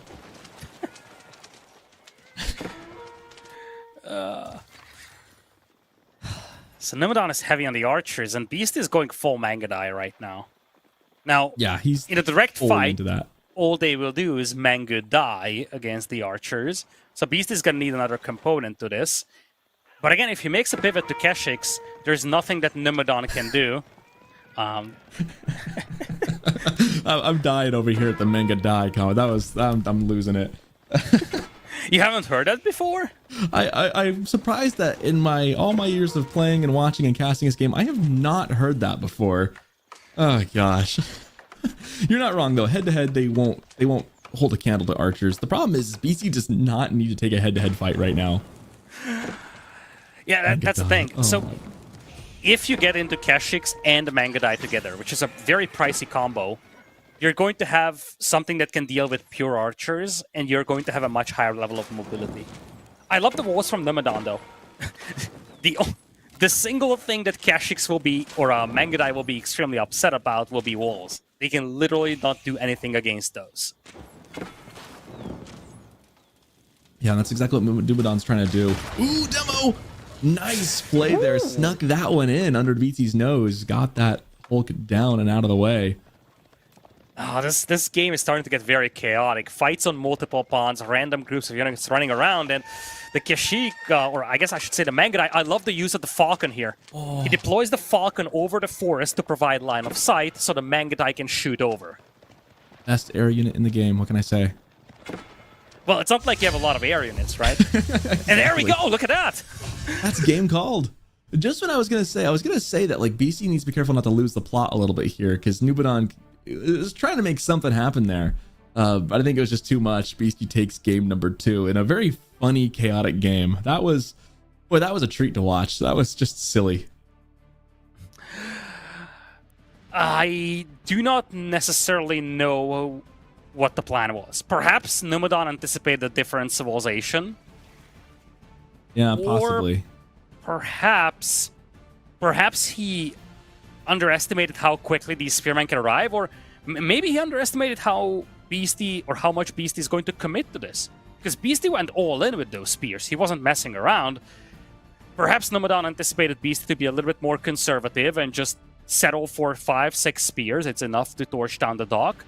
But Beastie just doubled down with 15, 20 spears, and Nimodon could never fight into that. Yeah, there maybe is a temptation to think of Beastie as like a really defensive player, but that's not his only facet, right? Like he can play super aggressive, as we see here. He's happy to double down when he sees an opportunity, just throwing those spears out, getting on the docks himself.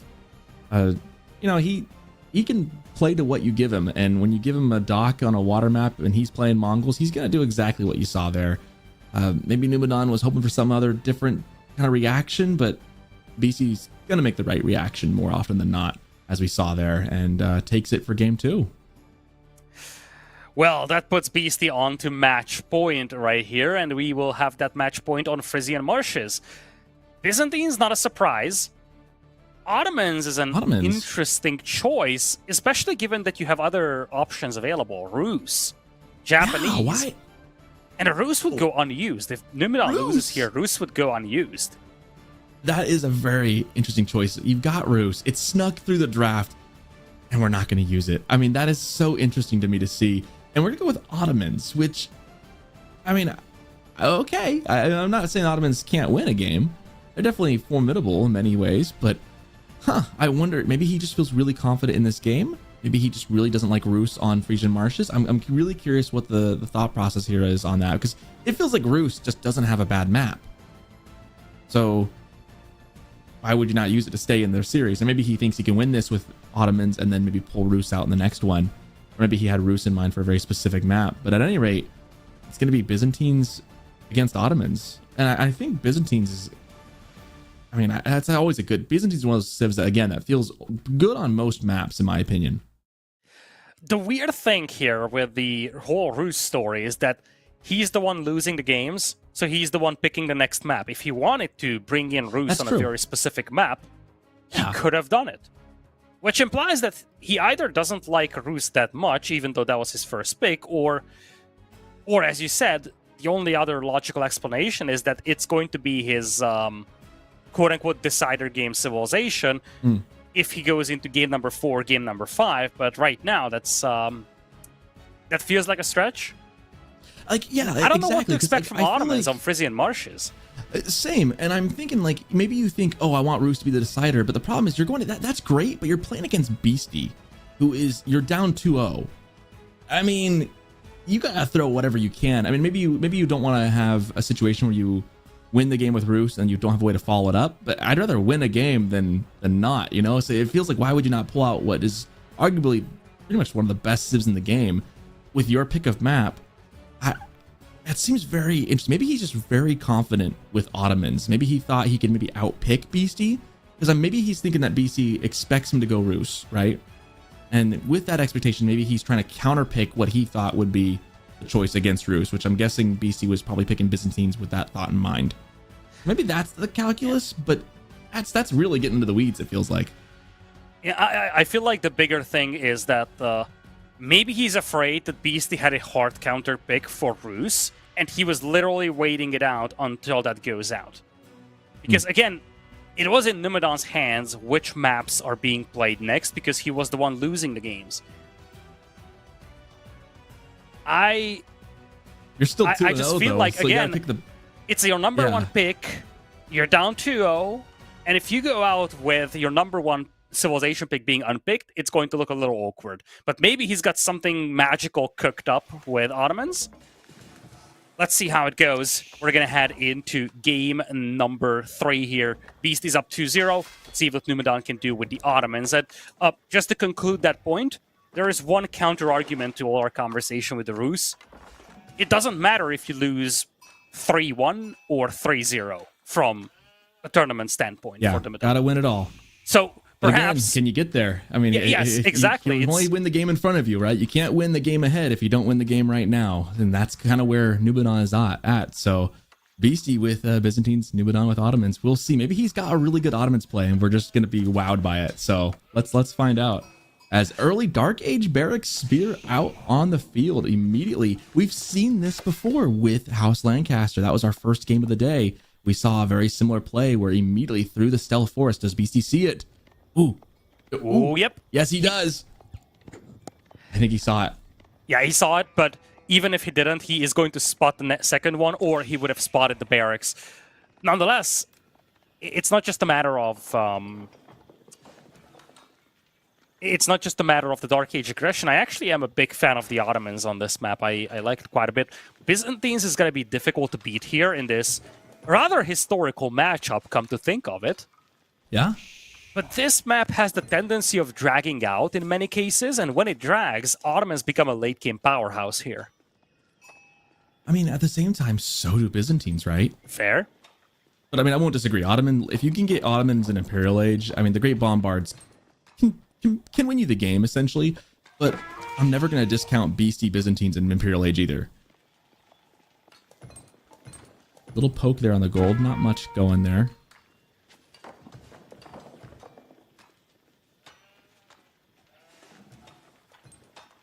Onto the stone. I'm guessing that's going to be for military schools. I'd be beyond surprised to see a second town center in this meta. So it's going to be, I'm going to just say it. It's going to be for a military school. Fair enough. Fair enough. Right now, there's a bit of a harassment here, but Beastie gets everything he wanted from this. Notice that he front-loaded collecting all the gold. Oh, wow. Now, this is juicy. I love that. You're taking away the berries, and Beastie has no idea. Beastie apparently expected the Spearman rush. And I think it's a mistake to send the spears here, because now you're revealing that something is up there. Yeah. You're kind of giving up the plot by... Well, does Beastie see it? I mean... He does not, but maybe he suspects that something is up. Maybe the outline? I mean, he sees the scout there. I don't know how the foundations are shown for players, so maybe he's thinking about something being there. Nonetheless, Beastie decided to send a bunch of villagers on golden stone so he collects all that he needs before the spearman can really do damage. So you see, he's up to 400 gold, 300 stone, going to now pull the villagers. It's going to slow down his age up to feudal age, though.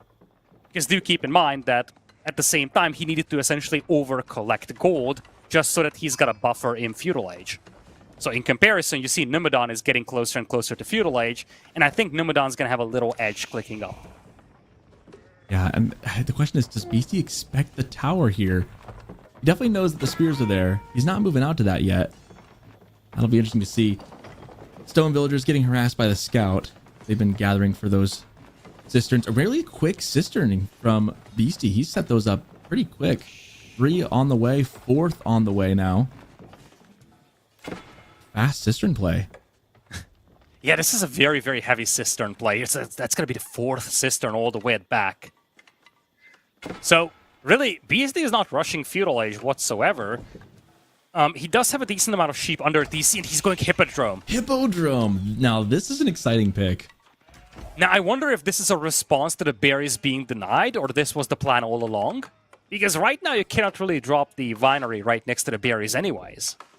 Yeah, you can't. So maybe that is a response to that, because obviously he sees it now. He must be just doing this in pure response to the fact that the winery is just not going to happen right there. So he might as well get the Hippodrome, get some value out of it, which is, I'm guessing, what Numadon wants, right? Obviously, Numadon probably wants this kind of reaction from BC, or he wouldn't be putting the tower up there. But you gotta wonder if pulling villagers wouldn't be enough, right? It's like if Beastie really wanted the Akratoy? I mean, if they'd have gone that and maybe gone Akratoy, possibly? That's definitely always an option. Yeah, it's not unprecedented that players will pull villagers just to torch down a single tower. It's not like a single tower is impossible to destroy. Mill is gonna be up, but for now it's probably just... Are we going to see pro scouts here? That would be weird, but I just feel like that's the direction we're heading. I mean, you've got the Hippodrome, so you can make scouts, you can... And you're rushing a mill right now. You're making a mill for an ecotech. You got all those cisterns at home. It's going to be wheelbarrow. Yeah, it was a coin flip between wheelbarrow or pro scouts. He didn't have the gold for pro scouts, but it was very clear that the mill was built for an ecotech, so it had to be either wheelbarrow or alongside the Hippodrome pro scouts. I'm still curious how the Hippodrome is going to fare, though. It's got to go through other berries. He's really, really relying on... He's really heavily in on these cisterns. Really hoping that'll bolster his eco enough to propel him through this, as Numadon's probably going to put on some pressure in a bit. It's not a terrible idea if you think about it. You have full cistern buff at 6 minutes 30. That's that pays such big dividends, right? Yeah, I mean, the returns on that are huge. And frankly, Numadon, I was mentioning you probably turn on some pressure, but he's made 4 spears and he has done pretty much nothing else. Here's the thing with the cisterns, or well, the early game economy in general. You cannot make villager production quicker. So every villager you have has a finite resource output. If you can find ways to boost that resource output, that's the best way to amplify your economy at the beginning. So in a way, this is the literal quickest way for Beastie to get as much out of his economy as he wants, or as he needs. Spears getting onto the horseman. Horseman backing away in time.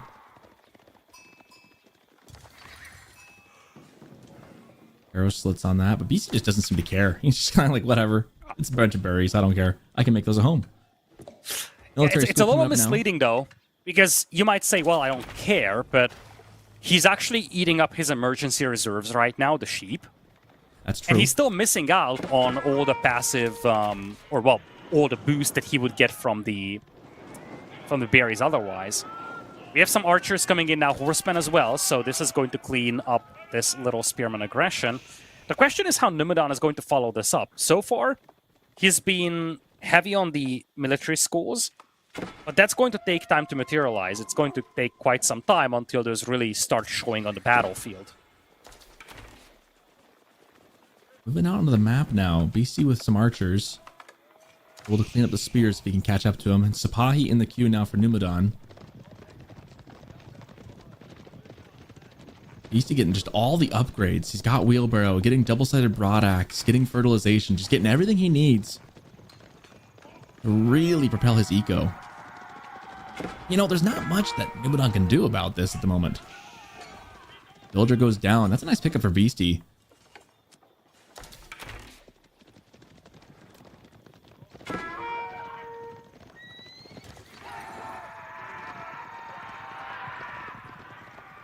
I like the idea of scaling into Sipahi if I'm Numadon. Sipahi are always a fun unit to use as Ottomans. Tricky thing is, though, is I'm sure Beastie wouldn't mind going into Limitane. But right now, he's just pretty content with the horses from the Hippodrome. And he's just kind of, it's like a 1TC boom almost, which feels weird to say. He's building units, obviously, with the resources he's getting, but he's got the eco upgrades coming in. He's trying to make the most of what he has. The tricky thing is kind of like you said, like, will he be able to stay on the food? Once the food at home is expunged, does he have enough wood to either transition to early farms or move out on the map for those resources that are just asking to be taken? We're looking at the weakest window of the Ottomans right now. This is where you build up your military schools, but it takes so much time to really get the value out of them. And I like the heavy Sipahi play, but do keep in mind the Hippodrome is going to make up for a lot of the difference between the Horsemen and the Sipahi, and the numbers are just looking better for Beastie right now. Meteor does help a lot here, and the archers have to be pulled back. Spearman trying to close the gap. Spearman still standing strong, though, and Beastie is going to fight into the spears here. I don't know about that, even with the healing. I don't think he has much of a huge choice. Sipahi were right on them. He was losing archers, but he's losing a lot of horsemen doing it. That's a beautiful cleanup by Numadon, and the Spearman just absolutely making a minced meat out of Beastie's cavalry. And do keep in mind, Beastie doesn't have an awful lot of food to work with. His berries have been harassed. He depleted all his sheep. This is a really, really nice turnaround here for Numadon. Cleaned up a lot of Beastie's army. And look at this, Beastie has to invest into olive groves early on. Keep in mind, he still has... He's got a really nicely boosted economy by the cisterns, so that's something that makes up for the differential. And I guess the saving grace for Beastie is that Numadon cannot capitalize on this immediately because the military schools are slow producing troops. Yeah, and that's the saving grace for Beastie for sure. And that fact that he's got level 5 cistern at home, so yeah, he's farm transitioning. But again, it's everything he's doing is playing into a longer game. He's gonna get some benefits down the road, and he's managed to do enough with his military that he had to give him some time. However, these villagers now, Akratoy coming out, ooh, civil defense force. Sipahi just barely gets away with an inch of his life. That was so close. I almost thought for sure one would go down.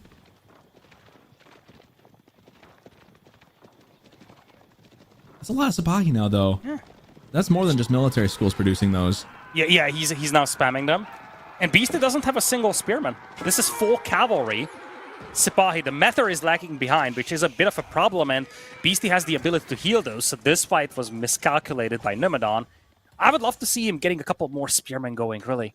Beastie only has 4 archers. Huge right here. And then we see, okay, you ask and you shall receive, my friend Lidicor, as we see the barracks coming up, 2 of them, to get some Limitane on the field, desperately needed. And Beastie sees the calculus and can see that as he looks down the road, more and more of these Sipahi horseman fights aren't really productive for him.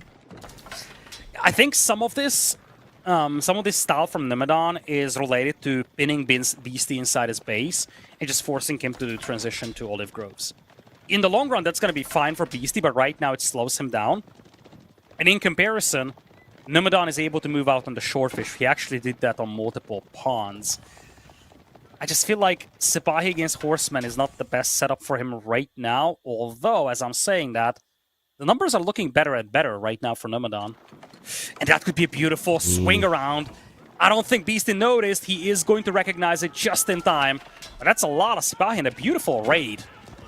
Thankfully for him, he's got some Limitane in the back, but not a lot of them. Enough to at least spook him away. Thankfully, the Town Center fire helps mitigate what could have been a really, really dangerous raid. And these kinds of raids, Beastie cannot afford. The cisterns go both ways. They boost your economy by a crazy margin, but if your villagers are idle, they are absolutely useless for you. And look at what Numadon is doing. His eco was untouched, and now I don't think he's adding more Sipahi on his stables. It's pure military school production. All the resources he has is going into aging up, and he's going to have a massive lead in that regard. Yeah, you mentioned on something I was going to say is that, you know, he's not killing a ton of villagers, but the idle time is worth value for Nubadan right now to stop Beastie from just going crazy. As we see, it only takes one. Look at that. It only takes one. It only takes one nice little focus on the single lowest HP villager. That's a tiny detail, but that's the difference between getting a kill and not getting one. And look at the Sipahi count, it's 16. Beastie only has 7 cavalry units. He mostly has Limitani. And now another raid is coming in. Numadan is doing an exceptionally good job here. Just forcing idle time, forcing Beastie away from these berry patches. And while this is happening, he's going to age.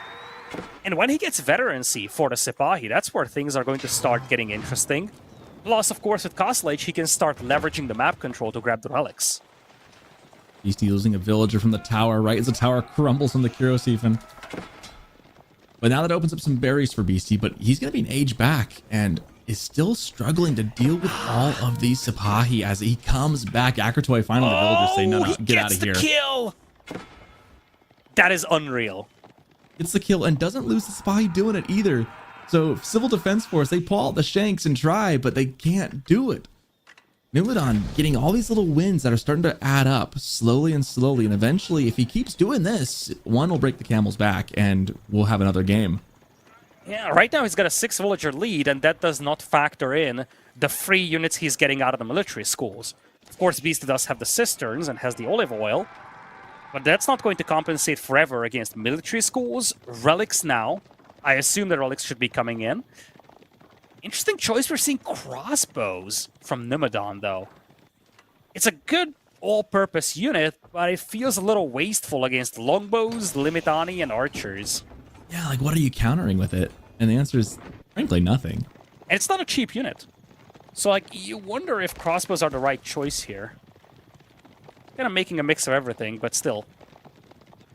He's kind of just throwing things at the wall and seeing what sticks, right? That could be massive, though. Numadan lost track of the cavalry, and Beastie is here to retaliate. Nice little reaction here by Numadan. Some of the villagers are caught off guard, though. You got to change direction. Indeed, just jump back and forth. I gotta say, I'm pleasantly impressed by the micro here from Numadan. He's been exceptional when it comes to unit control in this game. Yeah, those villagers have got some good feet there. They're able to dive out of the way in time. Numadan's micro is impressive, and it's keeping him in this game. He's able to manage all these things simultaneously pretty well, not diving too deep, able to get away at the right time, saving the villagers where he can. As we see here, he wanted to dive, saw the danger, got away in time. Meanwhile, Beastie getting Golden Horn Tower, and this is where it gets dangerous. Beastie is Cistern level 5. He's getting the Olive Groves up. If you don't do enough damage, yeah, you can own the map, but Beastie in Byzantines only needs that little corner. As long as he can get the farms going and has some kind of access to gold, which he does right now, he'll be fine for the time being. This is the window that Numadan needs to hit. He is going to have his Castle Age upgrades, but Beastie did a really good job walling off the right flank, and as you said, as the Byzantines, he can afford to play condensed for quite a while, whereas Numadan needs to be on the map. He needs to be on those spawns for shorefish, and Beastie now has the olive groves set up for sustainability. He also took out the towers, so he now has the other berry patch. And I think the biggest problem for Numadan right now is that he cannot really break into Beastie's base because the walls are up. So the best course of action for Numadan would be to leverage this for relics, but he's been fairly slow in that regard. Only 1 relic collected, no more on the way home. I love this choice from Beastie. He had a lot of gold in the bank, and now he's spending it all on men-at-arms. Varangian guards coming out to bolster his units. I like this choice because what does Numadan have? Numadan does have some crossbows, actually. Those are going to actually be more useful now. Yeah. But overall, only Sipahi, spears, and archers for the bulk of things. Did Beastie see the crossbows? That's the question. Because Varangi is into crossbows, especially with that thick of a front line with the Sipahi, is not a good choice. But I agree with you, Varangians, if there are not a lot of crossbows, Varangians do reasonably well against Sipahi. Sipahi are fairly fragile, so Varangians can do quite a bit against them. One thing to consider here is access to gold. Both of Beastie's golds are in the front. He doesn't really have a good access to anything else. He could make a market and try and sell off some resources to kind of mitigate for the time being, but that gold vein now is his only resource and his only access. He's going to need to think about going out on the map for more eventually. First Mango on the way, and then Janissaries just popped. I don't think Beastie saw those. Those could be game changers. Matter getting picked off. Big loss here for Numadon, but then Janissaries contributing to this fight is it's a massive change up from the previous state of affairs. Nice little catapult raid here by Beastie. Numadon a little slow to notice, has to flee into the town center, loses a villager. 3 more relics are on the way home for Numadon though, and Beastie is starting to run out of food inside his base. I don't know how many olive groves he has. Right, he's got a good number, but this mass outside of his base is looking spooky. And again, he's got no access to gold. That's what I'm a little more concerned about. Because if he wants to keep making premium units at all, he's not going to be able to for a second. That said, crash units could do quite a bit, as we see a nice Mango shot right there, hitting a couple of the archers. I don't like this for Beastie. He's got a bunch of Varangians. He's actually trying to full focus Longbows and Varangians against Sipahi Crossbow Janissary. It's not a combo that should, on paper, work for Beastie. Mango is being mismicroed here a little, now tries to close distance on the archers. Nice little choke point fight here for Numadon. He is fighting into a lot of Limitani with the cavalry, and maybe he's overstaying his welcome. I think the Fringing Guards are breaking through slowly. Remember that while Janissaries are pretty dang good, there's not quite enough of them to be a critical mass yet, and Varangians breaking through. The Longbows, however, have Sipahi on them. They're backing up. Goldvilles are getting slaughtered amidst all of this. That's gotta be over, though. The Longbows were pushed away, so the Crossbows and the Janissaries stayed alive. They pick off all of the Varangians, and a lot of villagers got caught in between all of this. About 10 villagers died on this gold mine. Now Beastie is down quite a bit, and it's not like he won this fight. In fact, if anything, he lost it. He's outnumbered 3-1 now with no tools to take out the heavy units. Mango is just proving catastrophic. A couple of decent shots in there, but Sipahi are the real issue. They're still alive, still finding it. And the Janissaries behind this, I mean, there's no cavalry for them to counter, but they still do a pretty good base damage. And they'll take out Fringing Guards fairly well. Yeah, I wonder if... I don't like fighting under this DC, but maybe it's worth it for Numadon. Beastie's got 20 idols. He's running around those. A couple more cavalry units would be very beneficial for Numadon just to seal the deal and wipe out the villagers. Beastie is not one to tap out quickly, but the beating that he took is just massive. Yeah, I like that Numadon's pushing back just right now. He pushed in a little bit, almost overextended, and is now keeping the DPS units, the range units, alive and backing up while he still can. I think Numadon chose his time right to back off a little bit. Down 14 villagers, and do keep in mind, Numadon also has the majority of the relics, and the military schools are now coming online. They take a lot of time to become relevant. Now we're looking at a setup where military school is non-stop pumping, you have a bunch of passive resource income, whereas Beastie took a big beating on his economy. Meanwhile, behind this, Numadon's getting the relics. He's got 3 and 1 more in hand right there that he just needs to have the micro to put in. I'm curious if we can take a look, if the observer could take a look at the Vizier points. I want to double check those. I think the Janissary was the one that he used. Yeah, he used up the Janissaries. Yeah. Good to see. Standard stuff. Just want to make sure we didn't miss anything there. A lot of crossbows now. 24 crossbows for Numadon is making the Varangian Guard play just untenable, and Beastie's pretty much completely off of it, which works out because he didn't have gold anyways. I love the Sacred Site play by Numadon. Start the timer. Beastie took a beating, so if you start a timer, it forces Beastie's hand to do something about it eventually. It's not a major rush, but it's not something that allows Beastie to just sit back and try to recover. It's something that Beastie is really good at. Takes a beating, sits back behind defenses, and then recovers. And if you look at the army numbers, he already did that. It's 58 to 51. Yeah. The army gap has closed up. But at the same time, walls are coming up on the other side, and the economy is still massively different for the two players. Beastie dropped the second DC. That's why he's catching up so quick. There's a second DC tucked away all the way to the north.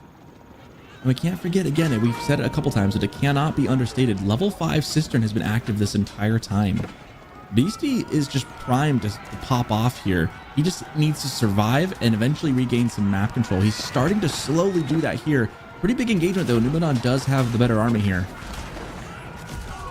Yeah, Mango shot is beautiful on those premium troops on the front line. Beastie's sending over cataphracts. The longbows are exposed in the back. There's nothing defending them. The Sipahi are all over them. There's nowhere to go. Finally, some spears coming in. Limitane trying to save him, but he lost a bunch. A single Cataphract is absolutely wrecking the food eco of Numadon in the meantime. He was in the middle on the hunt, and a single Cataphract, which I guess now died, it was the one that was harassing that. That wasn't the first time. Beastie sent in Cataphracts before. He did it again. And that's going to be a consideration for Numadon. Beastie's eco is now, well, absent of the gold, Beastie's eco is now very safe and condensed, whereas Numadon is spread out quite a bit. So Beastie has opportunities to raid.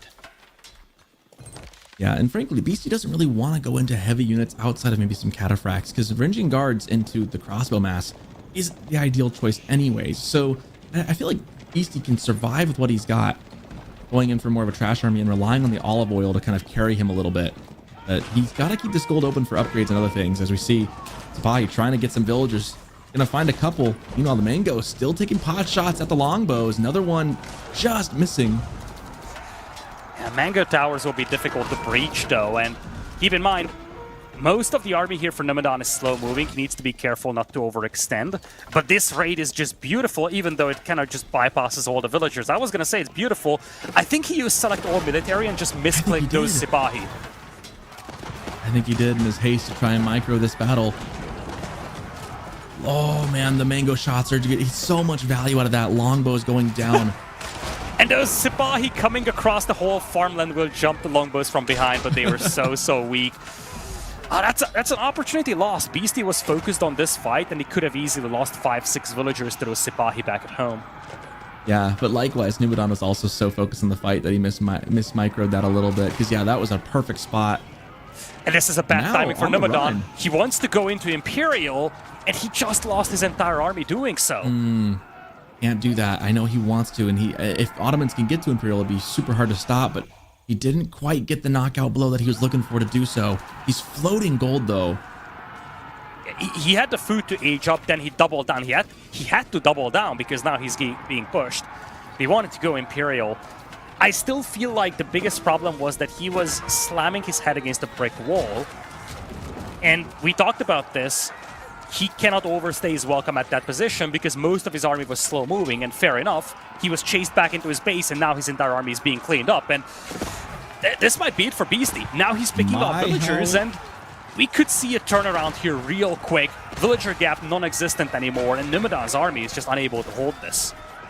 My, how the pendulum swings in the other direction. And this is what we say about Beastie being able to stick it through thick and thin, able to hold and hold and hold. And now maybe he's overextending just a little bit here, but boy, does it feel like it's good because he's delayed the age up from Numadon by a lot. Numadon's sitting on 3,200 gold. He is rich as can be, but he just can't spend it. And there goes the Istanbul Observatory coming up. Beastie, not missing a second, immediately drops some rams. He wants to do damage today. The observatory is all the way down south. It's like a very weird spot here. Beastie is not going to... Oh, Beastie might actually find it. I think he's going to be late to the party. He's not going to be able to stop it. But this is a rather dangerous spot, to say the least. At least a couple of villagers could fall. And I love how Beastie is now doubling down on this. He can afford to lose that army because all he is waiting for is those 2 TCs to really pay off. Yep. And he feels like there is a lot of damage to be done, and that's exactly the case. He's getting some Hero Siphon going, and look at that! Sure, the observatory goes up, but so many villagers fall for Numadon, and he doesn't have the buffer of a second TC. He has the relics, he's got the military schools, but that's basically it. And I don't know if that's quite enough. I mean, it helps a lot, and thankfully the second TC hasn't paid off yet, but long term, it's going to be tough, especially when the military schools are lighting on fire. Mango goes down. This might just be it. This could be an Imperial Agent to GG if Beastie can maintain the pressure. Beastie now has map control, is able to get back onto the gold. Now he can make the heavy units and continue to pump out the Varangians with no crossbows to be heard from Numadon. Beastie's nothing. Numadon has to flee his farmlands. And this is a big difference between the two players. Beastie's farms were never really directly targeted. They were harassed, but there was never a moment where a whole army broke in there and villagers just had to flee for their lives. Now, all the mosques are gone, so you don't have your relics anymore. 360 no-scope from that Kira Siphon to the south. Yeah, this feels like Nubadon had victory in his fingertips and it slipped through. Felt like he was boxing BC in, and there is GG called. So close to making something really good. I was gonna have to start saying, like, actually Ottomans was a really good pick here. I didn't have to praise Nubadon for not going for Roos, and he gave it a good run, gave it a good ride, but ultimately falls to Beastie 3-0. I think Ottomans were a good pick, and I think the score does not do Nubadon justice because this game was really good from him. The first half, his unit control was exceptional. The way that he sniped the low HP villagers, the way that he microed his villagers away from enemy cavalry, it's been outstanding. The problem is that he... this is actually the wrong graph, by the way. This is the previous game, the Knights Templar and the Mongols. But nonetheless, the thing I wanted to point out is that I think he miscalculated his move as he was trying to age up. There was this whole almost collapse-like event at minute 23-24 where his army was caught off guard as he was trying to age up, and then everything just snowballed out of control. That one decision or that one event where his army was not in the right position as he was trying to age up, he was a little overextended, is what kind of snowballed this game out of control. Up until that point, he was in a definitive lead, I would say. Yeah, it felt like he had command of this game for quite some time. You almost hate to see it, right? Because nothing feels worse than when you have a game and you feel victory is in your sight and it slips away. Few things feel worse than that. And, you know, you got to give credit to Beastie, too. I think this 5-cistern build that he had here, I mean, that paid dividends, right? Because he didn't have to worry about setting things up. It was already there, and he paid for it a lot throughout this game until suddenly he got his opportunity. And then that 5-level cistern with the second TC coming in behind to really bolster him really paid off in the end. And that was the long game that he was waiting for, right? Like, he played that from the beginning, knowing he wanted the late game, have his stuff set up and ready to go for when he needed to flip the switch, he could. And then we saw exactly that play out here. Yeah, it's the only thing that was real bad for Beastie with that whole setup is that he lost 15 villagers in the crossfire at that fight near his base. Yeah. So that whole cistern idea kind of fell apart a little because you had way less villagers to boost. But he quickly added a second TC and reboomed way quicker. Well, I think he reboomed at the exact rate we anticipated, but he was very decisive in terms of what to do. The moment he lost those villagers, he said, okay, I gotta go for a second TC. That's what he did. And again, the 5-cistern build, the way that he dealt with that early spear and tower aggression, and he picked up all the stone he needed for the cisterns before the spearmen really could do enough damage. Exactly. And well, you know, Roos snuck through the draft and we didn't see it. Crazy to think that it got through and we did not see it. I can't help but wonder, maybe if Nubadon should have pulled it out a little earlier, used the advantage while you have it for sure. Instead, he falls 3-0 and EC will be moving on, playing on in the playoffs. Well, I'm sure Beastie also has some thoughts to share about the Civilization draft here, because we're going to have a very quick winners interview with Beastie. He is going to be the one moving on to the playoffs, and he is going to face off against Anatend if everything goes by the books. Anatend is already waiting for his opponent there. But yeah, just looking at this series in hindsight, some good games from Nubadon, though. Like, we have to give him credit. He's going up against arguably one of the obviously one of the most accomplished players of the AoE4 scene, but it's I think pretty fair to say that Beastie is one of the candidates to win it all in this tournament. He always is. He's been like that for the last quite a few events. For the last few years, he always went into events, you know, at least top 4, but he is there fighting for the championship. It's always difficult to go up against a player like that, and I think Nubadon took a step up. Let's hear what Beastie has to say about the series, though. Let's take a look at Beastie's perspectives. Here is your winner's interview.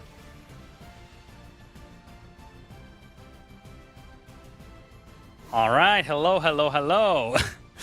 I certainly do respect your authority. I don't know if Nubadon always did in this series. What are your opinions, real quick, brief rundown of the series in your perspective? Can you hear me first of all? I had some Yes, technical I can issues. hear you. We can hear just, you. Just checking. I actually practiced a bit with Numidan, and so when I saw that I'm gonna play him, I was like, oh well, that's unfortunate.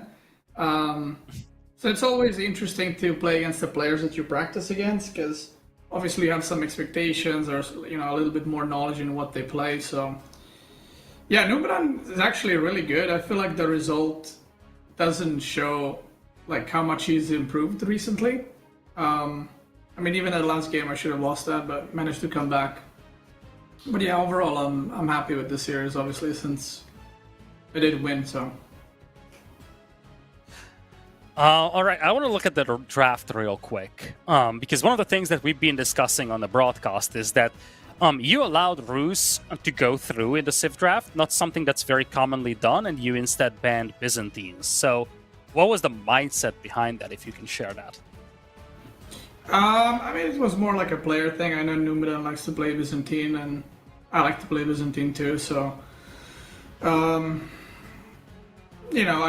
he first picked Rus, right? So I couldn't veto it at the end. So I kind of went for Biz there. But I think once you go down to like third veto, it's more of a preference. It's not so much like vetoing overpowered stuff. It's just like, oh, this guy plays this, I'll just remove that, or securing yourself that pick, something like that.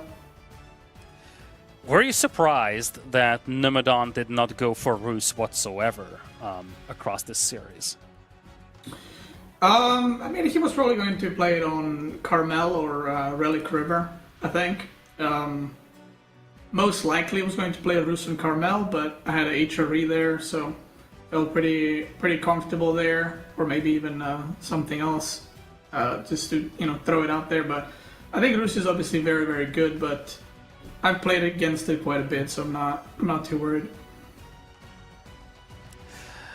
All right, let's look ahead to your upcoming series, though. You're now in the top 8, and you're going to be up against Anatund. How do you feel about that matchup? What's your first impression? I feel pretty good. I feel like every tournament that starts, initially I just get destroyed left and right, and then I'm like, okay, so this doesn't work, this doesn't work, I shouldn't pick that. And then like the longer the tournament goes, I feel like it's better and better for me. It's like the scariest early on, right? So had 2 tough losses, but I think now I'm ready to play, so I'm looking forward to playing against Anatund. All right, anything else you want to share to the fans before we let you go? No, I hope you guys enjoy the games. I'm excited to watch the next series, and that's pretty much it. I'll see you guys tomorrow, I guess, when I play. Well, thanks a lot for joining us. Congrats for the top 8, and indeed, we are going to see your series tomorrow. That was Beastie. Top 8 now. Hopefully, he's hoping to be more than just top 8 in this tournament. But we're not done yet, Soccerton. We have one more left to go. Wham and B ready to fight it out. We will take a look at that final best of 5 of the day after a short break.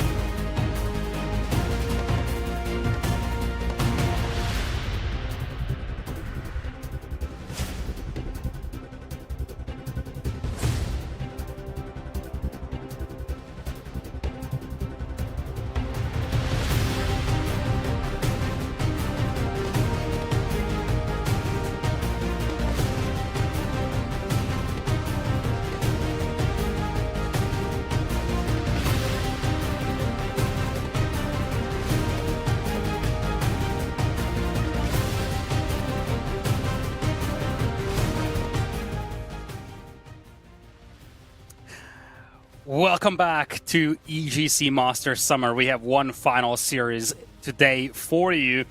And boy, it looks like we're gonna have a lot of water potentially here as we take a look at this best of 5 between Wham and B. Wham, let's take a look at his draft real quick. He has no access to the Templars, the House of Lancaster, and the Byzantines. On the other side, no House of Lancaster or Templars, but there is Byzantines, no Rus, however. So Wham is going to have a Rus available, something that could be very fancy for some of these hybrid maps that we have, especially Scandinavia. Yeah, I could see Rus being a good choice on Scandinavia. That's a map that just boggles my mind, by the way. Scandinavia is just so taxing as a player to play when you've got water on both sides that you share with your opponent. That's one of those maps, like, I think, I want to see the map name, but it's just having like the 3/3 there, that one just makes my mind spin. But this is gonna be a good series. I mean, Wham and B are both top level players, I would say, and both players who have the potential to go and win it all, really, and have won different tournaments in the past. Each of them have shown they are very good players, especially when they're on a high level and they're really feeling really good. So I expect this one to be a really, really good series. And we'll be starting off, of course, on Frisian Marshes here with not Order the Dragon, HRE against Byzantines. Man, I'm so used to seeing Order the Dragon over HRE. It feels kind of weird to see just HRE for once again. Okay. So 2 conventional civilization picks here, I feel like. HRE, classic on Frisian Marshes. Same goes for Byzantines. The thing that's worrisome here, if you're Wham, though, is that it takes less time for HRE to reach its peak, but after you reach the peak itself is not very, very high, whereas Byzantines might be a little slower at the beginning, but late game should be very, very Byzantine favored. I think the biggest problem for HRE, especially on a map like this, which can easily drag into Imperial, is there is nothing beyond Imperial Age for HRE. You get Imperial fast, you can get extra villagers perhaps, and then what's up? You don't really have a very special late game army. And in contrast, the Byzantines do have that. So I feel like, especially the longer this game goes, the more I like Byzantines. It depends to me on if HRE has the relics. Because if HRE has, say, 4 of the 5 relics and they move into Imperial, I'm feeling pretty good with HRE even against Byzantines. I think that's kind of where I draw the line, right? Is like how much eco behind this does HRE have? Because you're right, like their military isn't particularly, for lack of a better word, it's not out of the box, right? It's pretty standard. It's pretty set. And they get Lance Connect, which is nice. But that's not really going to be your comp per se. You're going to just sprinkle a couple in. But if they get the relics, that boosts to the eco that they can get, and with the relic towers as defense, I think that could pose kind of a thorny issue for Byzantines. They both play very similarly in that regard, right? Because Byzantines has got the mangonel towers, HRE has just the relic towers, and so it feels like they can both play very defensive, very turtley once it gets to late game. But I do agree. I think Byzantines might have a slight edge in the late, but again, if like say all the relics go to HRE, I might be looking at HRE winning just based off eco alone. But that'll have to be seen as we go again. Game number 1 here in just 20 some odd seconds. Wham versus B. I don't have the numbers right ahead of me to see what the all-time series record between these two players is, but I imagine it's probably more even than we think. Well. We do. It's 10-5. It's interesting because my logs say 10-6, but nonetheless, it's interesting that you look at this matchup and it's not one that strikes you as a, oh shoot, these guys have been playing since forever, but they actually do. They've been playing since forever. They've been playing since 2021. Every single year, you have them face off against one another for 4 or 5 times. It's actually one of the most played matchups in the entire competitive scene, B versus Wham. It's going to be the 17th time that they face off against each other in the history of AoE 4. And now we have B kicking things off with the Byzantines in green, and on the other side, Wham playing as the Holy Roman Empire in purple. And I just want to share a fun story with you, which I've totally yoinked from someone on the chat. So turns out, B also is playing Age of Mythology competitively. And he literally finished a tournament like a couple of hours ago, and he got himself a top 8 elimination in Mythic Wars. So he lost a 3-2 set there. So it's very funny looking at B. he literally shifted from playing AOM competitively and being a top 8 player into playing AoE 4 right now. That is actually insane.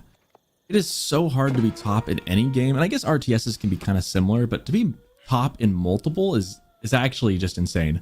That said, Wham is the favored player here against B. Looking at the series record, I had in mind that it was fairly even, and they have either one could easily win. It's not like, you know, B's, you know, for sure going to lose this series, but Wham is slightly favored. Has I think it was a 60% win percentage against B, so more often than not is going to take the games from him. And looking at the draft, I was kind of a fan of Wham's draft a little bit more than B's. That said, this match in particular might favor B a little bit, especially in the late game, as we start off with Dark Age Rax from Wham. That is something we've seen a lot on this map. I think it's 3 for 3 on this map that we've seen Dark Age Barracks from, and this time from both players. Yeah, the predictable nature of where the gold and stone mines spawn is something that kind of opens things up for Dark Age aggression, because you know that you're going to find someone to really harass.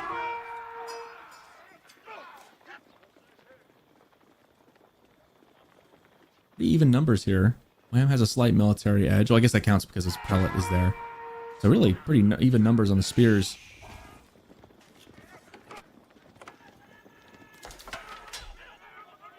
It's interesting that I wonder if, like, what the combination is. I think you're right with the predictability of where the gold spawns, with the fact that there's a stealth forest there that kind of helps you sneak in just a little bit more. I'd imagine that those are the factors that kind of lend itself to being just a Dark Age Barracks play. But we've seen with multiple civs that this is the case now.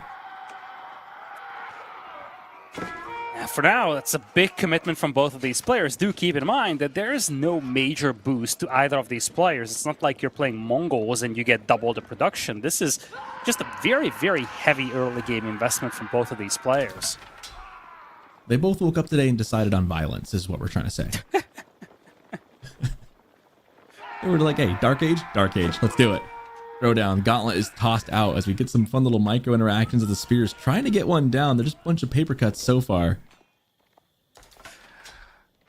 Yeah, I wonder who blinks first, because this is where things get interesting. At some point, someone's going to blink and say, okay, I'm done with this. Right now, Wham is the one posturing in front of B's base, though, so I think Wham can afford to just bail on this whole spearman thing a lot sooner than B can. B needs to respond to this aggression in your base. And the problem for B is that he doesn't know if Wham stops making spears. And Wham, indeed, he actually stopped making spears now. Well, HRE can be so quick into castle, right? Like, they can just jump up so fast when they get the opportunity. B taking a look at the base, trying to find things, sees the gold. Meanwhile, Spears trying to get onto the gold. Bills just kind of, shift over to the side. They do the electric slide on down. Meanwhile, first spear drops, and it's one of Wham's. This is like one of those real-time medieval battles where you have 30 guys on 30 guys and 1 or 2 people die and that's it. You ever read through those historical logs, and it's really, we think of these battles sometimes as these big epic fights, and really it's 100 guys here, 100 guys here, and a couple guys died and that's it. Mostly just shouting back and forth. That's kind of what we're seeing. Speaking of which, Minework Palace coming in here for WAB. We've seen Minework before, and at that time it felt like it was forced out rather than purposeful. But this time around, there is no reason for WAM not to go for the Minework Palace unless he absolutely wants to go for it. He had all the room in the world to drop his Aachen Chapel. So it really feels like this is purposeful, and it's not something that's being forced on him. Yeah, this is a choice. This is a very pointed choice that Wham wants this. He wants to go for this. And I'm curious what the follow-up is behind this, right? Another spear goes down. There's one now for B, finally dropping dead. For all these trades have favored B, but also he's the one who's running away. Yeah, this is not necessarily amazing for B, because at the end of the day, he's running away. He's also late in Feudal Age in comparison to his opponent, so that's not ideal by any means.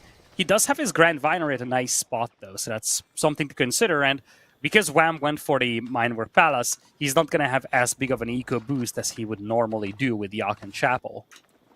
Yeah, that changes changes the math a little bit for me. I'm really curious what Wham's process is into this. Like, is he just planning on playing a really aggressive feudal game? Is there something he's going to try and do with this? Like, what is it about the mine work that he wants over the Aachen Chapel? Is there a timing that he is aiming for?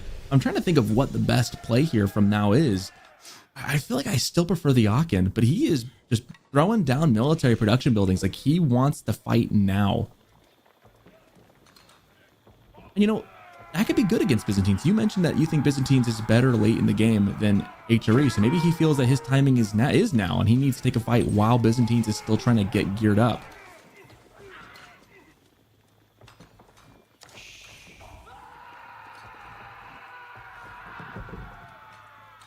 Yeah, I love the stand ground here, by the way, from Wham. He set his spears on stand ground so they don't accidentally charge in with him not looking. He spots everything that he needs. He's actually going very aggro here. So you talked about this. The mine work was a purposeful decision here by Wham. And fair enough, he's going to double down on both the archers and the men-at-arms as well. This is an all-in feudal play from HRE. Not something that you see every day.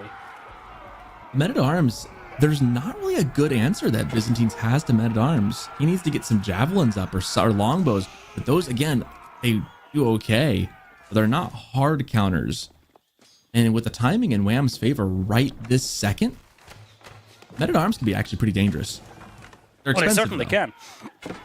It's one of those things where men-at-arms will be terrible when it comes to chasing these villagers, but if your sole purpose is just to push them away from the berries and the gold, they are really good. They're a tanky unit, and they can take out the Limitani, and they can absorb a lot of arrow fire from the enemy archers. So just to do this harassment, the men-at-arms are a really good option. And that's all he needs, right? Is to get him off. The berries and gold are both in the front. He's making that landmark basically worthless at the time. And now he's forcing B to go find resources elsewhere. So this actually is a really decent strat from Wham. Now, can he finish it off with the win? Because, again, with these kind of pushes, if it ever fizzles, it's going to fizzle out very quickly and very difficultly for Wham. But as of right now, he's in a decent spot and forcing B onto a lot of wood, trying to compensate for this. We see him going out to the southern gold now, because he needs that resource to continue on. Building a tower, too. I like that play. I was going to say the same thing here.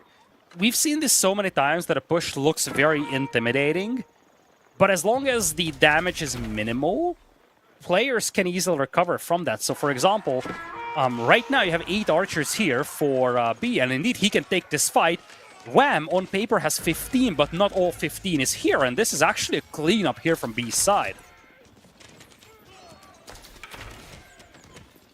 Nice choice to ignore the men-at-arms, just focus down the archers, men-at-arms. They are a pain in the rear to deal with, but if you trade the archers, the men-at-arms will not be threatening to your villagers, really. Yeah, behind this, Wham has added a second prelate. And I'm thinking about the Aachen Chapel, right? Is what it does is it basically puts your prelate on steroids. Here, with the 2 prelates, if he places them right and is using them right, he's going to get the same value, a similar value of eco as he would with the Aachen Chapel. So, as long as he's willing to commit to adding a prelate or 2 and micro them, he's going to get some good value economically. As we see, he's pushing in, trying to deny this tower. I don't know if it's going to go up or not. I don't think it will. Archers are going to have to back off. Wham coming back just in time. B would have been really smart to sneak that tower up, but Wham just not going to let it happen.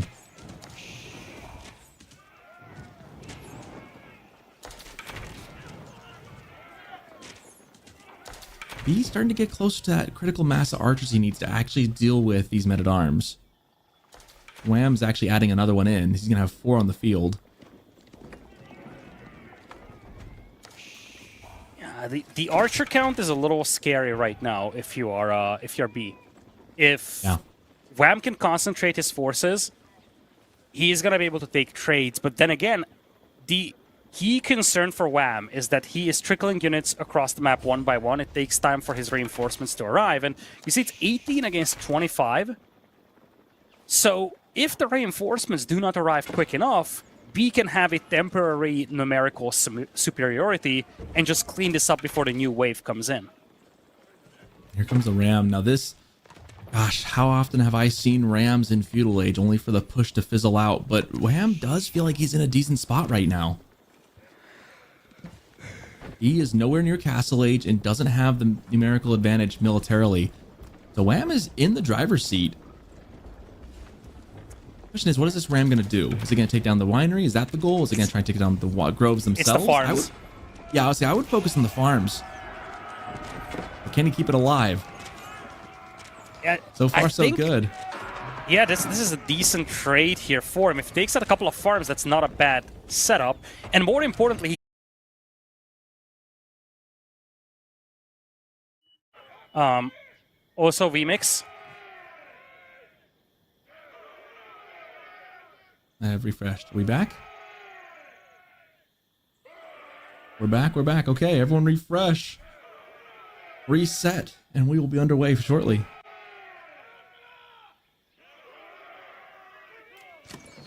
And there we go. Always fun seeing everyone scramble in fast time. Well, big surprise. The push worked. So Wham takes game number 1 against B with a feudal push for the ages. I hope you didn't blink and miss it. Oh, goodness. Well, the thing I was looking at with that archer push is that Wham had enough superiority to dive under the TC, and he just wiped the whole force here from B.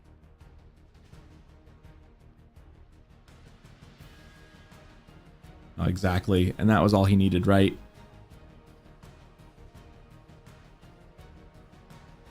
You know, it's been a while since I've seen a successful feudal push. That was a quick game, only 12 minutes, 13 minutes almost. As we look at the replays here now.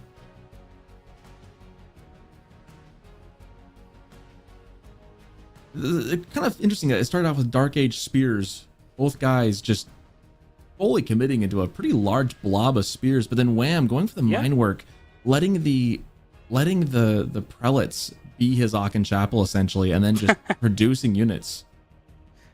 It's an interesting way of playing HRE if you think about it. You don't commonly see HRE archers in here. I think the reason why it worked is because on this map, you know fully well that the resources are exposed, so you can put pressure on them. Mm-hmm.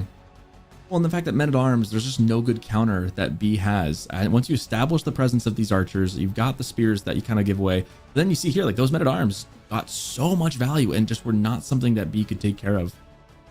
And so that wins Wham. Game number 1, the Canadian takes his point, and we move on to the most watery of water maps we've got. And it's going to be Zushi and Abba.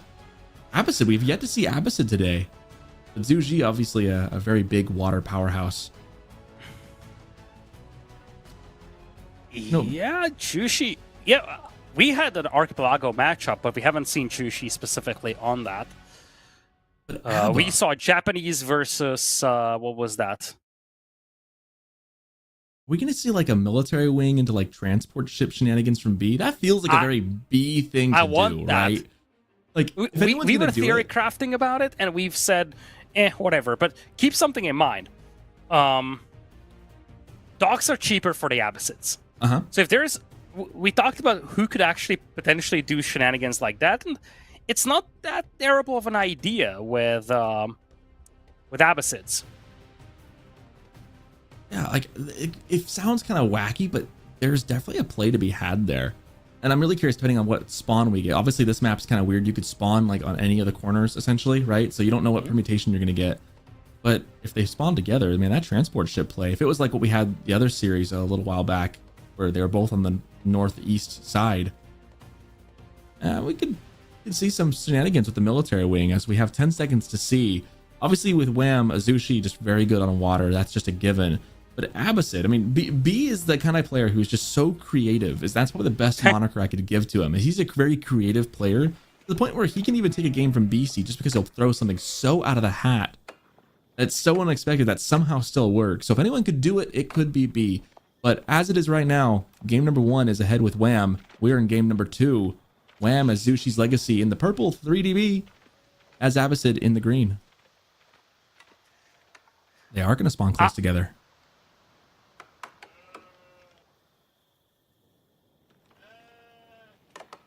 I'm curious about how B is going to play this, because I think that's the big question with the Abbasids. You could try playing conventional, but I don't know. Especially against Jushi, that feels a little awkward. We've been theory crafting about this very quickly. Could be perhaps pull some tricks out of his hat. I don't think that's going to happen, because the first dock has been placed all the way to the north. it does not feel like any weird shenanigans are coming. I mean, but he doesn't know where his opponent's at, right?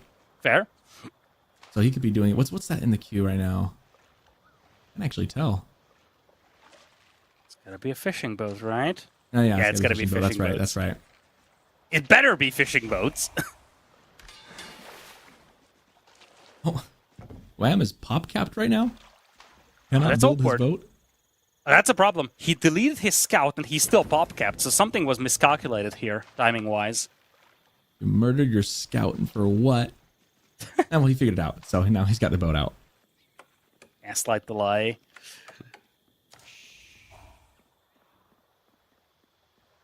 Alright, so 2 players are adjacent to one another, which usually leads to extremely fast-paced games on Archipelago. It's gonna be difficult. One thing to look at is going to be being able to group up your whole fleet together, because oftentimes you spread these docks out to cover all the deep fish that is scattered across the shoreline. But if you do that, you're going to have a tough time combining your fleet, and oftentimes you will find some of your ships to be isolated from the others. Mm-hmm.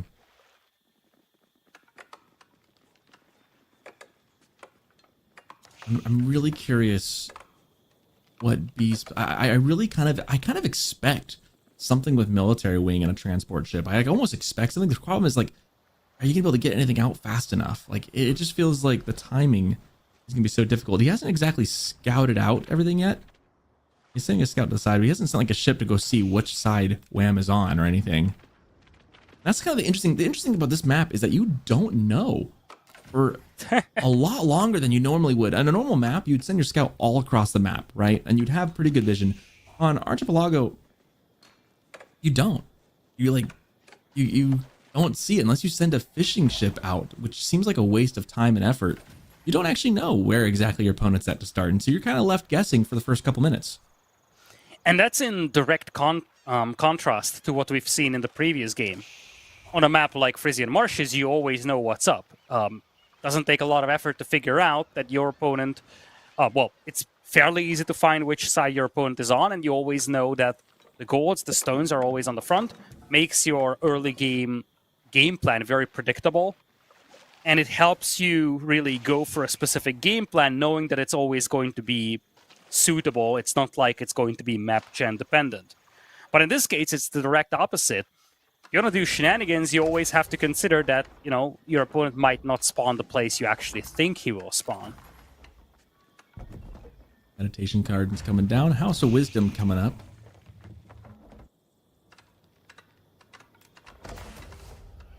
Just touching the stone. That's nice.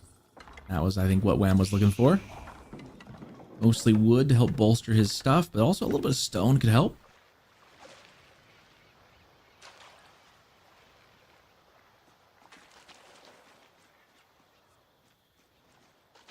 I'm really excited to see the wing choice here. It's taken a while to get there, though. He still doesn't quite have the gold. Meanwhile, Wham is scouting with his fishing boat. And this is what I was talking about. The only way to really know is just send something over there. Wham accepting that fact and sending one over. He's got an idea and immediately building a second dock. He kind of knows now that B is either on the other side or all the way to the north. Yeah, that actually essentially determines what kind of a ship you could open with.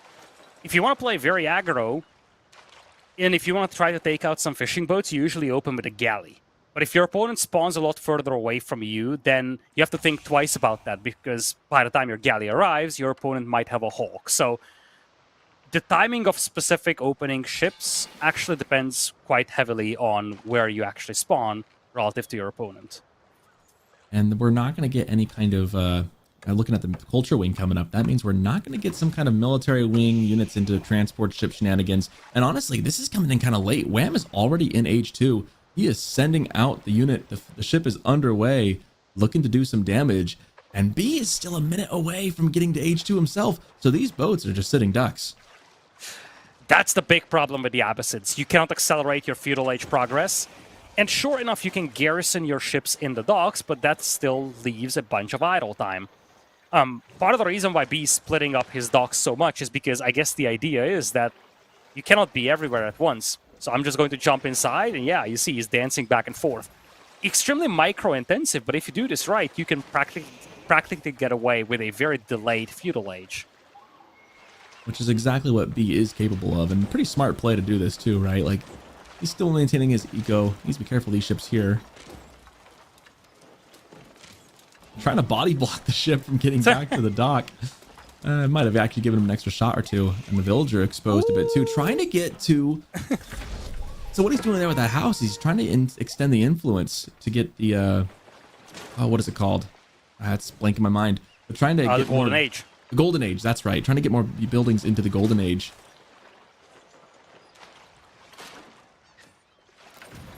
And demos are now popping out. Nice little surround here by B, and the galley cannot snipe both of the demos out here. Second one should chase this down. Oh, there we go. Got it. Nice little Well double team here by B. It's difficult to line up double demos like that. And he opens this whole naval shenanigans with a snipe on a Hulk. And keep in mind, half of the fishing boats for B are being untouched right now. They're all the way up north. This is where this game gets so tricky. All the little micro you have to do to keep things going. Nice connection there by B's demo. Same thing on the Bugla on the northern side. Do keep in mind, a full HP Springald ship does not get destroyed by a demo immediately, so you need some extra damage there. Hawk gets sniped away here. Nice little demo connection once again by B, and this is the difference. B is sniping off the low HP ships, whereas Wham wasn't able to finish them off. Moreover, the fishing ships as a defender's advantage for B. The fishing ships repairing his ships during the fight, while Wham has to go home, barely able to keep afloat. B looking pretty comfortable here. You know, being a minute behind there, you'd think that the advantage would be for Wham, but wasting his time with the fishing boats jumping in and out of the different docks has bought B the time to get going. And now, tech upgrades coming in, things moving forward. We're pretty much secure both players now into Feudal Age, as both are trying to get some military going. We see a ship trying to sneak through. Wham sees it. And some cat and mouse being played on the open waters. Yeah, the key thing is that so far, Wham's fishing eco is totally untouched. He took a big beating on the naval side of things, but B is so far very, very defensive. B only has one demo, 3 Buglaws, in contrast to 5 Hawks now diving in. And you gotta be careful, because once you have a bigger fleet arriving, once you have 5, 6, 7 Hawks, it's a lot more difficult to pull away damaged ships. Yeah, and there reaches a point too where you can't back up anymore, right? Like, if you get an overwhelming force on your coast, you can't go anywhere else. Yep. Demo's trying to close distance. Nice dodge by B. He's now trying to trade off that demo. That's not gonna happen. However, he's got one more demo and no more in queue. This is a big difference. B did not have a lot of ships in queue, and now Wham is looking to pounce on this. If he can take out that Dow to the north, he can connect the demos. Nice little snipe from B. Takes out one of the demos. The second one gets a beautiful connection, though. Excellent explosion. That was perfectly placed. Nice little flank Wham. from B, though. He has his demo coming in as well. Wham needs to split. He is getting a split, but not in time. 2 war junks go down in response. Destroyed value neck and neck between the 2 players. He got a piece of that third one too. That third one on the edge for Wham took a brunt of that as well, and is lucky to be afloat as on top of everything else. So Wham, licking his wounds, heading back to his base, needs to repair those up. Some back and forth. The military count is dead even. Well, one for Wham if you count the scout on B isn't doing much. And the fishing eco is still totally intact for both of these players, which is... It's an important detail. It means that there is, you know, it's like a heavyweight boxing match. You have little punches left and right, but both are still standing, and there is power left in the tank. There's juice left in the tank. Like heavyweights indeed. Yes, they've been exchanging some jabs, a couple of left hooks too, but they each have just taken it on the chin and are both still standing to tell the tale 10.5 minutes in. This one could go for a while.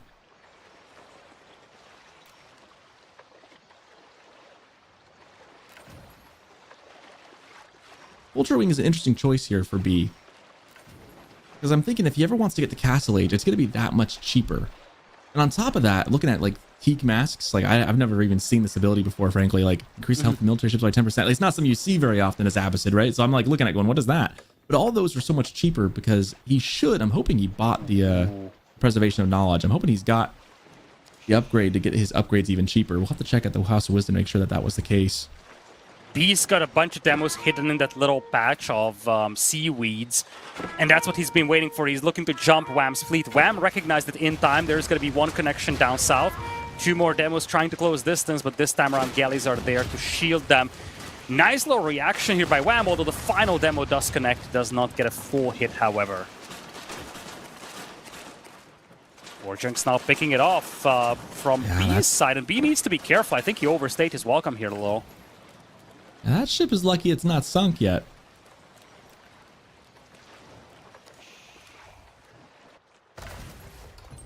And Preservation of Knowledge is missing. Oh, no. I wonder if he thinks he clicked it, because at this point it's something that he could easily afford. Big fight in the middle. Demos are once again coming in. Wham needs to snipe those out. Wham himself doesn't have a lot of demos. He has the lead in the Hawk numbers. Beautiful demo hit there by B, though. He's been on point with his demo ships recently. Yeah, he has. Wham, however, doing a pretty good job of sniping out the weak ships himself, trying to keep things going. Again, shout out to our observer, too, Vodka, for getting us a glance at the House of Wisdom. He chose the perfect time to glance away at that, because I think the reason Preservation Knowledge hasn't been clicked yet is that this battle is all-consuming. Every little bit of micro is being used right here, right now, to guide each of these ships to where it needs to go. I mean, honestly, it's amazing to be able to tell the difference between these ships, because when they get all clumped up like that and they're all on fire, it gets kind of hard to tell what's what. But these players are able to manage through all the clipping of these different units, keep the micro going and keep the battle alive. This fight was much better for B. The destroyed value is starting to swing in his favor, and for a moment he had way more Hawks than his opponent does. Now Wham is catching up. But yeah, I was gonna say, the thing with the Preservation of Knowledge is that logic would dictate that you click that as soon as you age up, because you want to get the discount from the very beginning. But that's something that you rarely do on water maps, because you want to pump all your resources into ships. And turns out that if you keep doing that for multiple minutes, you will probably just forget about the fact that the tech wasn't even clicked. So it's possibly what's happening to B here. B probably forgot about the fact that Preservation of Knowledge wasn't clicked, so he's not getting the discount on any of those technologies that he's getting. And Preservation of Knowledge is not an expensive tech, so no, it's not. It's not like he can't afford it. The crazy thing here is B is making it look like he's winning this game even without it. We do see the rest of the mass of Wham, though. A lot of demos, though, for B. They're coming for him. Trying to find their targets. Getting sniped out by Wham. Doing a good job of picking them off one by one.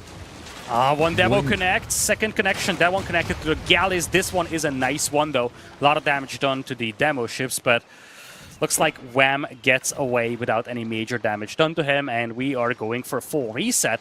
So much so that I'm starting to wonder if B is going to blink now and click up. He is suspiciously piling up some resources here, and I wonder if he's flirting with Castle Age now. If he had Preservation of Knowledge, it'd be a really cheap click up. He should at least click it. If he goes Castle without clicking it, I'm gonna be very sad, because that's a must. That's such a big discount. Like, that pays for itself immediately. He's probably gonna realize when he wants to click up that he didn't click it. Then he's gonna just like pound his keyboard, I'm sure, and just be like, what was I doing? What was I thinking? But it's so hard to remember, because look at how much they have to control here. Boats on boats on boats. The demos are consistently better from B, though. I have yet to see Wham landing some nice demo hits, and that has been the difference maker on the water so far. Which Wham tried to dive with the demos. He has to turn around. He keeps doing this thing where he pulls the demos back and they get shot anyways. And it's like, well, they're darned if they do, darned if they don't. You got to commit one way or another, right? Meanwhile, more demos. It's almost like B is a lot more aggressive with the demos, and he's just willing to YOLO it, whereas Wham is a little bit more conservative. And so far, the B approach is working better. Yeah, I think when you're going to blow up your ship, you're already kind of way past the conservative side of battles, right? We've already moved. Nice little flanking maneuver from Wham, looking to get a connection. Wham does not have a lot of galleys, and I think that's part of the things that's missing. He doesn't have that firepower to immediately stop the demo ships. Still just a back and forth between the two. Now Wham is the one piling up some resources in the bank. You say that, but B's also got 900 food too. He really could almost cook up if he had preservation knowledge. Meanwhile, there's so many explosions in the water. Demo Wham after is demo just blowing up. Wham is pumping out demos like there is no tomorrow, and he finally gets a connection. The galleys are gone, and something is up with B's production. His ships are replenished a lot slower than Wham's does. There is 1 or 2 demos coming in here for B.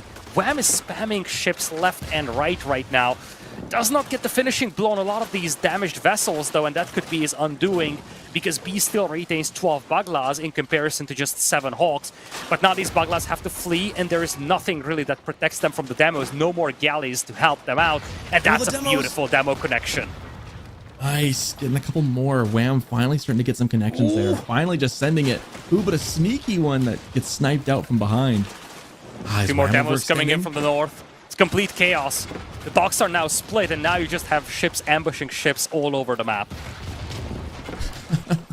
It's like spawn camping at this point. B did a really good job intercepting reinforcements, and remember, he retained most of his Baglas, and he can now heal back up. Now Wham is trying to get away from this. A demo is going to connect, sinks 1 Hawk, and when it's all said and done, it's 13 Baglas against 6 War Junks. B sticking through it. This has been a back and forth. Just so many exploding ships.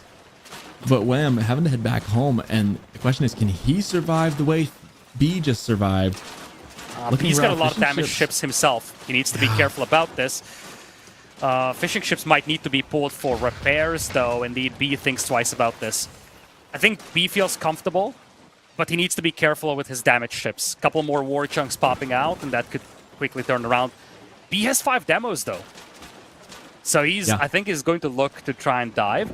Now Wham is floating a lot of resources. He's got a lot of food and gold in the bank. No more ships in queue for him. I think he might want to try and sneak into castle. He knows that these ships are really beaten up, but there's no way he can sneak a castle.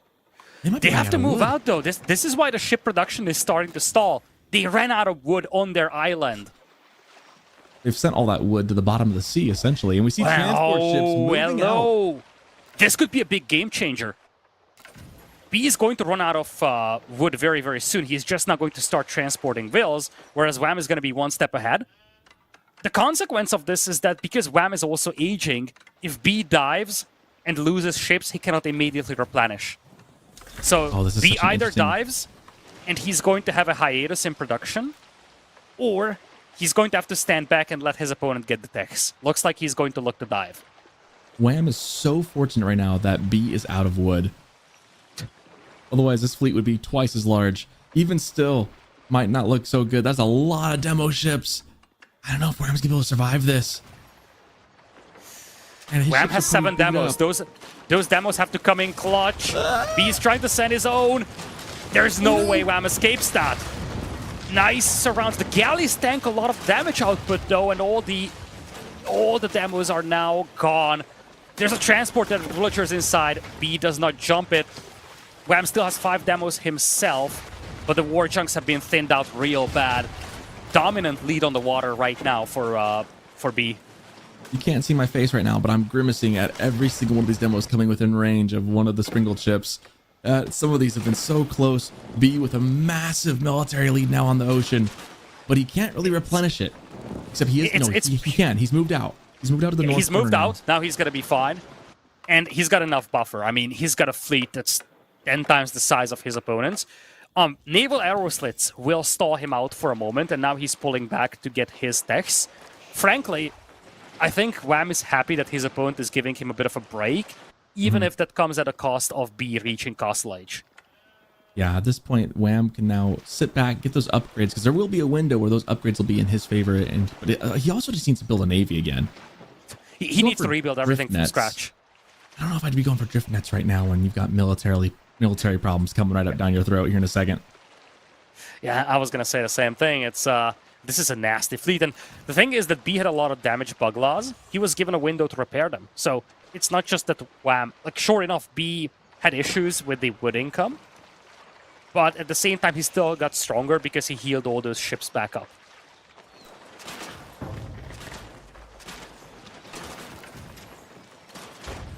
B now just sieging down.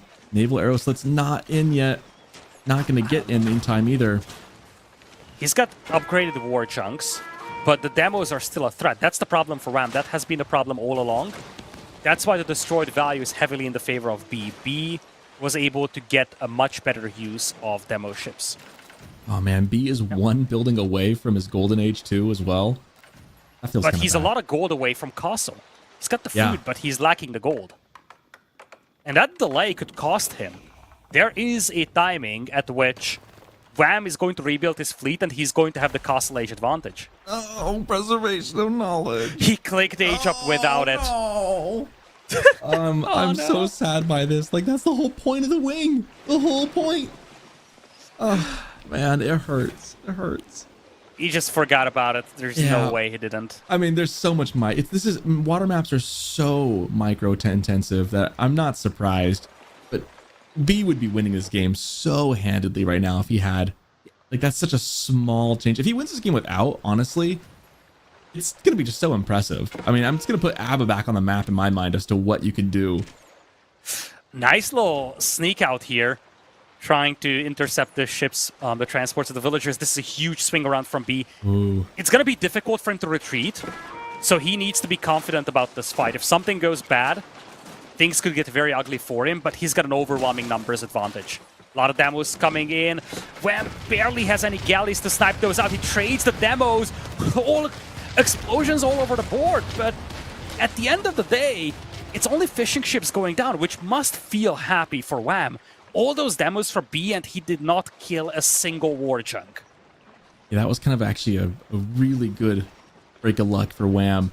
Like that, his expensive units are still floating on the water. His demo ships, you know, they're built to blow up. Fishing ships, they're whatever. We've got stables coming across. Yeah, Is he gonna try? this is. He's gonna. Oh my goodness.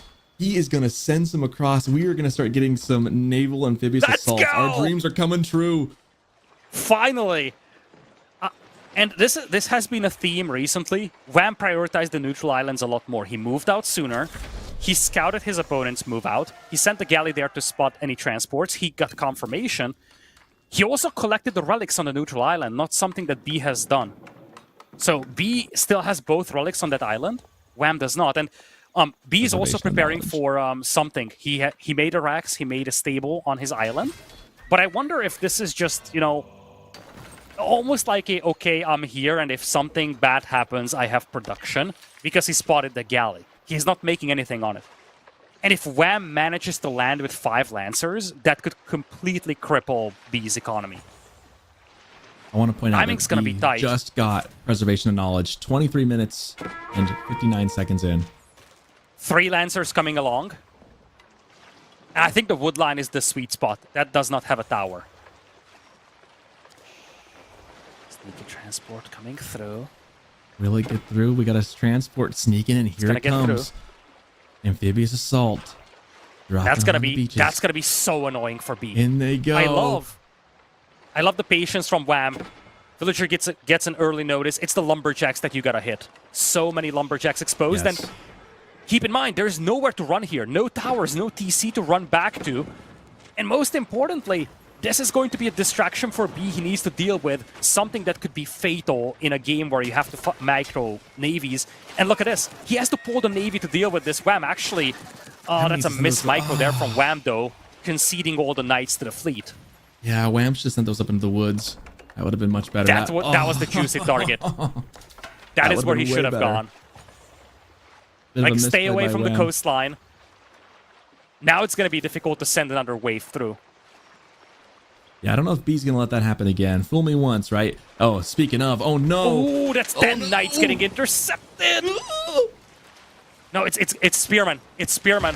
It's a Spearman. He only has 3 knights. Don't worry, it was a just bait. 10 guys, you know. 10 people we don't care about anymore. Yeah, Still I wonder if that was a big bait pickup. almost. If you think it's Lancers, it's worth committing a lot into. If it's Spearman, it's a lot less valuable. Yeah. Flank around by Wham here. That's what he was playing all along for. But he only trades the demos here, and some of his demos are standing idle. He's trying to come in from the south, get some nice hits, and he cleans up most of the arrow ships, allowing his next wave of demos to deal with this. He still has 9 demos in the making. I think he's got something going here. Military numbers are evening up a little bit here. Wham's not down by nearly as much as he was. A lot of demo ships. Oh, B's got to get out of dodge. Finally for Wham. That's huge. This is what he's been waiting for all along, and B got caught off guard a little here, pinned against the coast. He still has a nasty fleet that's going to be difficult for Wham to deal with. I'm like reassessing my opinions on Abbasid on water. Everyone, I feel like conventional wisdom has always said that Abbasid just sucks on water, and B is making it look not only viable but winnable. Yeah, the trick That said, is that Wham. it wasn't a rush for feudal, Yeah, right? He was able to survive the first few minutes of feudal, and after that, it's fine. The problem is that 9 out of 10 games, you do not survive the first 10 minutes of feudal age with Abbasids. Yeah, that's true. Is Wham thinking Imperial? You gotta be kidding me. Are we gonna got a lot see of food. landings? Imperial and Archipelago. Nice little flank around with the demo. It's in the shadows, trying to jump. Not gonna connect. The other one connects with the galleys. That's not what B is looking for. He's looking to try and pounce on this flank around from the south, though. And this one is a nice flank here. Wham trying to save his ships here. Demo's juking the arrows. One goes down. The second one is going to connect, though. And B is going to trade this whole thing off before Wham could click Imperial. And now Wham's stuck in a very hard spot, right? Now he's got no choice. He's stuck in Castle Age with no real... Well, he's got 3,000 food. Maybe he goes Imperial anyways, and maybe one big ship to rule them all, but that doesn't seem like a good idea. Maybe he will. Temple of the Sun goes down. Maybe that's his thought. Hey, I can't win this. Demo! There we right go! in the heart.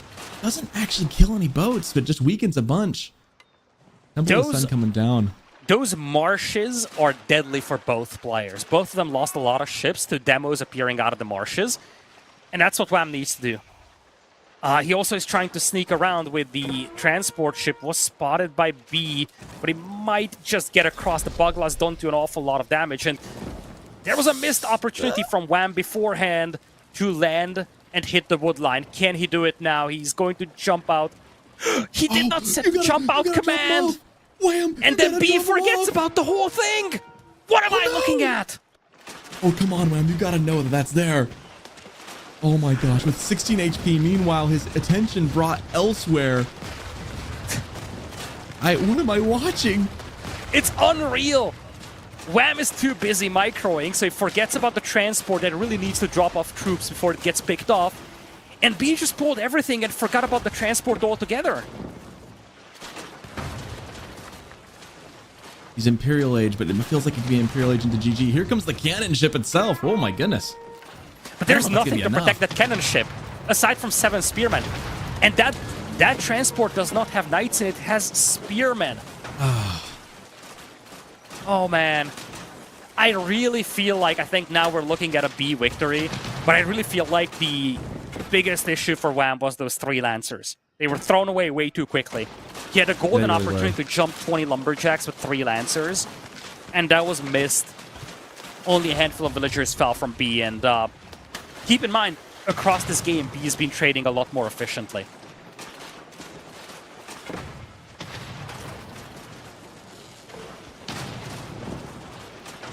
Tricky thing is those demo ships just counter these cannon ships so easily. It only takes like 2 or 3 of them to do it.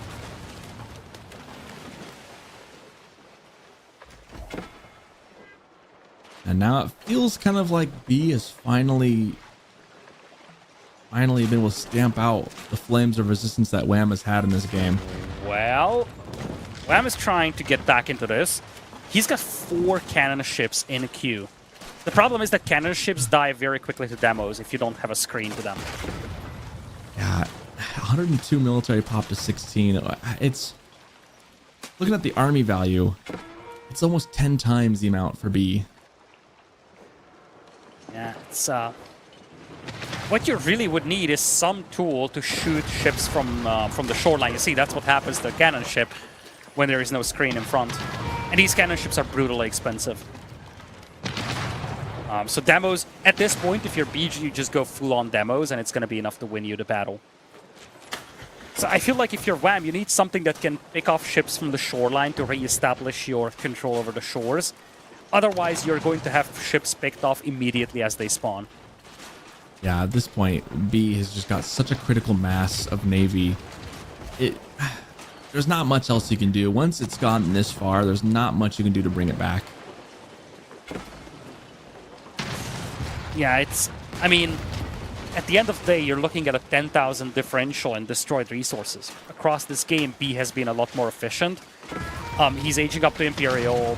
He has a bunch of resources in the bank as well. I feel like the doors might now be closed for Wham. And if you're looking at the Ys, really the thing that you have to look at is the demo ship trades. Wham was a lot more conservative in this game. B was a lot more aggressive, and that aggressiveness paid off. Somehow, Oh Wham no, has I think managed to I know steal what's happening. 57 units. It's for value of units here. I know what's These- happening. Is that? Every Well, villager no. that Wham had on his original island is shifting to the far left. Seems like they're only on berries, No. but there is one Hail Mary that he can throw. He can try There's to one landmark final snipe. try. He could go all in landmark snipe. You're right. But, or Oh my he could go goodness. all in demos. And that's way more than what B has galleys for. It's way more than what B has galleys for. That's what Wham has been waiting for all along. The Hail Mary with the demos, and now B has to split, he has to run. How much can he split? How much can he run? That's the question. Looks like it's gonna be enough. It's the imp upgrades that now seal the deal. Wham tried it, but I think now the door is closed. So maybe he would have been better off going for a landmark snipe, right? Because then there'd be no recourse that B could have, especially if you could sneak it away, like make a small force, sneak it away, and then try to make just a million transport ships and ship stuff off. But it'd be kind of tough to do that. Yeah, that kind of a demo push was needed 10 minutes ago from Wham.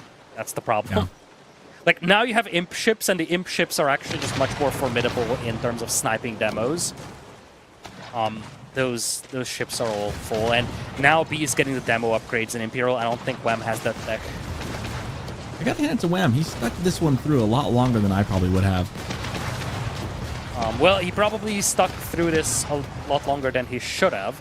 He has the nest of bees and placements on the cannon ships, but it's just going to be...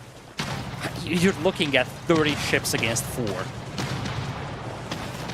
Nice connection with the demo, perhaps. That's going to be a good one. Is there a Hail Mary here? This recent fight wasn't great for B. No, it really Part was. of the nest of bees going to save the day. I mean, a couple demos and this fleet's gone. Yeah, the thing I'm looking at for B is that he stopped making galleys. So the recent demos from Wham actually did a lot of damage. Finally, he's getting good demo connections. These Imperial ships from Wham are finally getting a little bit of value back in return. It's again. I don't want to believe that there's a way Wham can come back from this, right? Like, I think again, if he it had only some takes 2 galleys, he would be fine. But without galleys, the demos could actually get some nice reps. And you see, this position is a lot worse for B than what it used to be. I don't like this little demo bait here. Demos coming from both sides. Slowly but surely, Wham is building up a fleet of the cannon ships, even though, as I'm saying that, he just lost all of them. Now, again, the galleys, right? You got to have something to defend them. And now these demo ships feel like a day late and a dollar short. yeah, it's always been like that for Wham. He's just a little too outnumbered. Well, now he's very heavily outnumbered, but every time he rebuilds a fleet, he's like outnumbered by 30-40%, and that just resets him back to Stone Age every single time. And a lot of those bug laws are now sinking, and as crazy as it sounds, the bug law count is getting thinned out here. I just still feel like I don't know how sustainable this is for Wham. I don't think it is. Resources a minute are starting to drop down. He's got a decent amount of gold and wood left still, but that can't last forever. Yeah, I think it might come down to who runs out of wood on their second island first. And I wonder what's up with that. Quite a lot remaining for Wham. For B, this is B going to has get eaten up a interesting. lot. Same for gold. Look at Wham's golds. B depleted the golds a lot sooner on the second island than Wham did. Yeah, look at this. The second gold mine is completely gone for B. The first one is totally gone. And Wham was actually getting a lot of passive gold, keep in mind. So Wham hasn't even... Well, actually, wait a minute. He pulled villagers from the low gold mine. I wonder if both gold mines are running out, but he's trying to play mind games, letting the large gold Wayne icon still show up on the map. No, the other one is untouched. He's got way more gold to work with. They're just trying to keep trying to maintain What some is kind of this? presence of docks. He's just trying to keep his docks Kamikaze open. Demo is trying to take out the keeps. Oh my word. Wham is trying everything in his power to come back into this one. But against cannon ships, it's not gonna matter. If he can wipe off this military off the ocean and reset, there would be a world where Wham could play this game and win it. But the problem is that B just is not going to let him do that. Yeah, I mean, the problem is that has been the plan all along for Wham. Wipe the fleet and then get back into this game, but that hasn't been coming together. And now B has all 3 sacred sites. I like that he's forcing his opponent's hand in a Jungnan Tower. I do like the sacred site play. Put it on a timer. That way you know that you're forcing your opponent to have to contest those islands. He's going to have a very hard time in about 8 minutes doing that. There's an opening for transports. The north is wide open right now. I mean, I wonder if Wham could try Hail Marying that. B has a decent resource bank, so it's not going to have an immediate impact. Or, oh yeah, or he can just give up. I'll say. I think his best bet, honestly, would have been like finding a way to mass up some kind of units Landmark snipe on land and then just transport the crap out of them onto your opponent's island and landmark snipe. Yeah, the landmark snipe would have been legitimate.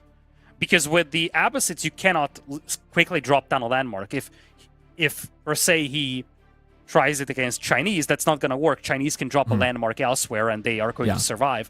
But Abbasids only have 2 landmarks to take out. And for the latter portion of this game, B's fleet was always on the right side of the map. So if he tried something like that, a Hail Mary with, I don't know, 10 Lancers, I would argue that it would have been a better investment to go 15 Lancers on his home island with 10 battering rams than to go for all those cannon ships. I agree. I think that would have been a better, because then he only has 2 landmarks to deal with, right? And B had no military on the ground, so there would have been, and he would have no way to stop that. Just look at what happened when the 3 Lancers landed. The only reason why those got cleaned up is because the ships actually took them out. If it wasn't for that, those Lancers would have killed 10 villagers or so on that island from B. Imagine that you do this large scale on the other side. B had absolutely nothing back at home to defend. Now, make no mistake, it would have been a Hail Mary play, but let's be real, Wham has been playing Hail Mary plays for the last 15 minutes of this game. Yeah. And, you know, every now and then you'll catch one in the end zone for the touchdown and score. It happens. It happens from time to time where people wouldn't try it, right? But unfortunately for Wham, this series is now tied 1-1. B gets himself a very, very convincing win on the water with Abbasid of all things. And we move on to Scandinavia with Mongols and Ayubids coming up. Boy, this is going to be... This map alone already makes my brain hurt a little bit, just trying to keep track of everything. I cannot imagine playing it at this level. And then with these 2 civs in particular, this is going to be a crazy game. I'm excited for it. In this game, in total, Wham made 131 demos, B made 135, so a lot of demos out there. Oh my gosh. So many blown up ships. That's great. Oh, man. And now we got to reset just like that. I mean, that's the crazy thing about these things. It's a tied series, and we go to game 3. We got to completely start over. Scandinavia coming up. This is a map that I have a hard time wrapping I've mentioned a couple times. I have a hard time wrapping my mind around this one entirely. Ayubids into Mongols is a matchup I don't dislike for Ayubids or for Mongols too much. But with the water element on this one as well, I don't quite know what I have as opinions on who I think is favored here. Mongols obviously can harass early docks pretty easily, so I feel like that's a pretty decent choice. But there's also 2 sides you got to worry about, so we'll see how it pans out as we go into game 3. All right, so some more macro gameplay. The previous one was very, very tolling on the players, by the way. Very extended, long, micro-heavy naval battle. And this map is not easy to play because you have to focus on land combat and perhaps water combat on both sides. Fish available in plentiful amounts on either side of the map. Mongols is an interesting opening, though, because it kind of implies that you don't want to get into that whole dock and fishing shenanigans. You're just telling your opponent, stay off the water because I will have spears anyways. And to that regard, I actually kind of like Ayubids against Mongols in general. I feel like it's actually a decent choice, especially if you're just going to go all land.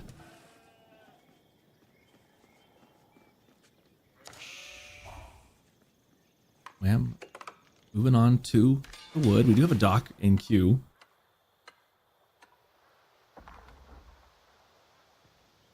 So far, no dock from B that I can see on the minimap.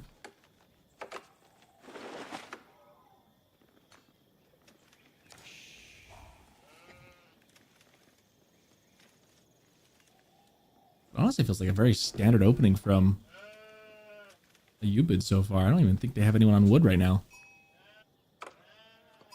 So just not even going to bother with water then. Here's what B's cooking up here.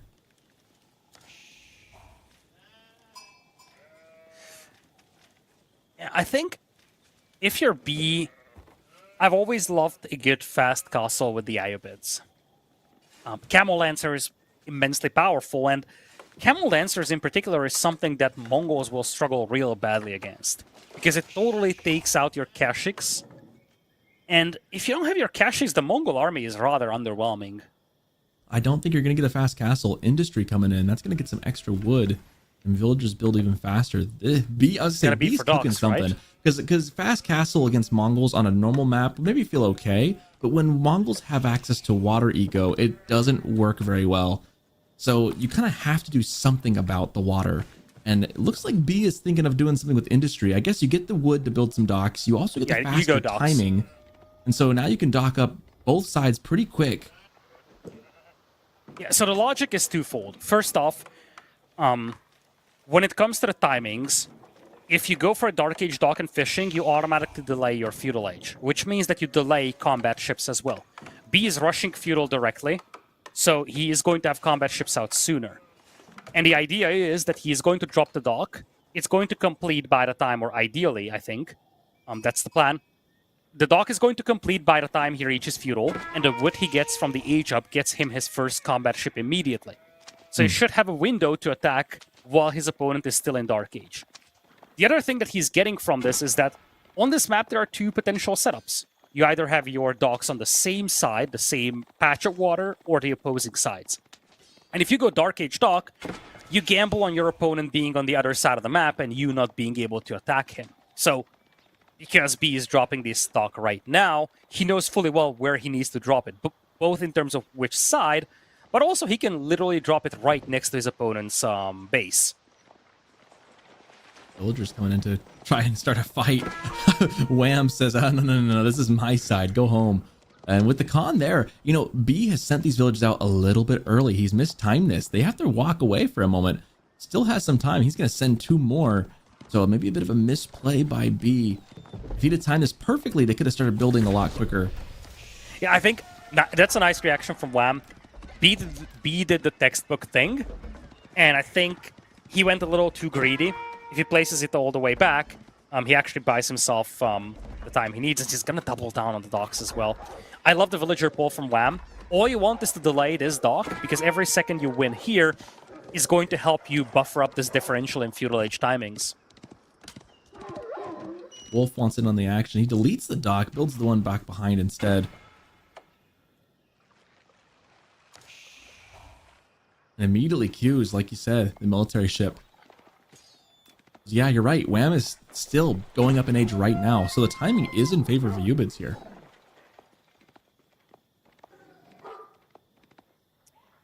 Yeah, the first ships will come out, and the trick on this map is that the deep fish is very far away from your docks, so the issue that you face is that it's going to be difficult to just play that jump back and forth game that B did in the Archipelago game. It's difficult to get back into the dock, and it's actually a Bugla opening. And here's the thing with the Bugla. It actually is a little weaker against massed fishing boats than the galley is going to be. So this kind of implies that your purpose is not necessarily to snipe these fishing boats. You know that they will flee anyways. It's more of a message that you will fight water, and the Bugla has more value in the long run for naval combat. I like that Wham's decided to put a dock on the north side water as well. knowing that his opponent's taking the south side, he can take the north side, and is assuming correctly right now that there is no other dock. Ooh, it's a hidden stable all the way at the back that gets scouted by B.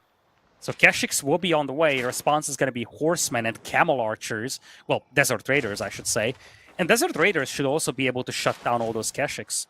Love the split of the ships, by the way, from B. He keeps the Bugler at a distance so the demo cannot jump it. He puts the galley in front, so the moment the demo pops out, the galley can get a volley on it. This setup should never allow Wham to surprise pop a demo and sink or even damage the Bugler. Heads up play there by B. Wham just completely ceding the south side, taking the north now. That's going to be seen by B, I believe. He's running a unit by there. We should see those docks on the side and know about it.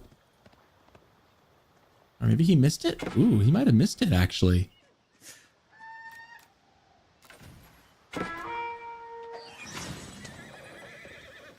Meanwhile, Keshik's coming into the base, getting a raid on, trying to get a Vil, man, just to pull it back. B with some good reaction time there. Slow flank around. Dock is going to go down, so that gives B all this spot, and that allows B to also build up his fishing fleet here. Nice relocation from Wham to the northern side. I think now we could be looking at a setup where both sides will just start fishing on their own, and they are going to start pivoting into land combat. Although I would not be surprised if either side tried to sneak a dock on the opposing side. Oh, I definitely expect it at some point.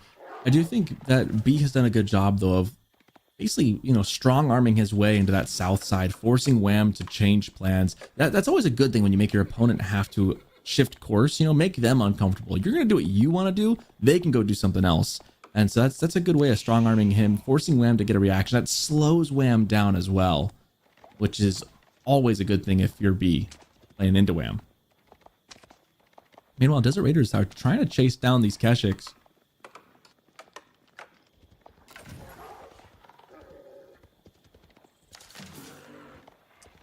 Yeah, Desert Raiders will be a pain to deal with here. Well, it's not going to be a complete disaster. Camel Lancers will be a problem. Yeah. We're not seeing a fast castle here, but when or if and when B reaches castle age, Camel Lancers is going to be an absolute pain to deal with. And the Desert Raiders will also shut down the Keshiks, and they can also harass these villagers. It's going to be a beautiful setup here. The scout provides line of sight such that the Desert Raiders can shoot over the trees. Nice little setup there by B. That's such a good feeling when you can do that. Mongols can kind of do the same thing with Mangadai and having a Khan's Falcon fly overhead. So he's got a somewhat similar thing he could do, but I love seeing that. It feels so good when you can send your long-range units and shoot arrows over the trees. Meanwhile, more it docks feels the coming up. best. It feels the best with longbows. Yeah. Oh, yeah. Just the range that they have. Yeah, that was the classic setup back in the days. Love the little patrol from B on the shoreline. He's making sure that Wham is not redocking the southern patch of the water. But it looks like Wham is happy with his own fishing fleet to the north, and he's just going to focus on the land now. He's making a pivot into archers, and that's where things get interesting. Keshik plus archers should be able to beat Desert Raiders here, especially because Desert Raiders take a long time to build. But it looks like, yeah, Wham is trying to micro this back and forth, but so far it's not coming together. If he does that, as it's I'm not saying super that, hard for B to just transition into horsemen, right? Like, if he makes archers, B has the infrastructure to go into horsemen. He doesn't really want to do that, though. That's just, though, causing a lot of problems. As long as the Keshiks stay alive, it's a good setup. I'm just worried about the long-term composition. Long-term, the Iobits should dominate this, especially once we get to castle. So I think if you're Wham, you want to keep the pressure up, because you want to delay this Castle Age story as much as possible. Yeah, and that's definitely like the goal. You do not want Ayubits to get that tempo. Obviously, that's all what their Civ is about, right? Is tempo, tempo, tempo. They want to find the advantage and then press it really hard. Thankfully for Wham, B is still a couple minutes from being able to click up, and Wham is keeping pace at the moment.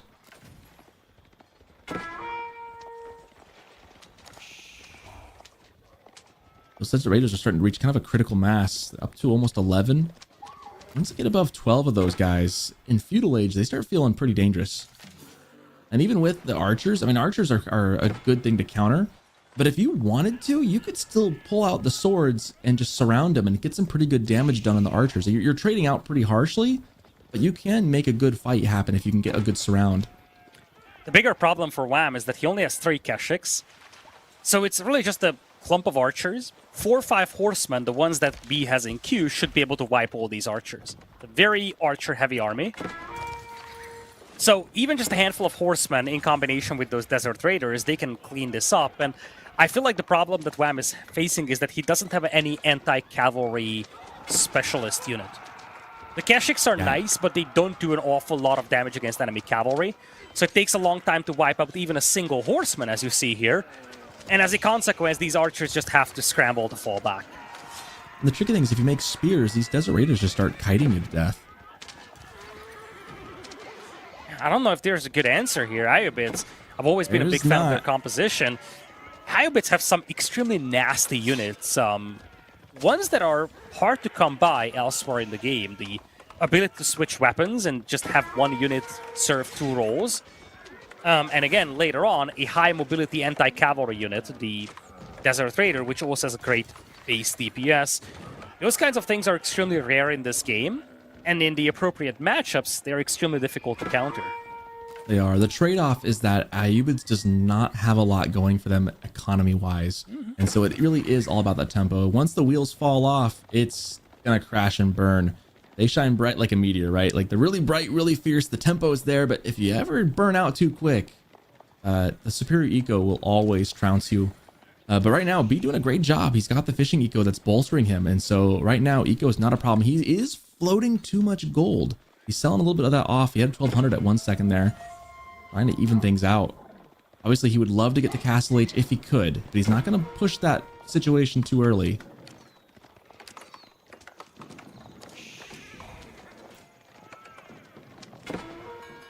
Those Keshiks are looking really weak. Nice little raid here on the gold mine. Yeah, this is one of the things that B is getting from this composition. Everything is a cavalry unit, which means that you can run around and you can take out buildings real quick, find villagers. Whereas if you look at Wham's army, it's mostly a slow-moving archer composition, though when that slow-moving army reaches the enemy base, it can cause a lot of damage, as we see in the bottom left corner. Yeah, almost like a little bit of a base trade there. Things feeling pretty even so far. 60 to 60 on the eco count. Slight military advantage for Wham, but the units that B has are just pesky and annoying.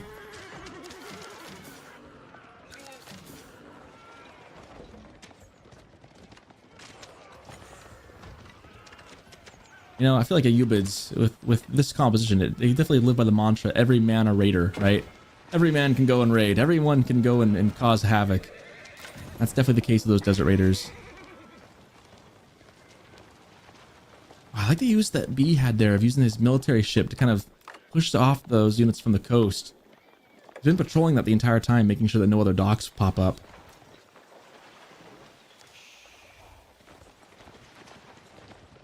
B looking really close to castle. He's got the resources. Does he click up? He does. Military wing, Master Smiths? No. Yes. He thinks twice and doubles down on it and says, yes, I'm going to go for Master Smiths. That's an interesting choice.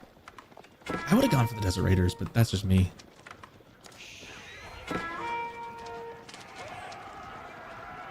B's got a lot of idle time forced on him, and yeah, he's heavy on the Desert Raiders, very, very low on the Horsemen. If it was the other way around, he could easily wipe this army, but not right now, and maybe he went a little overzealous with the Horsemen.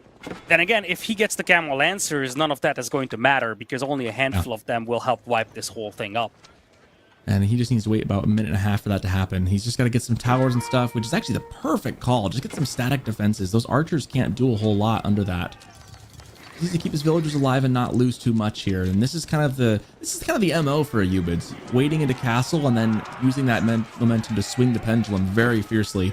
As you see Spears diving in, getting some good hits, but the Desert Raiders, the real mass, trying to exchange some fights, getting picked off slowly by the archers.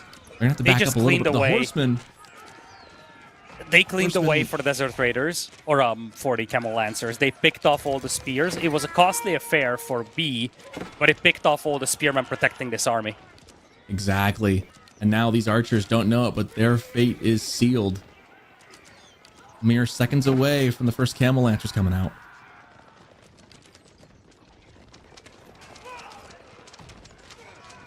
Yeah, Desert Raiders are such a good versatile unit. You got to be careful with them. They can be kind of finicky. But when you use them like this, they are so tricky to deal with.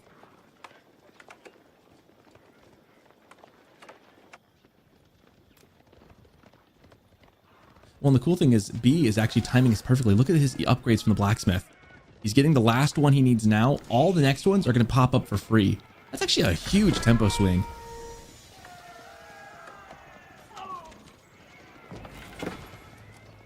Villager count still neck and neck. Kurultai on the way. Now, Kurultai is going to make it very difficult for B to fight directly into Wham's army, but I just feel like the army value is so much better for B. And this is all without Camel Lancers. Veterancy is just now coming in for a lot of these troops. Yep, Desert Raiders are not veteran yet. Camel Lancers haven't yet shown up. And on the other side, I just see a very sad force of Spearmen and Archers. Essentially the lowest tier units that you have in the game. Not something that makes me happy if you're Wham. I love how we've kind of ended up with a gentleman's agreement of each side takes their own water. Like, once B got the water he wanted, Wham was then left alone on the north side. But the real story now has just been what's happening on the land as the Kurultai is down. So both players up in Castle Age obviously don't want to dive into the Kurultai. That just feels bad no matter who you are and what matchup you have. It almost never feels as good. So the Desert Raiders will opt to find another avenue in. And that works out because now they get their upgrade.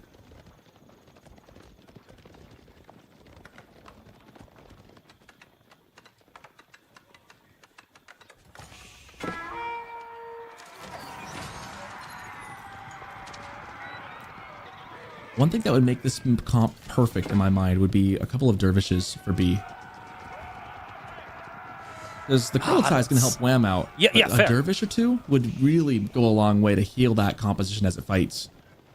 And dervishes are really good as a mix-in because they also move very, very fast. They could also secure the relics for B, which would be a nice little eco boost. Right now, the two players are neck and neck. So if you're B, sure enough, you might have a more favorable composition. But you probably do not like the fact that you do not have the economical upper hand in any way. Yeah. Still, that's now 10 Camel Lancers, and it's not just the fact that the raw power of this army is probably better for B. It's more along the lines of the fact that he's got all the freedom in the world to move around. There's a dervish. There goes your dervish. So the only thing that's really annoying for B with this composition is that this map is not very, very open. If this was a Dry Arabia setup, he would be very happy about it. But yeah, and that's actually one of the reasons why Mongols are an intriguing pick here. Normally, Mongols struggle late game because pro players can exploit the lack of walls. It's just so difficult to protect your eco. But this map, the flanks are practically non-existent, so it's a lot more difficult for opponents to really run circles around you if you're in the Mongols. Picking up the relics is going to be definitely what B needs. That little extra juice is going to help so much. And yeah, having, 15 Camel Lancers here in a second, I like what B's got. Wham, it needs to keep making these crossbows, needs to get more spears. This dervish, he's going to get away. He doesn't heal like he would if he had the landmark ability where he just heals himself automatically, but he'll get away anyways with his speed. If you're either side, you might try to sneak a dock now. Because I think you have to find a way to break the status quo. And I think that's a villager heading all the way to the shoreline, so that's exactly what we're seeing out there. It's a heavy pivot into archers as well from B, by the way. Don't look now, but Cognate Palace is coming up behind this. Wham is just jumping straight into Imperial Age. Okay. Castle, what? How about I out-tempo the EU bids and go to Imperial Age? And Cognate Palace, boy, this thing provides a lot of value. The earlier you put it out, the more it does its thing. 20 minutes and about 30 some odd seconds, 40 seconds in, this thing's going to be popped up. And I don't think B had this on his bingo card. I did not have it for sure. So here's the thing with the Ayabid army now. Camel Lancers, we always talk about them being very oppressive because it's easy to use them to devastate the opponent's eco mid-game. But now it's starting to stall out a little. Like, if you're up against 27 spears, it's going to be difficult to use them. I still think that B has an advantage in terms of the frontline armies, but now it's going to be difficult to fight into this. Multiple Springle Towers, Core will die, a tech advantage. I feel like that land-based army advantage that B had is disappearing very quickly. Yeah, it feels like B... Again, it's a tricky thing when you're playing a tempo civ like this, is the tempo is there until it's not, and you gotta strike while the iron's hot, right? You gotta be there when it's time, and if you delay and if you don't push, it's gonna really flounder. And this was the thing, I was just gonna say something about this, going, man, with this army, I would have gone and torched the docks. And B, reading my brain before I could say it, already on top of it, that would be a perfect way to slow Wham down, is just to cut the food supply line and just pull that cord away from him.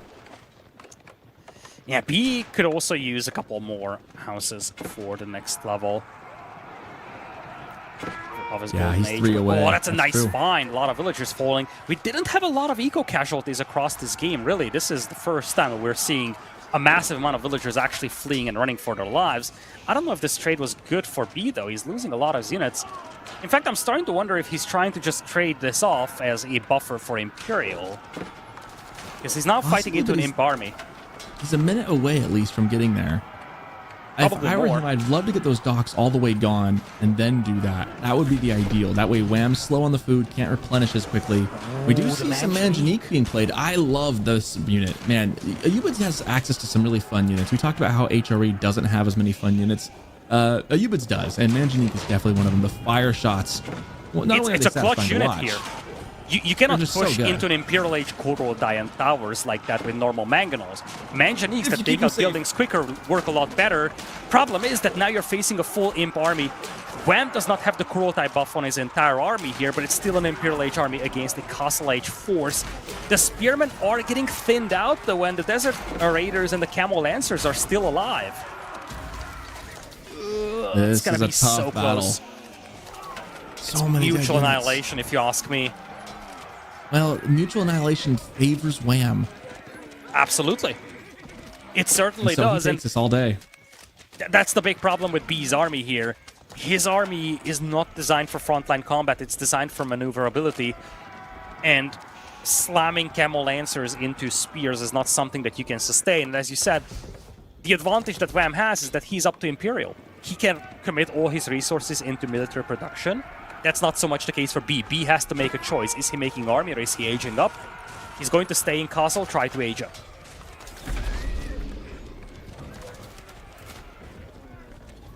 Wham overstanding is welcome a little bit here, but again, he doesn't really mind as long as he doesn't let B get into his base and overrun him. Meanwhile, behind this, Wham just producing a couple units here and there. B just very stuck in Castle Age. I don't know that he's going to get to Imperial at this point. He's still 2 buildings away from that Golden Age Tier 4. But there is no front line right now for Wham. He's facing off against Camel Lancers with absolutely no spears. Sure, crossbows help, but you need a decent clump to one-shot the Camel Lancers, and indeed, B is able to buy himself a little time here. Resources are starting to get thinned out, by the way. Oh, Wei Yep. Pao coming my way. Wow. Let's I was go. waiting for that to pop up. We've seen What's reading, too? Archipelago games with landings. Now we're seeing the Wei Pao. This series has everything. It's got everything. Tricky thing too with that not Cognitive Palace, the Kurlatai, is that with those Springle Towers right there, like, yeah, those Camel Lancers can come in, but those Springle Towers basically just frontlined for Wham right there to keep the rest of his military alive.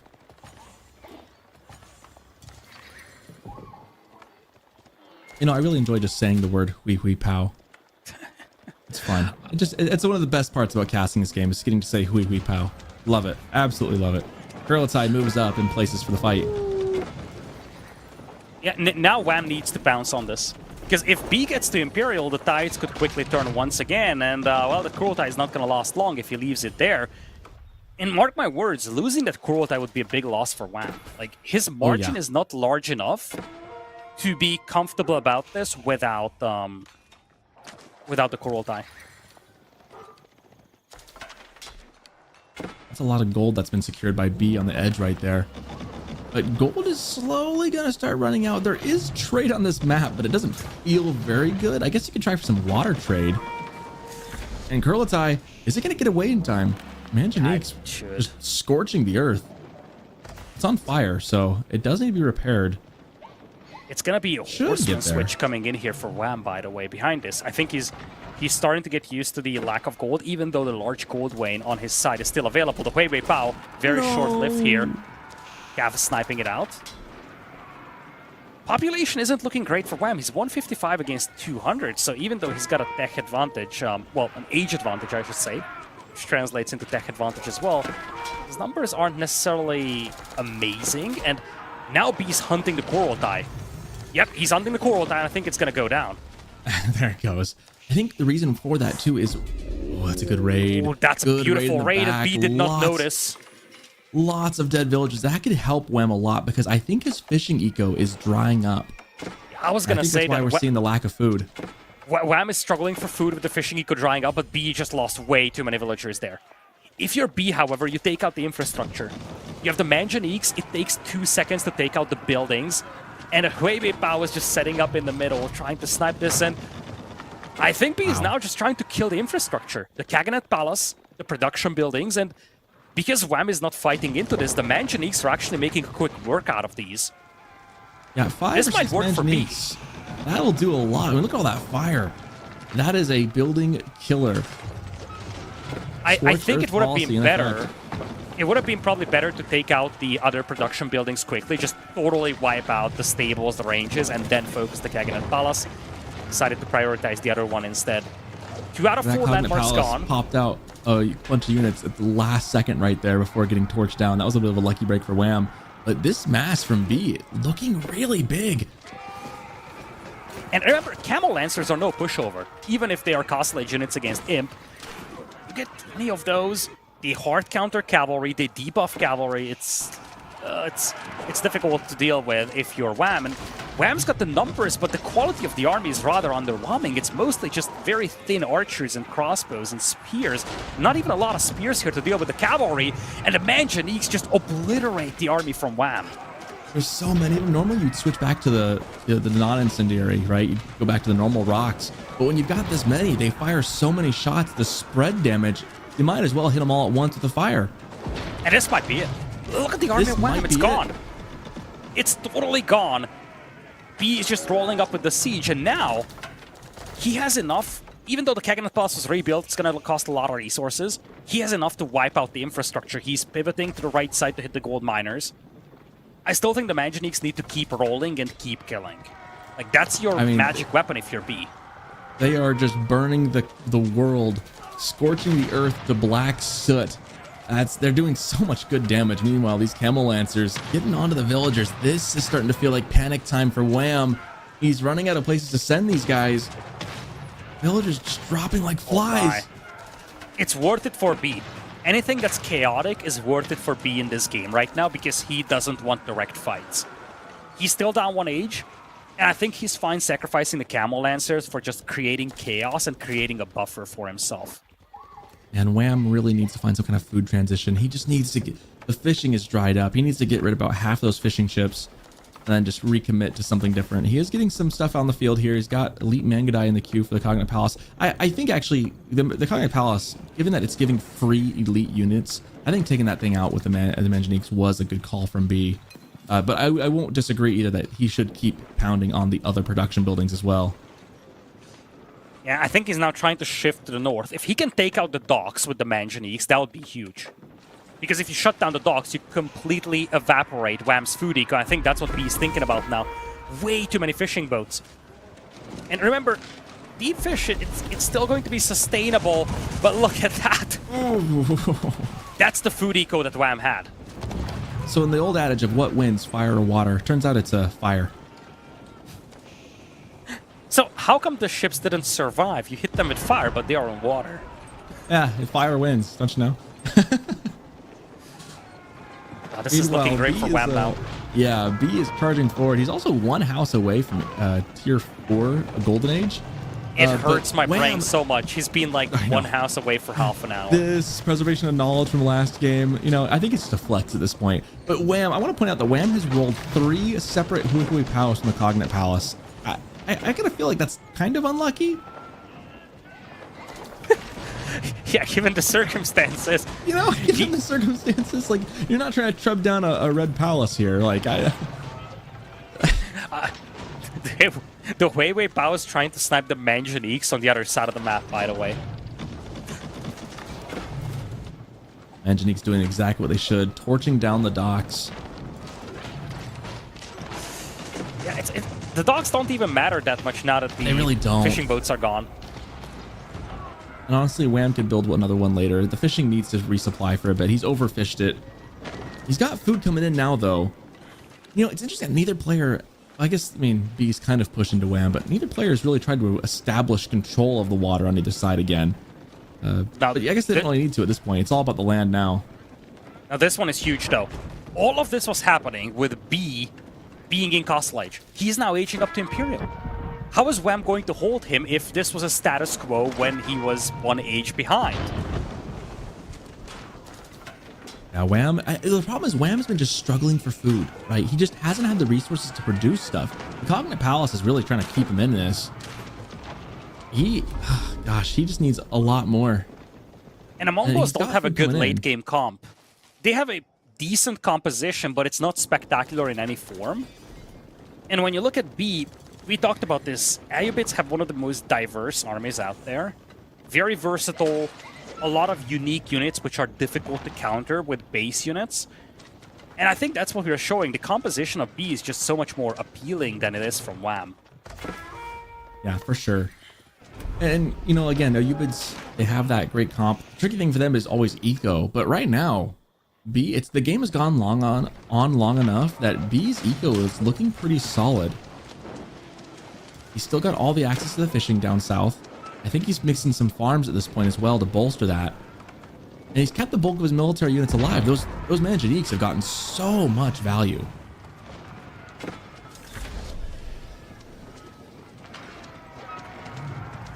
There goes Imperial Age now. Wham knows that this is his opportunity. That these units are still stuck in castle for the next minute and a half or so. He needs to get some damage done now. Looking to see if he can catch up to those Manganiques, but the turn happens here. B stands up to fight.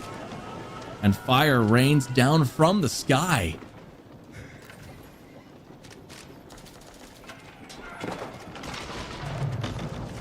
I love that animation. Now it's getting sad for Wham. He managed to reestablish his eco, and frankly, he has a larger army now because he has less villagers and both players are pop capped. But still, the worrisome detail is that the army value is not necessarily impressive. In fact, that's much better for B. He's got a lot of premium units like Desert Raiders and Camel Lancers, whereas on the other side, it's mostly Spearman crossbows. Although crossbows can be a really good like all-purpose unit in the long run.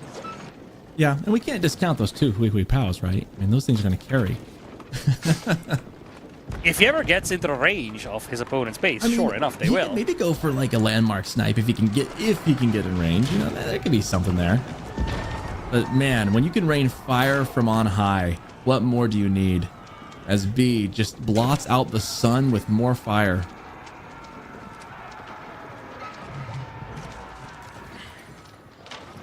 Wham's army lead is actually misleading a little as I'm saying that, because some of them are Huawei Pao, some of them are combat ships. So when you look at the actual raw damage output, the raw units, it's a totally different story. He does have a cannon though, and that cannon is good enough to repel the Manganiques for the time being. Yeah, he'd love one or two more of those. If he can start sniping those out, just like a Springled of old, just sniping all the siege, that would help a lot, because those things are really making it difficult for Wham to advance. He just cannot advance. Now, each one of those shots doesn't do a lot of damage, but when you got 8 or 9 of those, it feels like raining down hellfire upon you. You just can't stand and fight amongst that.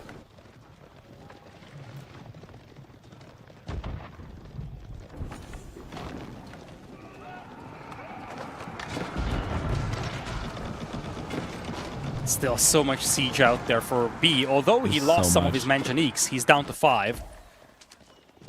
How does this game end? I'm starting to wonder. Because at this point, it feels like who makes a mistake once. Usually late games like this end with one player finding a way into the opposing player's eco and just wiping out the eco there. Something along the lines of this.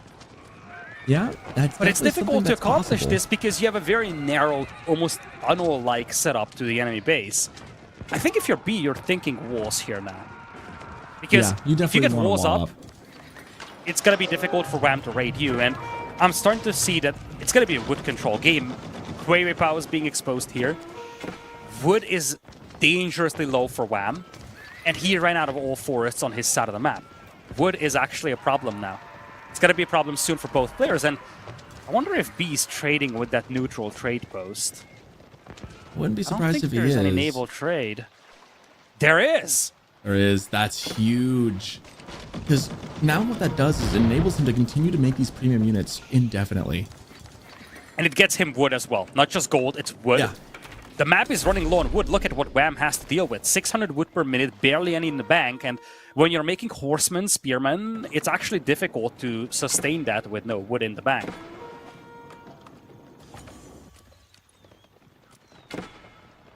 I'm kind of surprised that Wham's not trading as well. Or is he? Actually, I think Wham might have a couple trading ships too.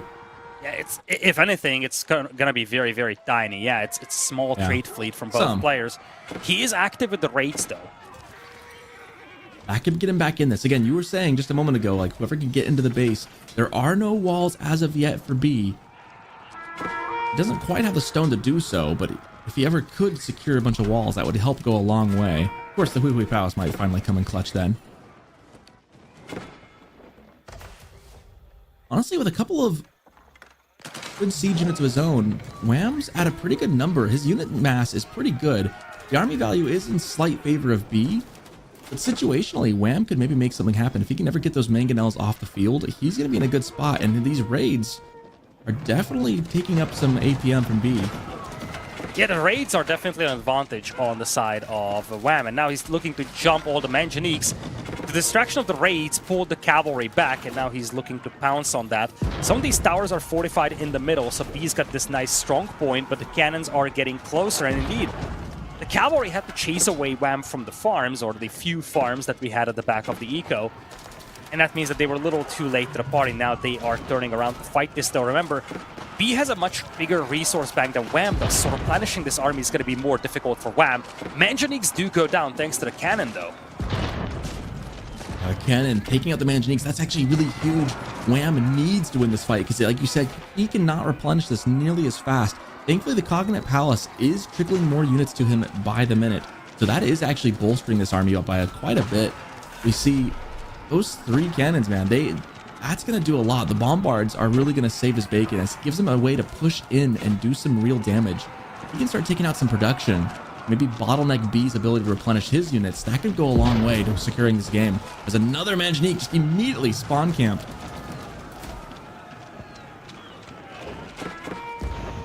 Oh boy. Now that the Manganiques are gone, suddenly there's a big gap in B's army, and it's a little tricky because those guys take up a lot of population space, so when they go down in an instant, suddenly you have 40, 50 population to replace. Managed to do that, but it just doesn't show on the battlefield. I feel like, 130 eco at this point feels a little excessive. He needs to replace that with army. Wham has a much, much weaker eco.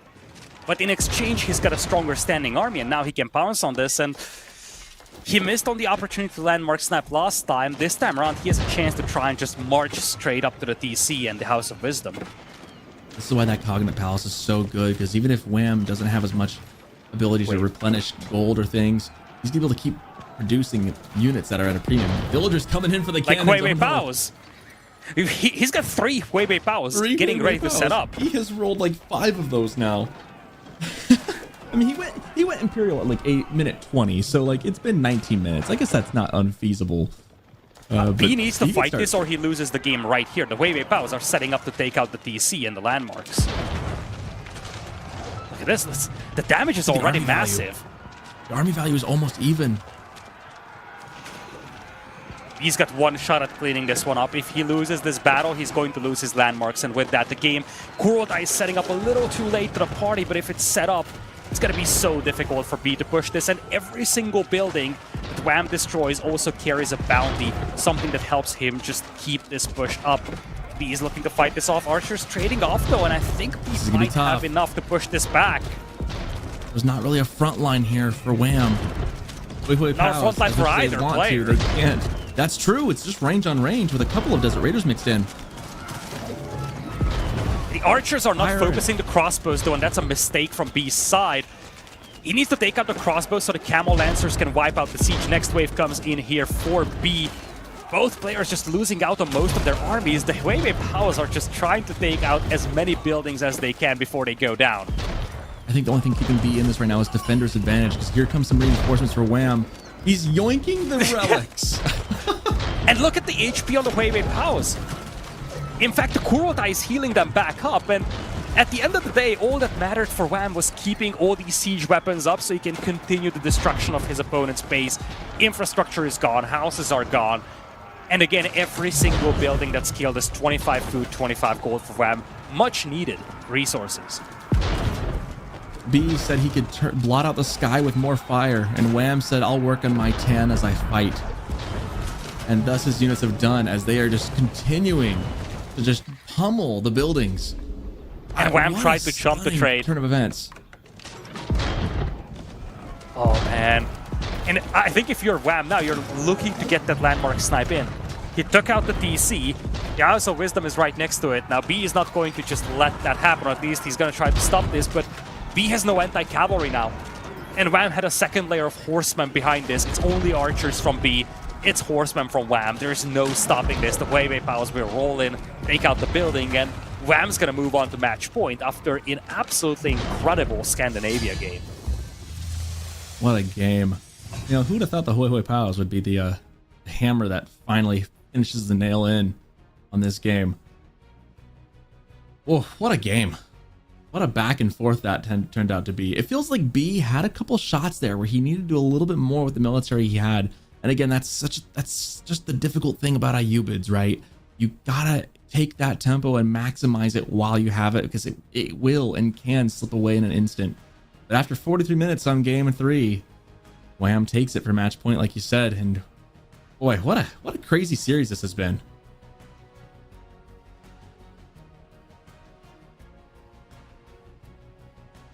Coming up next, we've got Sunken Lands with Malians and Chinese.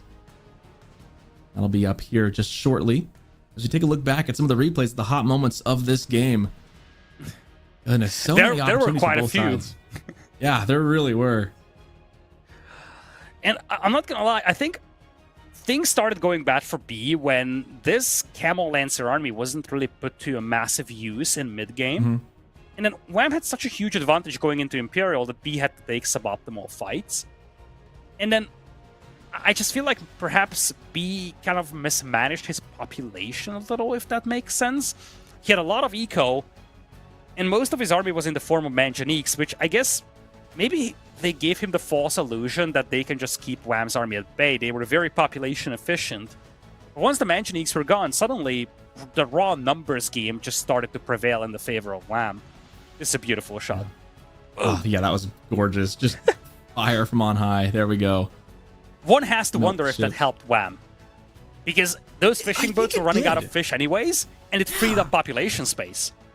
They really, I think, did, because then you look at the military numbers later on, like B sitting at over 100 villagers here with 77 military, whereas Wham had 115 to 78. Like, I think it did. I think he needed to get off water and transition. And I think that kind of just expedited that and kind of forced him to, which actually kind of worked out for him. I think we gotta give it up to the landmarks though for Wham here. The Hui Pao and the Kurlatai both really kept him in this game, I think. Multiple times I saw the Kurlatai was the stopping point where B could not go past because he had some towers next to it, the sprinkled towers with the Kurlatai. That was like the base, right? That was the keep essentially for Wham to fall back to. And then having the Cognate Palace just, I mean, we joked about the Hui Palace most of the game, but it was giving him more units besides just those throughout the game. And that was a big buff.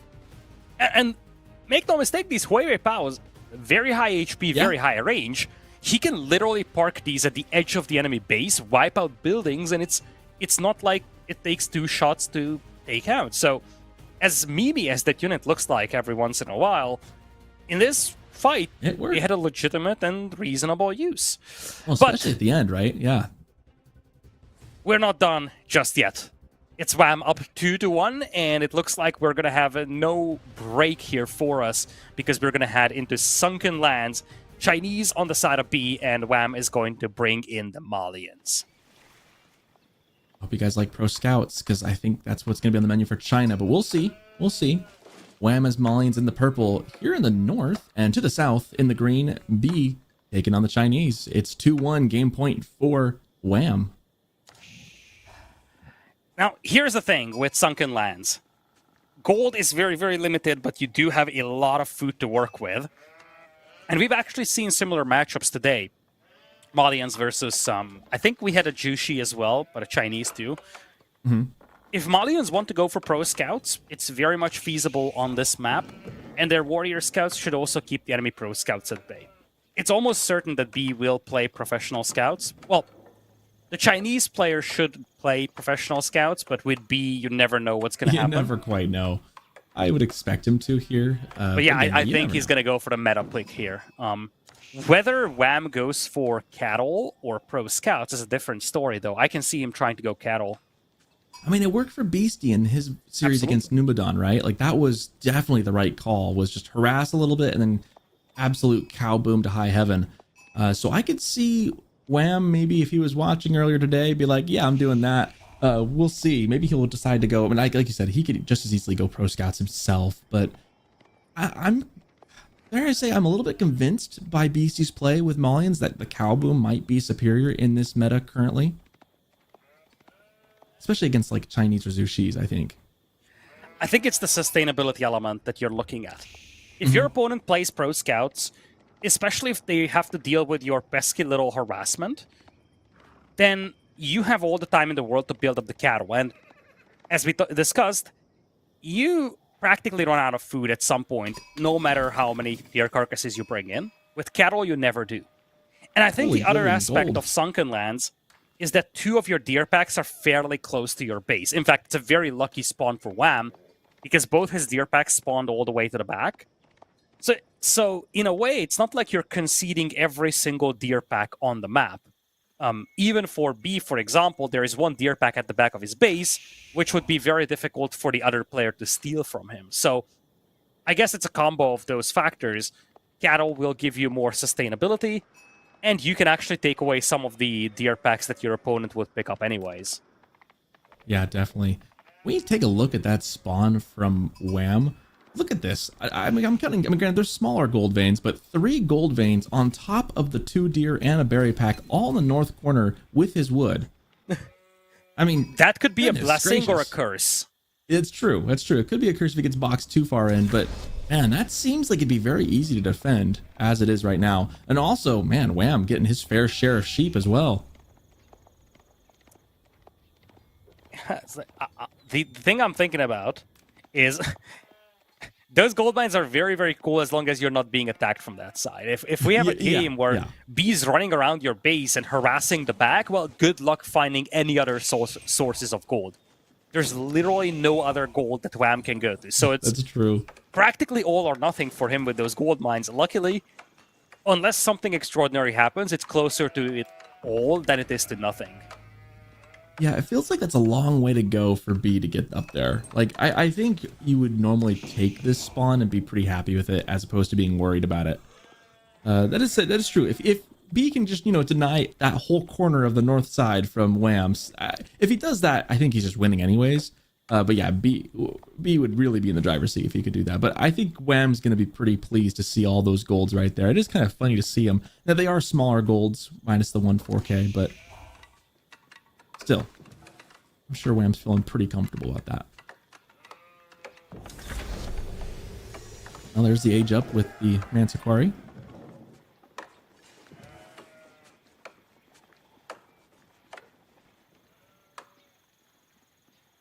Waiting to see if we are going to get Pro Scouts from B. We see Wheelbarrow and Double-Sided Broadaxe coming in for Wham right off the rip. 2 IO opening. This feels like it's going to be a Pro Scout play. It's not on gotta gold, be. though, so maybe... How does the tax look, though? I think the tax could be a trick. He's on 3 IOs. Maybe not. He's going to drop off the tax, and he's going to have enough for the tech. There it is. Okay. Bit of a different way to get there. He didn't go for the village. Instead, he went for the 3 Imperial officials instead. But yeah, there's a stable, so it will be pro scouts. It's interesting to me how the same Civ can have like multiple different builds to get to the same outcome.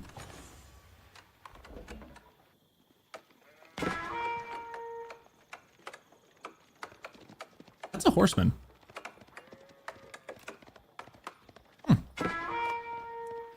Yeah, I like the horseman opening at the beginning just to push away your enemy scout. You're going to build a stable anyways for the scouts, so might as well just dictate the tempo of the game. And Wham is going warrior scouts here. So this might not be a cattle build, or at the very least, he's going to try to fight off the horsemen with warrior scouts. We do have scouts in the queue for B now.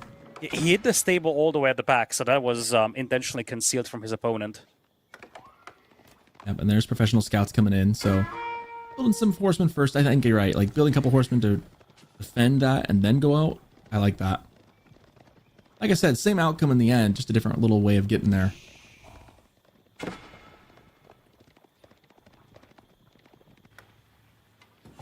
Look at those pit mines. You know, you almost run to the issue where they're too close, right? You're losing out on a little bit of housing space.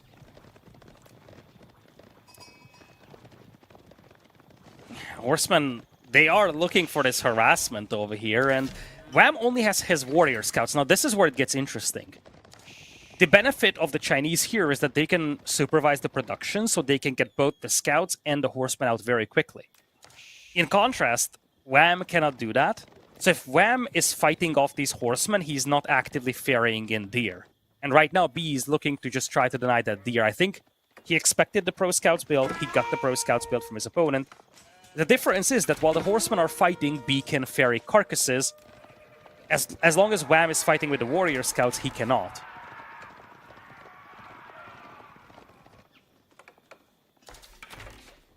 Stable's coming out here for Wham. Looks like he's doubling down on that. He's also got an archer range there. Both actually have archers coming into the queue.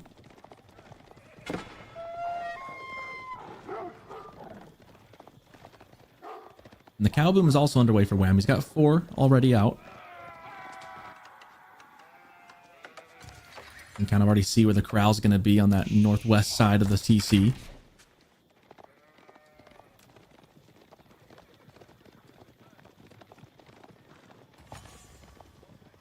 It's always interesting to me how pro scout games, like, there is some back and forth and some aggression, but it feels kind of slow, you know? It feels like a slow kind of build up. These archers, though, heading right across, looking to maybe pressure into that pit mine. That's enough warrior scouts to give me pause, though, if I'm B. I think he rightly backs away from this for the time being. Tries to take a fight. Maybe he can get one. Nope. Good micro from Wham. Archer's trying to step up and get it, but can't. Oh, and Archer's now gonna get 1. 2. Yeah, the sofas will be a big game changer here. It's no longer just warrior scouts. Warrior scouts are really good to just keep track of these units and chase them down, but it's going to be the sofas that really decide things. The concern for Wham, I feel, is that he doesn't really have sustainability at this point because he doesn't have a lot of carcasses. I think he's mostly taking his backup sheep at this point, or he must have moved out with the villagers to the hunt itself. In the meantime, B is more than happy just ferrying in carcasses from all other deer deposits. We can't forget that Wham does have a little bit of cattle income coming in. Fair. So he does have a little bit more food to work with, but I agree, it's not really fully operational, you could say, just yet. Yeah, I almost wonder if he's bailing on the whole warrior scout thing. And yeah, now he's moving out with the mill. B is going to start pushing him, though, and B is in a really good spot if you think about it. His army is looking fancy, even though he doesn't have anything against the sofas right now. But he's also piling up resources very, very quickly. He's got the supervised mill. He has a very consistent source of food. And I feel like if B mixes in a couple of spears here, things could start getting dicey for Wham. Yeah, a couple spears would go a long way. As of right now, don't see any barracks in the build queue at the moment. Wham, just happy to go with these sofas, and this is a good comp at the moment. Archer mass is getting pretty large. But Sofa should win out.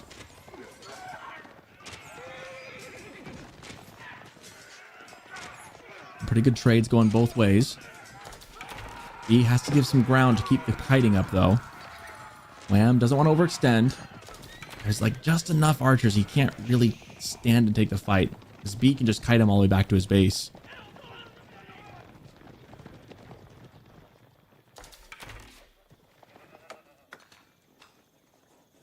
Cows dutifully walking into their pens. Up to 11, so Cow Boom's halfway there. And the tricky thing, though, here with B is he's got a nice little military right now, but you're right. Without spears, I don't see him wanting to push into Wham's base much. And those pit mines in the back are just kind of humming away. So yeah, you got the pro scouts now, but kind of like with what Beastie had. Yeah, Wham's like right there ready to go castle. In fact, it's going to be one of those rare instances where you drop the Grand Fulani Corral before you have a full cow boom. He only has 12 cows, but he's going to age up with the Grand Fulani Corral on the other side. Clock tower on the way for B. He loved the manganiques in the previous game. Makes me wonder if he wants to go heavy in the nest of bees. I think it'd be worthwhile to do so, right? Because one of the things that I feel like Malians is kind of susceptible to is mangonel fire. Or even sprinkled fire. Really, siege in general can do pretty well into Malians, provided you keep your siege safe from those sneaky Musafati.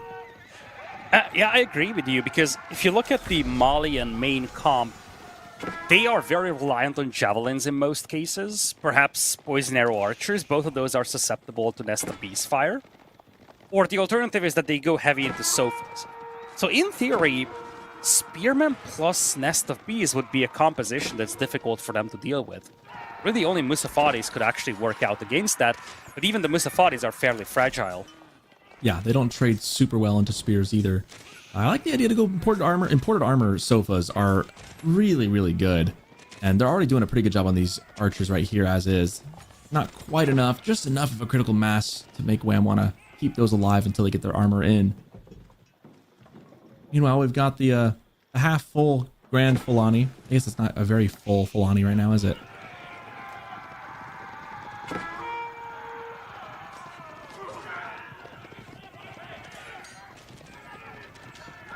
This is a good engagement by B.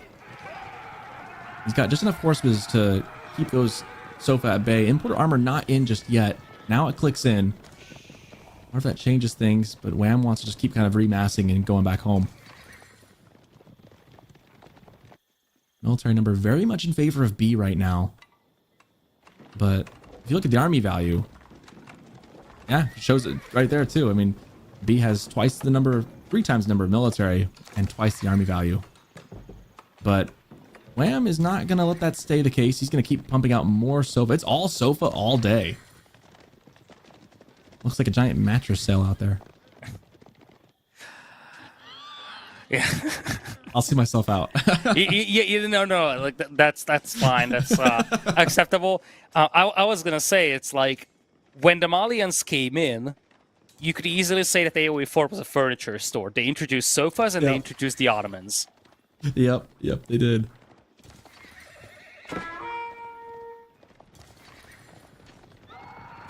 And those Vills running for the hills. This is a nice grab for Wham. Idle time, picking off a couple. 3 villager worker kills there. And that just extends Wham's eco lead ever so slightly more. Because again, like right now, Chinese is in a really good spot, right? Because they've got the deer carcasses trickling in this entire time. They've got the taxes coming in. So they've been keeping pace as we see a monk dropping down. I love how when he dies, he just disappears. Becomes one with the force like Obi-Wan. But for Wham, the longer this game goes, for now, it's pretty good for him. See? Boom. just like Obi-Wan, man. He has become more powerful than those sofas could ever imagine.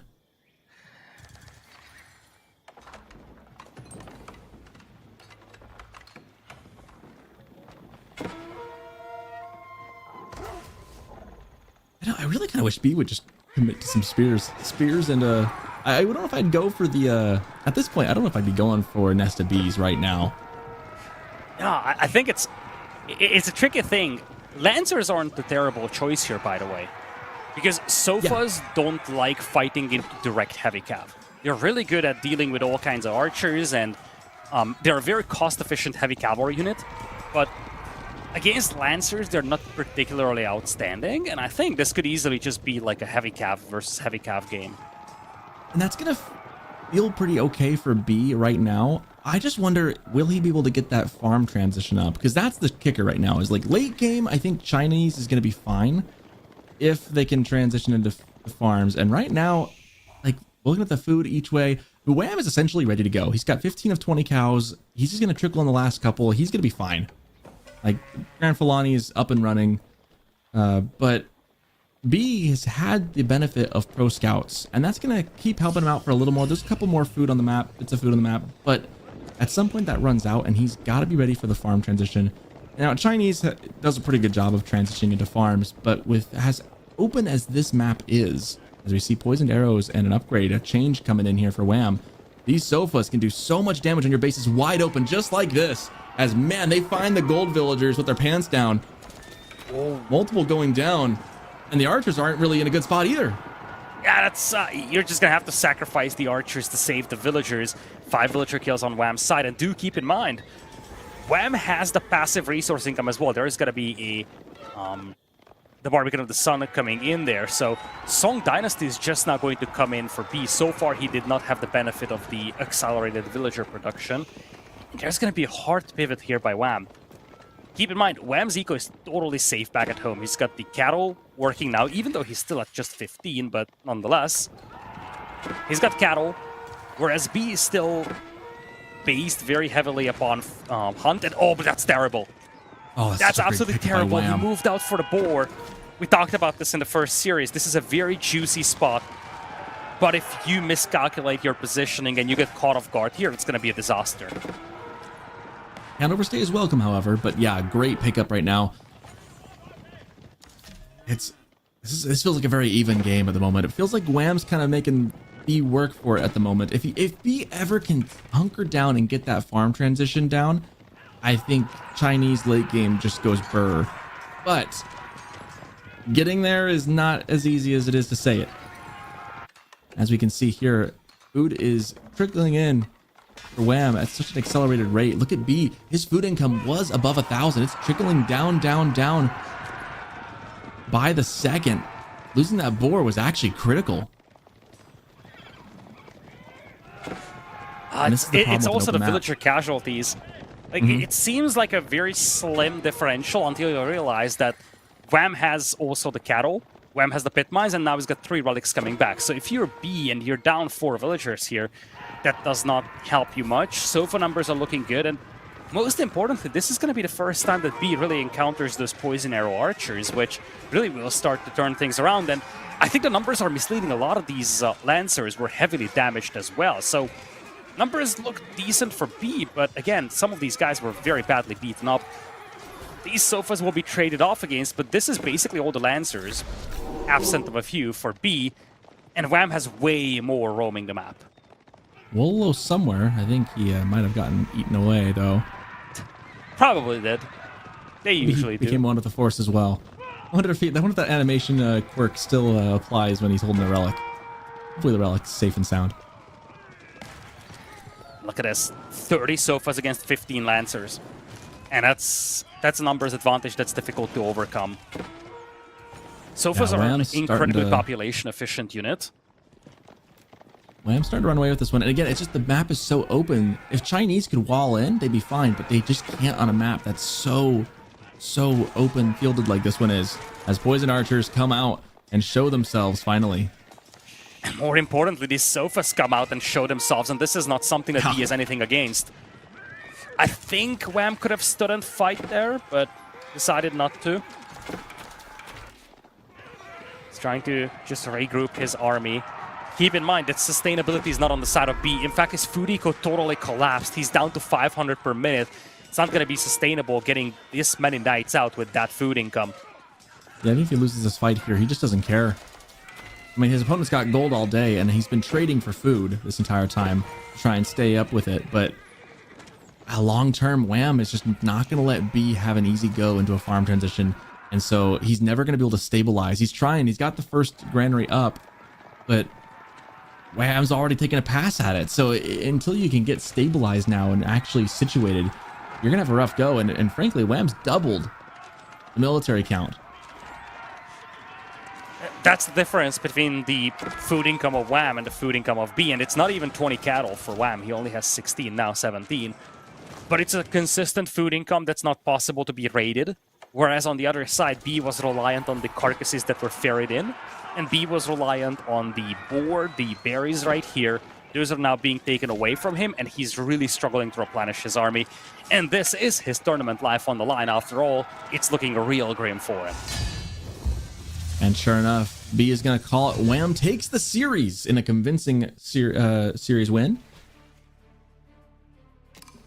And we'll be moving on to the playoffs. But a good showing by B. He managed to get that one on Archipelago and did a good job with that. But this game was pretty much all Wham all game, it felt like. Letting his opponent kind of doing the same thing that Beastie did, right, against Numidon. Kind of let your opponent have some of the deer, pester them a little bit, but then just go cow boom, just knowing that your cow boom is better. And instead of making jabs, he made Sofa and made it work. I wonder how much of this game came down to attrition, though. Because the guys have been playing for quite some time. The Islands game must have been extremely exhausting, high-intensity micro game. They played a very long game on Scandinavia as well, and it certainly felt like this game was just a little lopsided in the favor of Wham. I still believe that Malians are just an extreme powerhouse because of the food eco and also the unit composition that they have. But as you said, a really nice showing here by B. The Archipelago game was magnificent, back and forth, some crazy moments. Same with the Scandi game. Like, it looked so good for B for quite a while, and then just the whole thing collapsed. We've seen Huawei Pows, we've seen transport ship landings, we've seen everything that we needed in this series, I feel. Yeah, this was a really fun one. These guys always put on a good show when they play, and they've shown that here again today. Sad to see. It's unfortunate that someone has to lose every time, right? But B played really well, and we're happy to see Wham take the win here as well. Excited to see how he plays moving on in the tournament, and it's been a fun day and a fun series, this one. We are not quite done just yet, because there is one more thing left for us to do, and that is hear from Wham himself, because of course he also wants to share his thoughts after securing his spot in the top 8.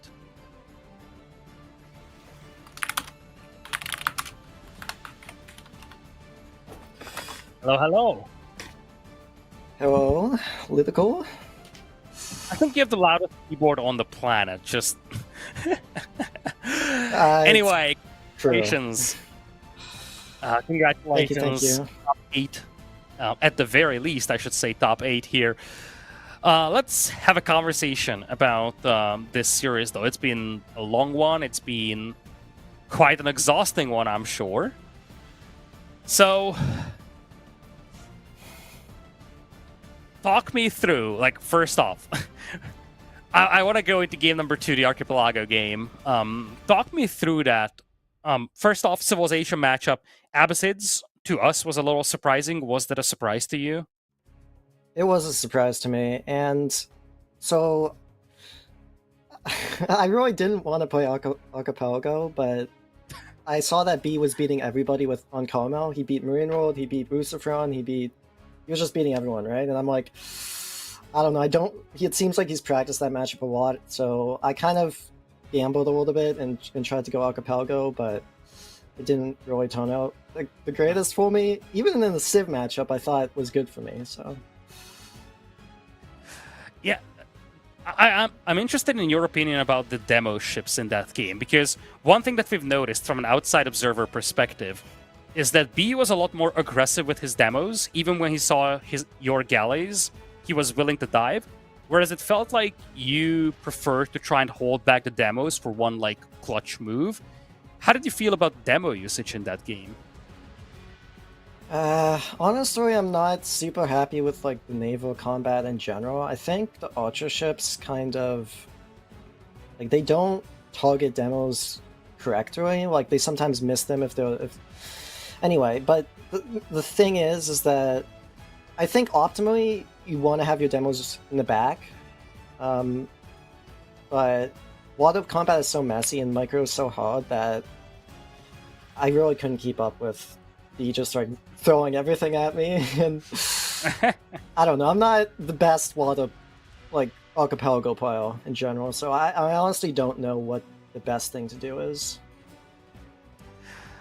Well, you tried a landing, and that looked really good for a moment, so we were super hyped about the landing itself. I'm just curious about the Spearman landings, by the way. You had multiple instances where you had Spearman in the transports, so was that just a bait to try and have B focus on it, or what was the concept behind the Spearman in the transports? Well, I saw stables from him, so I went stables initially, and then I saw him go stables on that second island, so I thought, I mean, he would build knights or something, so I just went Spearman to counter that proactively, but honestly, he countered it pretty well. He had his boats there to stop all the transport ships, so none of that really paid off too much. All right, let's talk about Scandinavia, though. That was the other huge highlight of the series, I would say. Very long and grindy game. And there were moments where it felt real dicey. Mid-game, your army was very, very thin, and he had a large amount of camel lancers, large amount of camel archers, and all those manjaniques out there. So I'm interested in your perspective on the Imperial Age timing of that. Was it all about the Kaganet Palace, or was that a combination of things that you were looking at? It was all about the Kaganet Palace for me, and I was already like almost 200 population, maybe like 150, 140, something like that, but we had already scaled so fast because we had played Feudal Age for such a long time, right? That I didn't feel scared going to Imp just immediately to get that Kaganet Palace resources come in, right? And then over time, you just managed to grind down B. Really, one thing that we've been looking at in that game is that you consistently had less villagers or workers in general than he did. So you actually had a lot more population space for an army. Yeah, towards the end, I think, for sure. I thought I had a decent bit of workers in the mid-game, but obviously he was on fishing as well. I don't know, that game... Honestly, I'm gonna be honest, I'm not too happy with how I played this game. I think that game and the Archipelago game were probably my worst games.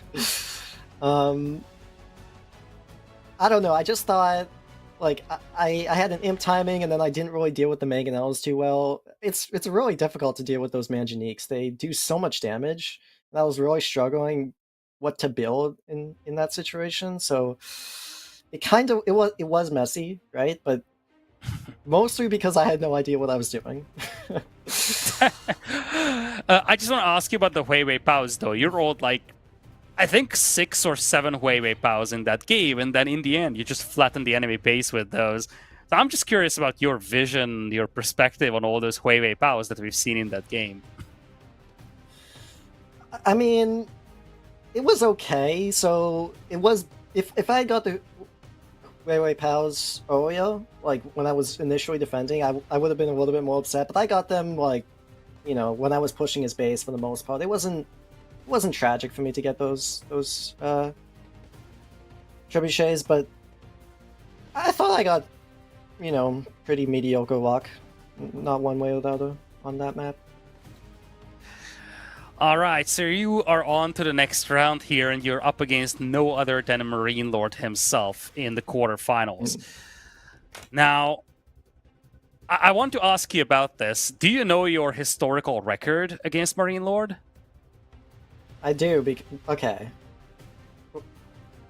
Okay.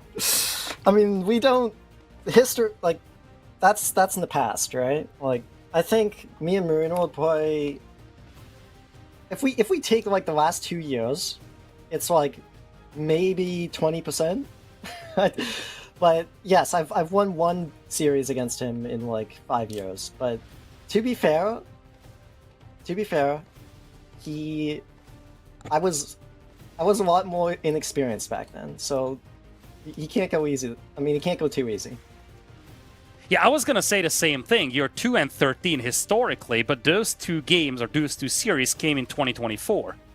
So you haven't met him in a competitive tournament this year just yet, but last year you were actually 2-1 against him. So what are your expectations going into that series? I mean, I think he's favored, but if I get good matchups, or I mean, he's definitely favored. But I'm gonna, I'm gonna make him work for it. All right, we're gonna let you go and prepare though, because well, you want to make Marine Lord work for it. Good luck in the next round. Congratulations on the top 8, and we will see you in tomorrow's sets. Yep, thank you.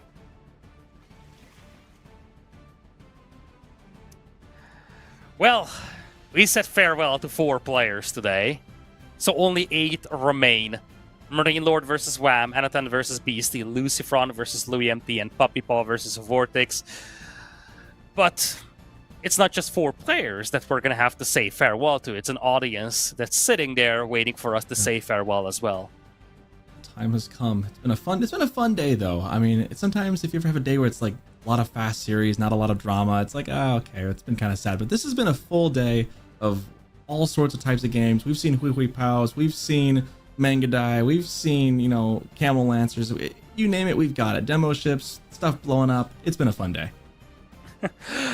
Well, it's been a fun day, but the fun is far from being over. Tomorrow we will continue with the EGC Masters Summer. 4 more series to go to quarterfinals, and then everything finishes up next weekend with the semifinals and the grand finals. Be sure to tune in at the usual time, 15 GMT, 11 a.m. Eastern, or 8 a.m. Pacific, depending on which time zone you are. Thank you so much, everybody, for joining us. This was the great Soccerton, as well as the occasionally great Liticor, bringing you the EGC Masters Summer. See you tomorrow.